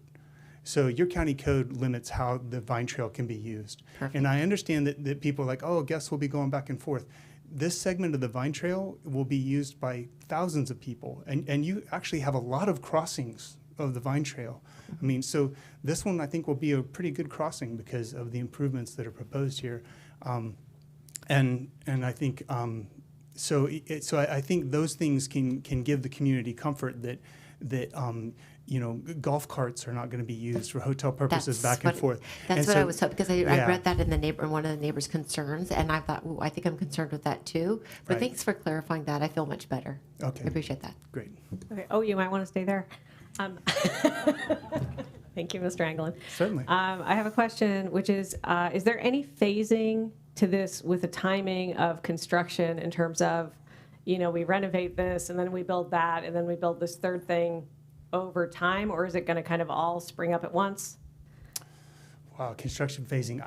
We have not contemplated, and I'll turn around in a second and get confirmation. We have not contemplated phasing the resort development project. I could imagine maybe some early stage stuff in the stone building, but for the most part, this would be constructed all at one time. And so it would be, now construction would take the time it takes. There's some demolition and whatnot, but there's not a plan to have, for example, the north side built first, and then we'll come back later in 3 years and do the south side. That's not contemplated, and probably wouldn't make sense from a financing standpoint either, because you'd rather just, if you're going to get if the investors and the people who are wanting to do this, they're going to want to do the whole thing so that all of the resort can start paying off for their investment, right? Mm-hmm. Okay, thanks. I'm not sure I'll have any specific questions for you, but I do have a list of things here. But I also have, okay. So I don't know how many people here have ever tried to walk from Pete's Coffee across to Outdoor Supply Hardware. Anyone? Take your life in your hands. So one of the things that that caught my attention reading through all the public comments on this was the concern about how much back and forth traffic there will be across Lodi Lane and what that might mean for the safety of pedestrians, for the safety of Vine Trail people, and for the safety of people in cars. And it does kind of occur to me looking at this mock-up that in a way, what is a public road is going to start functioning a lot like an entrance to a hotel. And I'm just thinking that, if this meets your objectives for commercial success, there's going to be a lot of activity at this corner. So I don't know. I think that's more of an observation than a question. Can I just point one thing? Yeah, go ahead. Yeah, but if there's a response, it's welcome. Well, it's just that everything's designed as a loop. So Highway 29 Give you this. That way, people on the outside can hear you. Very. Oh, okay. The project's designed as a loop. I'm Leanne Edwards, Jackson family. To have interior loops and an exterior loop. Right turns, as Daleen said, are much easier than left turns. We'll have to have some left turns, but for the most part, we designed it such to try to accommodate that. And hotels are very accustomed to working in areas where there's conflicts between pedestrians and cars and bicycles, et cetera, because a lot of hotel operators are urban operators, not just rural operators. But that said, so there's also a right turn here, and we put that little pork chop in with the Vine Trail to make sure this is right turn in, right turn out, because it used to be, before we built the Vine Trail, that you could left turn into this, and it was a little dicey. So we all said, okay, let's make that design change now. It's safer. We feel more comfortable. Right turn in, right turn out. So as a loop, you can enter the hotel here, or you can come up and enter the hotel here, come back, valet, the courtyard is here, valet only. Valet goes through the garage. The garage also comes out to a large area that circulates either operationally back and back out and out, or back up. And we have a maintenance loop that currently exists that's back here. It comes back, also serves the winery, serves the back side of the hotel. So we're trying to separate those two uses so that you have a maintenance loop and a vineyard operation loop, and then a hotel loop. And then that was kind of the same thinking on this side, that this is in and out in the same way to try to create that same loop and encourage right turn movements versus more left turn movements. Suffice it to say, there will be left turn movements, but hopefully less by the way it was designed. Okay, I really appreciate that discussion about the traffic flow. Yeah. And how Okay, before you go, could we talk about how that works for pedestrians that might be staying on the south side and want to cross over? Like, what are their options for? Yeah, so we've actually talked a lot with hotel operators about this, and we've talked to Supervisor Cottrell about there's safety committees, and we're going to require that of any operator to have their safety committee, and maybe a hotline to talk about complaints regarding safety to make sure that our neighbors are safe. But at the same time, pedestrians, there's going to be shuttles that are roadworthy that will be carrying people back and forth. We don't know what kind of shuttles yet, but there will be shuttles and e-bikes. Those, as Rob said, e-bikes and pedestrians can use the Vine Trail. Any others, there are some parking spaces over here for the 29 rooms, but pedestrians will use the Vine Trail as we see it, or be shuttled over or take a car over. So would you add anything else to that, Jeff, Rob? Oh, the pedestrian paths, which we have internally. At one point, we did actually have a pedestrian path that we showed coming up to this portion of the property and crossing. But in talking, I think, some years ago with staff, we all thought that that was less safe than consolidating pedestrian crossings down at the Vine Trail. Okay, thank you. We're open Okay. if that ever makes sense in the future. Okay. With Public Works. Okay, thank you. Very helpful. So I've heard from other hotel operators in the region. No, I mean from one property specifically, but it wasn't a comment on this project, but it was a general comment that they're concerned about the saturation of their market. So I just want to make sure that's kind of in people's minds while moving through this. It's not our job to make business decisions, but it's there's a lot of rooms going in lately, and that's a lot of potential competition. Okay, I think we're done with that Post-it. I have quite a few here. I think I'm gonna, I think I'm gonna go to Supervisor Cottrell and collect my thoughts on water and then come back. Go ahead. You okay if I go? Yes, okay. A couple more questions, and I feel like I'm kind of looping around here to come back to them. I appreciate, and one of my questions was about the safety committee, so I appreciate hearing that.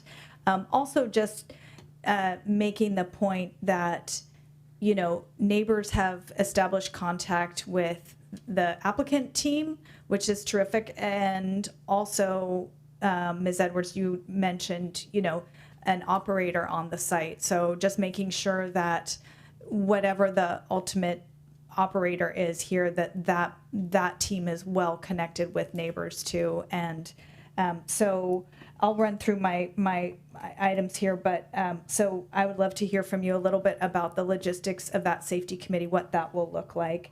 Another question I've had from neighbors is about the process of relocating the families who are currently living on site, what their time frame will be. I think that would be helpful to hear. That's number 2. And then back to the question about the parking spaces, I think it's more a clarification question that I understand there's 203 parking spaces. I think I've heard concerns from neighbors about if there's a particularly high occupancy event, night, something like that. As you said, Mr. Anglin, there are restrictions on where parking can occur on the site. And I also understand that your team has allowed NVCH across the street to use some of your parking. So there is some mutual aid parking that exists, across properties. But if you could tell us, I think neighbors want to know that there's some other plan for that. And then I think my final question at this point is traveling southbound on 29, there is a turn pocket there. And one of the questions was, is that long enough? So if you could speak to that. That's like 4 or 5 questions. Sorry about that. All right, so I might need prompting too, because there's a lot of questions there. So on the parking, the calculation that's in the draft environmental impact report and the technical appendices is the peak demand for parking at 196 spaces. So at 203, we would exceed that. So it's not just the condition of approval. There was an analysis that was performed to do that parking. So the turn pocket, Daleen advised me, and she can thumbs up it if I'm saying this correctly. She just says that the turn pocket turning left onto Lodi is long enough that there is enough room to stack for the volumes of traffic that would be expected there. Is that right, Daleen? Okay. And then there was parking. Additionally, the use of the parking currently by Napa Community Housing, that was to allow them, they've been remodeling those units, so that was a neighborly accommodation, which they very much appreciated. So we work with our neighbors, they needed some space to stage, we gave them that space. There's not a shared parking arrangement other than their staging for construction. Mm-hmm. So there's not a parking arrangement for those folks to be parking on our property or vice versa. That was just for the construction while they were remodeling their units. Got it. Thank you. And I think the last ones were if you could talk with us a little bit about the existing tenants on Lodi Lane, and then anything on the safety committee, and that's it. Yeah, I think the safety committee, well, I guess first I'll start off. We have had an emergency, or we have had a point person of contact. I think it's Ari Jackson's cell number. So she gives that out. So that has been our point of contact. Certainly, we're happy as a condition of approval. I think it's just good practice to have a point person who's designated to work with your neighbors. And if you want to make that a condition of approval, I don't think we have any objection to that. For the phase when there's an operator there, we can give them somebody else's contact besides Ari Jackson's cell number. Yeah. So regarding the tenants, we do have, there's 6 units there. 4 of them are occupied. I think when you talk about relocation, we're kind of assuming that they won't want to work at the project, which maybe they do. Currently there's no restriction on the rents there. And I said this at the Planning Commission hearing because this topic came up there as well. Jackson Family works with people, and they do that very well. We may have investment partners in this project, but they're going to continue on with it and be deeply involved in it. You're talking about a company that's voted best place to work for by the North Bay Business Journal like 9 years running. They have employees that they have as tenants, and some properties in Sonoma and Napa County. So, I don't know how much of a land use issue it is, honestly, but it is a human issue. It's absolutely a human issue. And so, we will work with those folks to give them lots of advance notice. Currently, in talking with our friends at Napa Community Housing, there's 4 units that are available at the Vista Valley. And so if they qualified for that, they could actually move over there now if they qualify at the income levels that rate is affordable. Assuming they don't want to live over there, and assuming that they don't want to work for the project, because some of them, I think, worked for Two Birds, One Stone or Roadhouse 29. So, but assuming that they don't want any part of any of that, we would give them lots of advance notice before moving forward on the project. With a 20-year DA, this isn't something that happens tomorrow or next week or even a month from now. I was thinking about this and thinking about like how we could handle it, and I thought, so when you submit a building permit on a project like this, it takes like 6 months to plan check that thing, right? Because there's just so much going on. And one thing that we might do, because we'll be in contact with them, but I'm trying to think about something that the board can put on writing, right?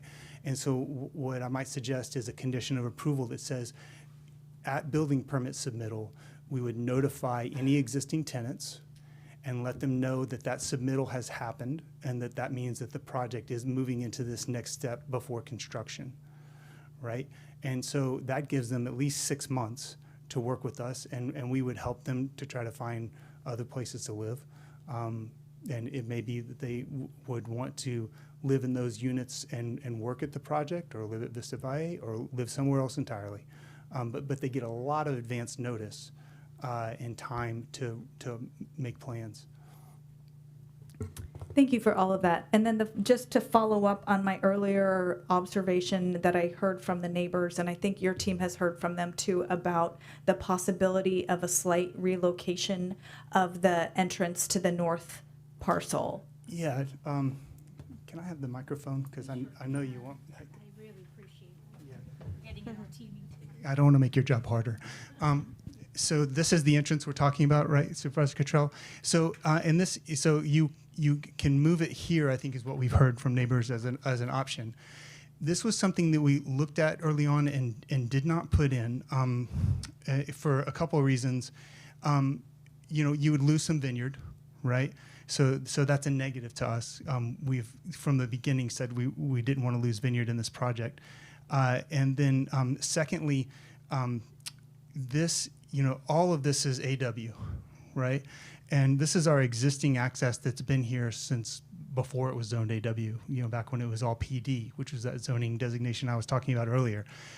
So if we're moving this over, we're putting new parking in AW lands. Now, and we're not 100% sure that this is all feasible with road and street standards, but I think the idea that the neighbors had was, well, you could move it over here and it would line up with this other on the south parcel of this interest. We're open to looking at that.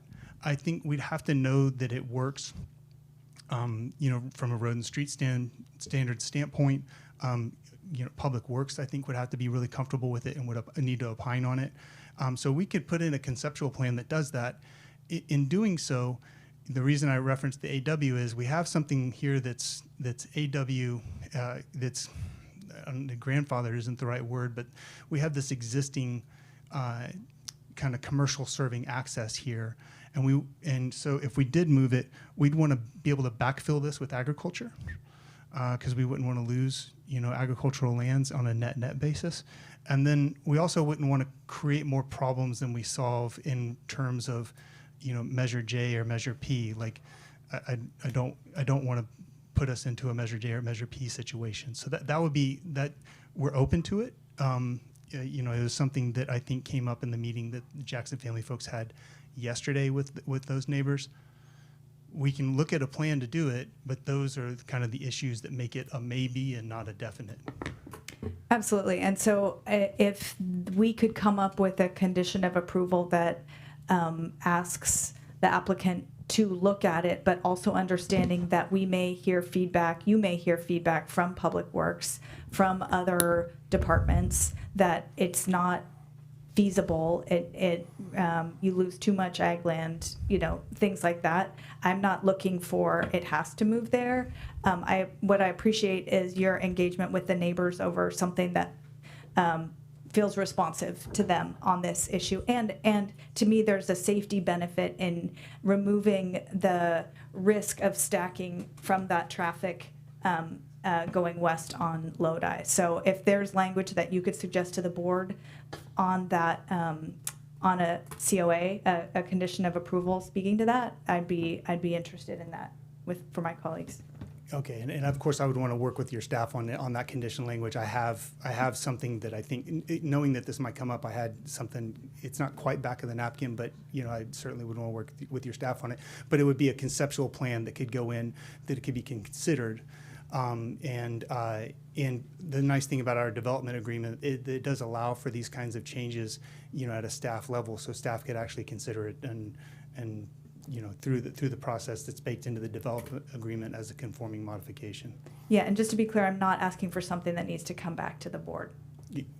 Yeah, I took your meaning, but thank you for saying so. I think I heard Rob say thank God, but I'm not sure. Almost. I didn't want a seventh public hearing. I'm hoping for not, but I guess we're not there yet. I'm hoping for not. All right, very good. Supervisor Gallagher. Thank you. Honestly, most of my questions have been asked and also have been answered. But I did want to second the COA around the southern parcel, the 29 unit.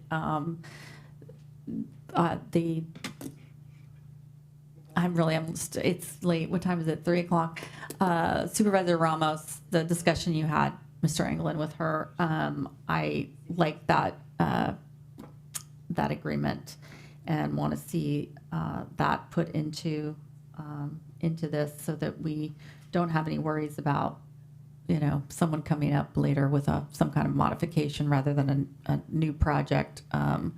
So I think sometimes we lose sight of the, this entitlement runs with the land, and we don't know 10, 20, 30, 40 years from now what that's going to look like, and what the owner may need to or want to do with their parcels. So I very much want to see that as part of that. And also I think a COA naming a safety contact is a good idea. Okay, thank you, Supervisor Gallagher. I do have a couple questions on the water side of things, so I'm not sure whether this will be more for staff or more for applicants, but my first question is, how is the existing water use calculated? And the reason I'm asking is because 10, almost 11 acre feet of water use annually seems very high for an area that has 4, maybe 5 acres of vineyard and a winery without without an absolutely enormous amount of production. It just seems like that, to me, that seems like a high estimate for what annual water use has been over, the past 5 or 10 years under the kinds of conditions that are on the property today. And so I'm concerned about that because we're comparing that estimate to say that there will be a reduction in use. And I'm wondering why that initial estimate is 11 acre feet. And with that, I'd love to have the applicant explain a little bit more. Before having the applicant describe that, I would like to highlight that there are 2 water sources, both groundwater as well as city water. So with the proposed project, it's culmination of both of those uses. For sure, yeah, maybe we could pull that apart a little bit. And I know that there is, I understand from our conversation yesterday that there's metered water coming out of the city of St. Helena for potable use, and then there's also wells that are used for other uses on the property, and then there's also a well offsite that is used to fill a water tank on the property, which is a rather large water tank, 300,000 gallons, which is coincidentally most of an acre foot.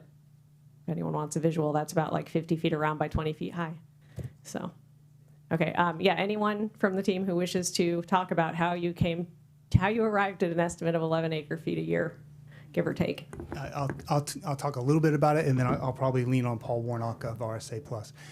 So just to clarify some of the sources, and there are 3 wells on the project site. The Alambagh well, which is on the south parcel and has been part of a public water system there because it has a hotel there, so that has had to be a public water system for many years. So that's one well. Then there's what we call the Abbey well, which is on the northern parcel. And that Abbey well historically has been blended with city water, which is provided through a city water agreement, blended together and used on the Freemark Abbey site. And then there's what's called the Vineyard well, which is in the middle of the vineyard, and that's been used as irrigation. Now there's the Wilson well, which is off parcel and off site. It is plumbed to the big fire protection tank. Just because historically that's what it has been. It's not used on the project site.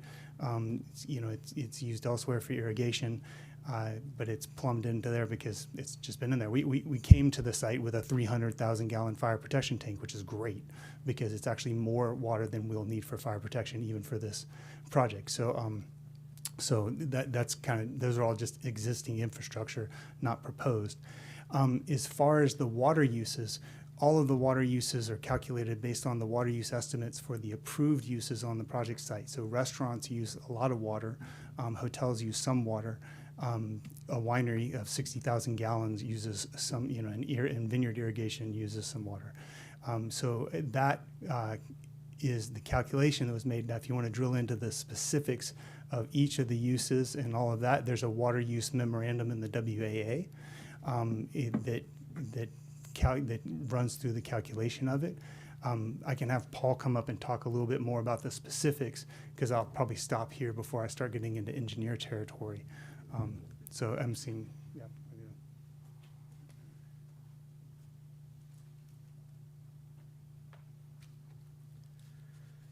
Hello there, Paul Warnock, civil engineer with RSA Plus. And so given that we don't have meters on the existing wells to measure that, we ended up pulling the water information for the existing uses from wastewater. So on the north parcel, the wastewater system that currently exists is a combined system that takes water from CIA, it takes water from Wine Country Inn, from some other places, goes down to Markham Vineyards, and there's a water board regulated wastewater system that is on that parcel down at Markham Vineyards.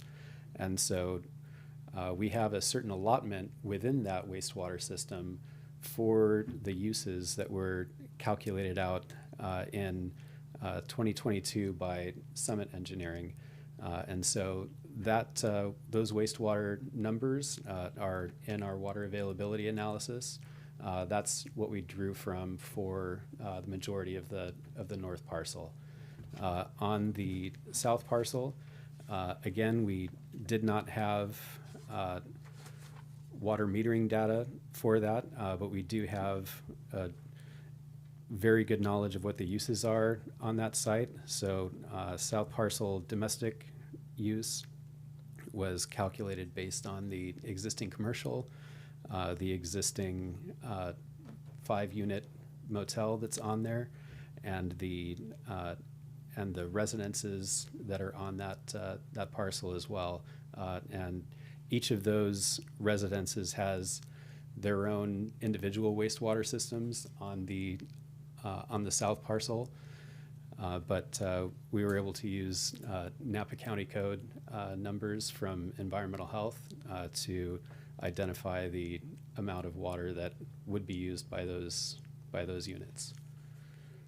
Do you have any recollection of what it was? It an acre foot, an acre foot a year per house, or do you have that's a high level standard, or was it calculated to be less? Or I'm sorry, I'm just trying to get to. We calculated that by bedroom. Okay. Napa County uses 120 gallons per day per bedroom, with the assumption of those are double occupancy bedrooms.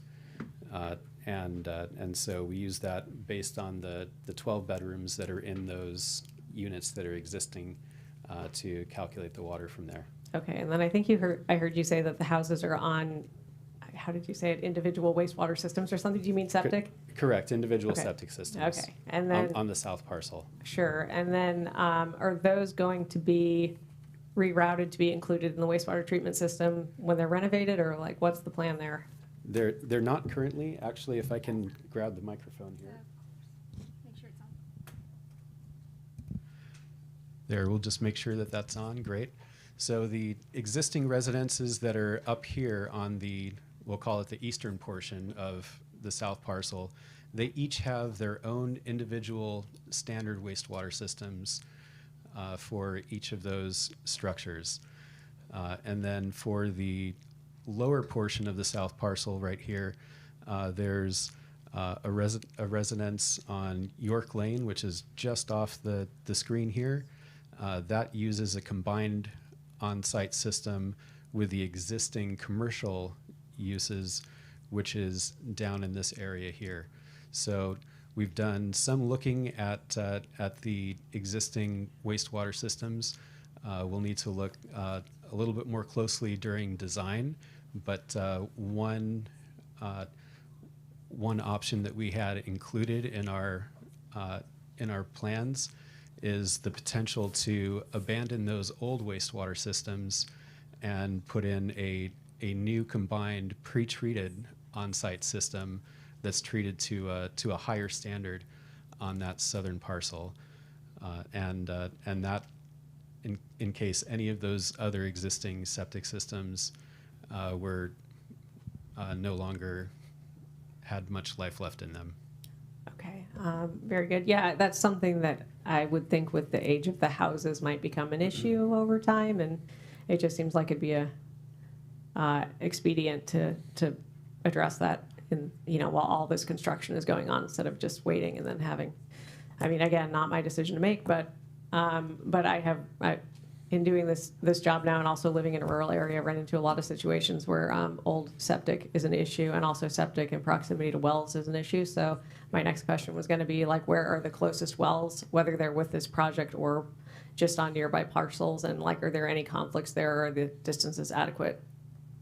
So we did look at that in citing that that potential new wastewater system, made sure that it's outside of a 100-foot setback from any wells.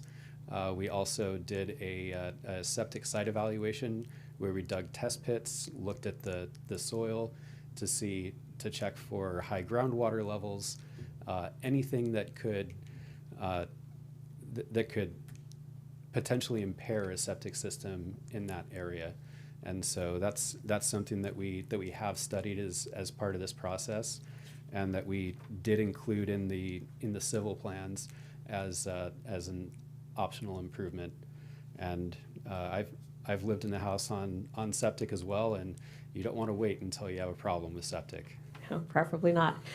Okay, thank you for clarifying all that, Mr. Warnock. And then refresh my memory, the existing 300,000 gallon tank that is got its water source from an offsite well is used for what?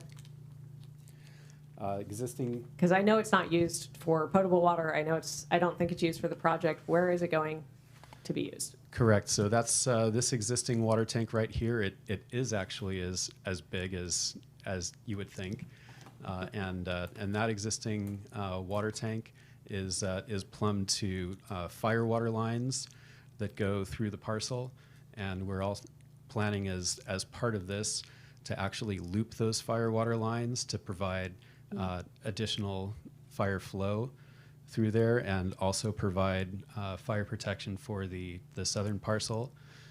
The existing water tank also has connection to vineyards as well. Okay, and then what kind of timing does the well that tank is filled with, do you anticipate being, it is late in the afternoon, what kind of timing over the course of a year do you anticipate the well having for filling that tank? I don't anticipate that well filling the tank unless there's a fire, essentially. Okay. So if there's a fire, if the fire water is depleted from that, then the water tank would be refilled using the Wilson well. We do have existing on-site wells, which those are supplying the water that's used for the public water system, for the irrigation that we're also planning on putting in a process wastewater treatment system for as part of the winery, and a gray water system to also help provide irrigation water as well. Okay. So we don't expect the Wilson well to be feeding that water tank unless there's a catastrophic fire. Okay, I thought I heard you say it was going to be used for irrigation also, but no. That's. You want to clarify? Yeah, so it's used for irrigation, not on this parcel. Oh, It's used for irrigation on a vineyard that's this way. Oh, okay, yeah. I see. And that's on our utility plan that we submitted in 2019. Yeah, the line comes in from the Wilson well and goes out to what's called the Ahern Vineyard. Can you see why I might be confused about this? Absolutely, absolutely. I mean, it's an EIR. It's like hundreds and hundreds of pages. Like there's plenty to talk about. And I believe, and Paul, it isn't the vineyard well, isn't it also plumbed to the tank? Yeah, so the vineyard well is also plumbed to this tank. So if there were a catastrophic fire, right, and the water was used, and so in that scenario, I mean, I guess the Wilson well theoretically could be used, but also the vineyard well could be used. We would also have the ability, because assuming you have a fire, you're not going to have water using operations. So you might refill it with water that you would otherwise use for your operations. Well, this project won't, but the vineyard adjacent would be using it. I mean, however they're using Right. it. I guess I'm just making. But- I'm just saying that like if there was a fire, Yeah. and you're like you would have you would have those water sources available as well. Okay. And then sometimes when fire occurs, fire tanks are filled with trucked water. Sure. 300,000 gallons is maybe too many trucks, but we have multiple sources, and probably these wells. Sorry, the Abbey well and the Allenbaugh well would have less activity because there would be a fire that you would be recovering from. So that's, yeah. So Just real quickly for Paul Finches, but the capacity of that tank, the project requires 180,000 gallons, 170,000 gallons. Why don't you talk to that real quick for fire, not. Yes, so for that tank, we did look at the fire flow requirements for this project, and the 300,000 gallon tank is well oversized for the fire requirements. Okay, thank you. Don't need that one anymore. Down there. I know we're getting down there. So I think, the bottom line for me is I don't want to repeat the situation that we had with Satui, where we were finding out after a meeting that there had been some missing information. So not because I wish to express any agreement, but just because I want us to all be clear, we got a rather large letter in from Water Audit on Sunday. And on page 17, I just want to give you an opportunity to respond to the 4 specific points they make there on page 17. If you happen to have it, that might help you stay on track too. But it is executive summary of objections. Item A is fails to present a transparent, reproducible mass balance, which was basically my first question, is how did you arrive at the estimates that you had? But perhaps you want to elaborate on it more because that question is more broad. Item B appears to rely on circular accounting that obscures net potable demand. C does not quantify consumptive use versus return flows. And D does not provide substantial evidence sufficient to understand the project's true groundwater demand and potential impacts. So any reply you want to give there is welcome. They also make a very specific request for a numeric flow diagram at the end of the following paragraph. All right, well, the numeric flow diagram is in our water availability analysis. This is it right here. I'm sure you have it on your screen. And this quantifies the water use in acre feet and in gallons per year from each of the wells from the source to each of the uses for the sinks. And it's color-coded based on the water type that's being used, with the St. Helena water coming in yellow, and the well water, and then treated process wastewater, and also the gray water that we'll be using, that we'll be generating on the site. As far as the mass balance for the water, that is not listed in the first 3 pages. The first 3 pages of the water availability analysis are summary tables to clearly show what the total water uses are. The mass balance calculations are further back in the water availability analysis. And they are referred to in the appendices referenced from those tables in the first 3 pages. So that is the mass balance. That is the water diagram. I might need some prompting. Thanks. It was reproducible mass balance, circular accounting that obscures net potable demand. And Yes. that might be because of the reuse component. Right. So that's the reuse component. So we're proposing on-site gray water production, separating from the new structures that will be built. We'll have dual plumbing on the sewer side for gray water and for black water. And the gray water will be diverted to a treatment system that will end up being reused, treated to NSF 350 standards, and reused on site for irrigation. That may be some of the circular accounting, because that is a water demand that's being provided on the site. That's water that's being used twice, essentially. And the same with the winery process wastewater. At this point, the winery is currently plumbed to the combined septic system on the north parcel, whereas we'll be diverting that high-strength wastewater, treated it on site, and then reusing that for vineyard irrigation. So again, that's water that is being used twice on site, and that's additional groundwater that's not being pumped from the ground. Okay, that's helpful. And then I think that's also basically item C, which is consumptive use versus return flows. And then item D is evidence sufficient to understand the project's true groundwater demand and potential impacts. To that, all I can say is that we had submitted our engineered reports to staff, and staff had reviewed them. We had some back and forth with changing goals, whether we were looking at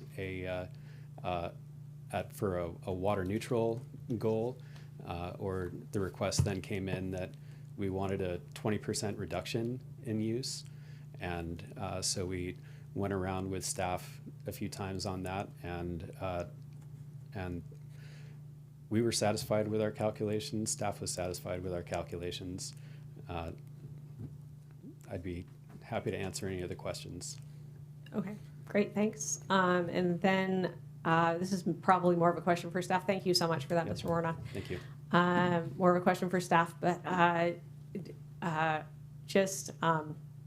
if I could get a quick summary of like how this interfaces with our groundwater sustainability goals and any participation in that program, or, you know, this is a county area, it's in the groundwater basin that we're concerned about. So, you know, I guess I'm just thinking like there's probably a lot of surrounding wells, and I will couch this in saying too that this was a site that had a relatively high level of use probably in the 70s, certainly in the 1980s, which I remember, which Supervisor Alessio also recalled. And then it went into an era, a lengthy era of disuse and probably very low water use relative to its historic levels. And now surrounding use has increased, and now we're looking at increasing this too. So the total net increase is in the area. I mean, just ballparking it. We're not approving this project in 1960 or 1970 when the surrounding uses were so low. We're considering it today, and I'm just wondering how contextually that looks in light of what our goals are under the Sustainable Groundwater Management Act. In terms of the goals of the GSP, as it relates to extraction, it's a 10% reduction, which this is meeting at 20%. But I think what you're referring to, unless I'm getting this wrong, is the difference between what's on paper and in reality. The only way we would know that is if we had actual water use, which we don't. They don't meter, so they relied on the county's assumed amounts. But that assumption, I'm assuming, includes the current entitlement at full bore, which I think your point is that's not actually what's occurring on the ground. So it becomes more of a legal argument as what constitutes the baseline water use. We've traditionally used what the entitled is. Although we don't entitle water, we entitle uses under the assumption that X amount of water is needed to support that use. So it's kind of tricky from a legal perspective. I think that's the best way I can explain it. Tier 2 and Tier 3 is not in play here. Just the overall water use within the basin, and the goal of reducing by 10%, which this meets on paper. Okay, thank you. So let's see. I don't see any other questions right now. I do appreciate the affordable housing component of this. the partnership with the Vine Trail and the fire partnership, which I know has been a good, robust conversation going on for quite some time now. So the options before us are to approve the proposal in full, to approve a reduced proposal, and to continue, deny the proposal and to continue the item. And I noticed Supervisor Cottrell making fantastic notes, as she often does. And I do believe we had some modifications to the language possibly, but I had my thinking cap on, not my note-taking cap. So if I could get a motion with any amendments from any of my colleagues, it would be welcome. And I'd be happy to throw when I was taking notes during the during the time. There were 3 topics where I heard potential conditions of approval to be added. The first regarding splitting the resort uses for the north and south parcel. If the proposed resort is to be split and the uses to become independent, they shall require a new use permit. The second I heard was the permittee shall coordinate with the county staff regarding moving the driveway to the north. And the third, the applicant referenced notification to tenants at the building permit stage. Part of building permit submittal, the applicant shall provide verification to PBS staff that they have notified tenants regarding the processing of building permits, moving to that stage. Those are the 3 primary items I heard. Thank you. That's very helpful. I also had a note about speed feedback signs. I think that was Alessio, potentially. There is a condition of approval, I think, from Public Works for speed feedback signs on Lodi Lane. Okay, great. I didn't have where those, I just had that as a note. I didn't have that. Yeah, I don't know if it's a condition of approval. The pedestrian flashing signs, I think, would be helpful at that crosswalk section. Yeah. So I don't know if I want to make that a condition, but I do think that is the best practice in terms of slowing traffic. And yes, ma'am, our traffic engineer expert. Can I jump in? Yes. Actually, you can't put flashing lights at a stop sign. Oh. For the pedestrian. So I just wanted, before you put something in there that is not legal. That's true. There is a stop sign that nobody stops at that for the Vine Trail. Well, that's no, there's a stop sign on Highway just before you enter Highway 29. So the stop sign on the road, not the stop sign on the bike trail. Okay. Yeah, that's where the crosswalk is. One for the road, 2 for the bike trail. Right. I do believe they stop at the one before they get on Highway 29. Okay, that's good. Thank you.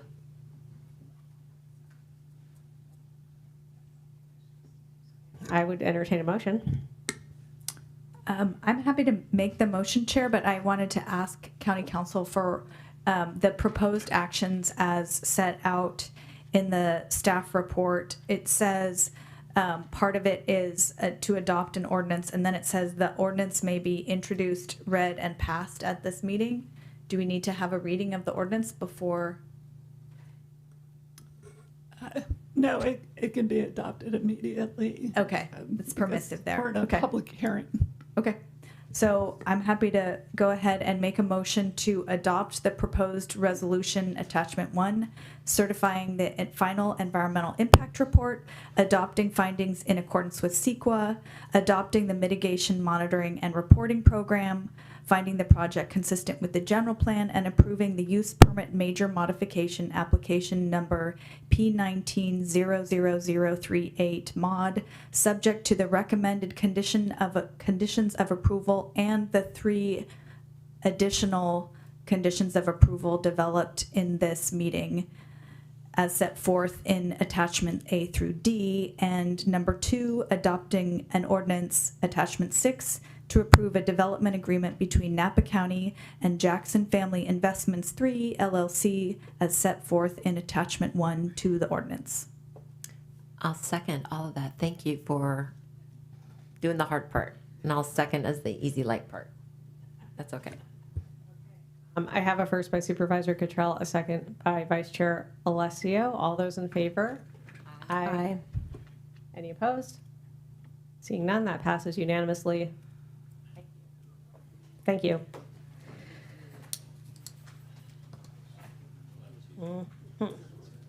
Okay, so that concludes item 11 for today's agenda. We have no closed session today. So can I do I need a motion to adjourn or just? No. Okay, I can just adjourn. This is great. We will now adjourn to the next Board of Supervisors meeting to be held on Tuesday, May 5th, 2026 at 9 a.m.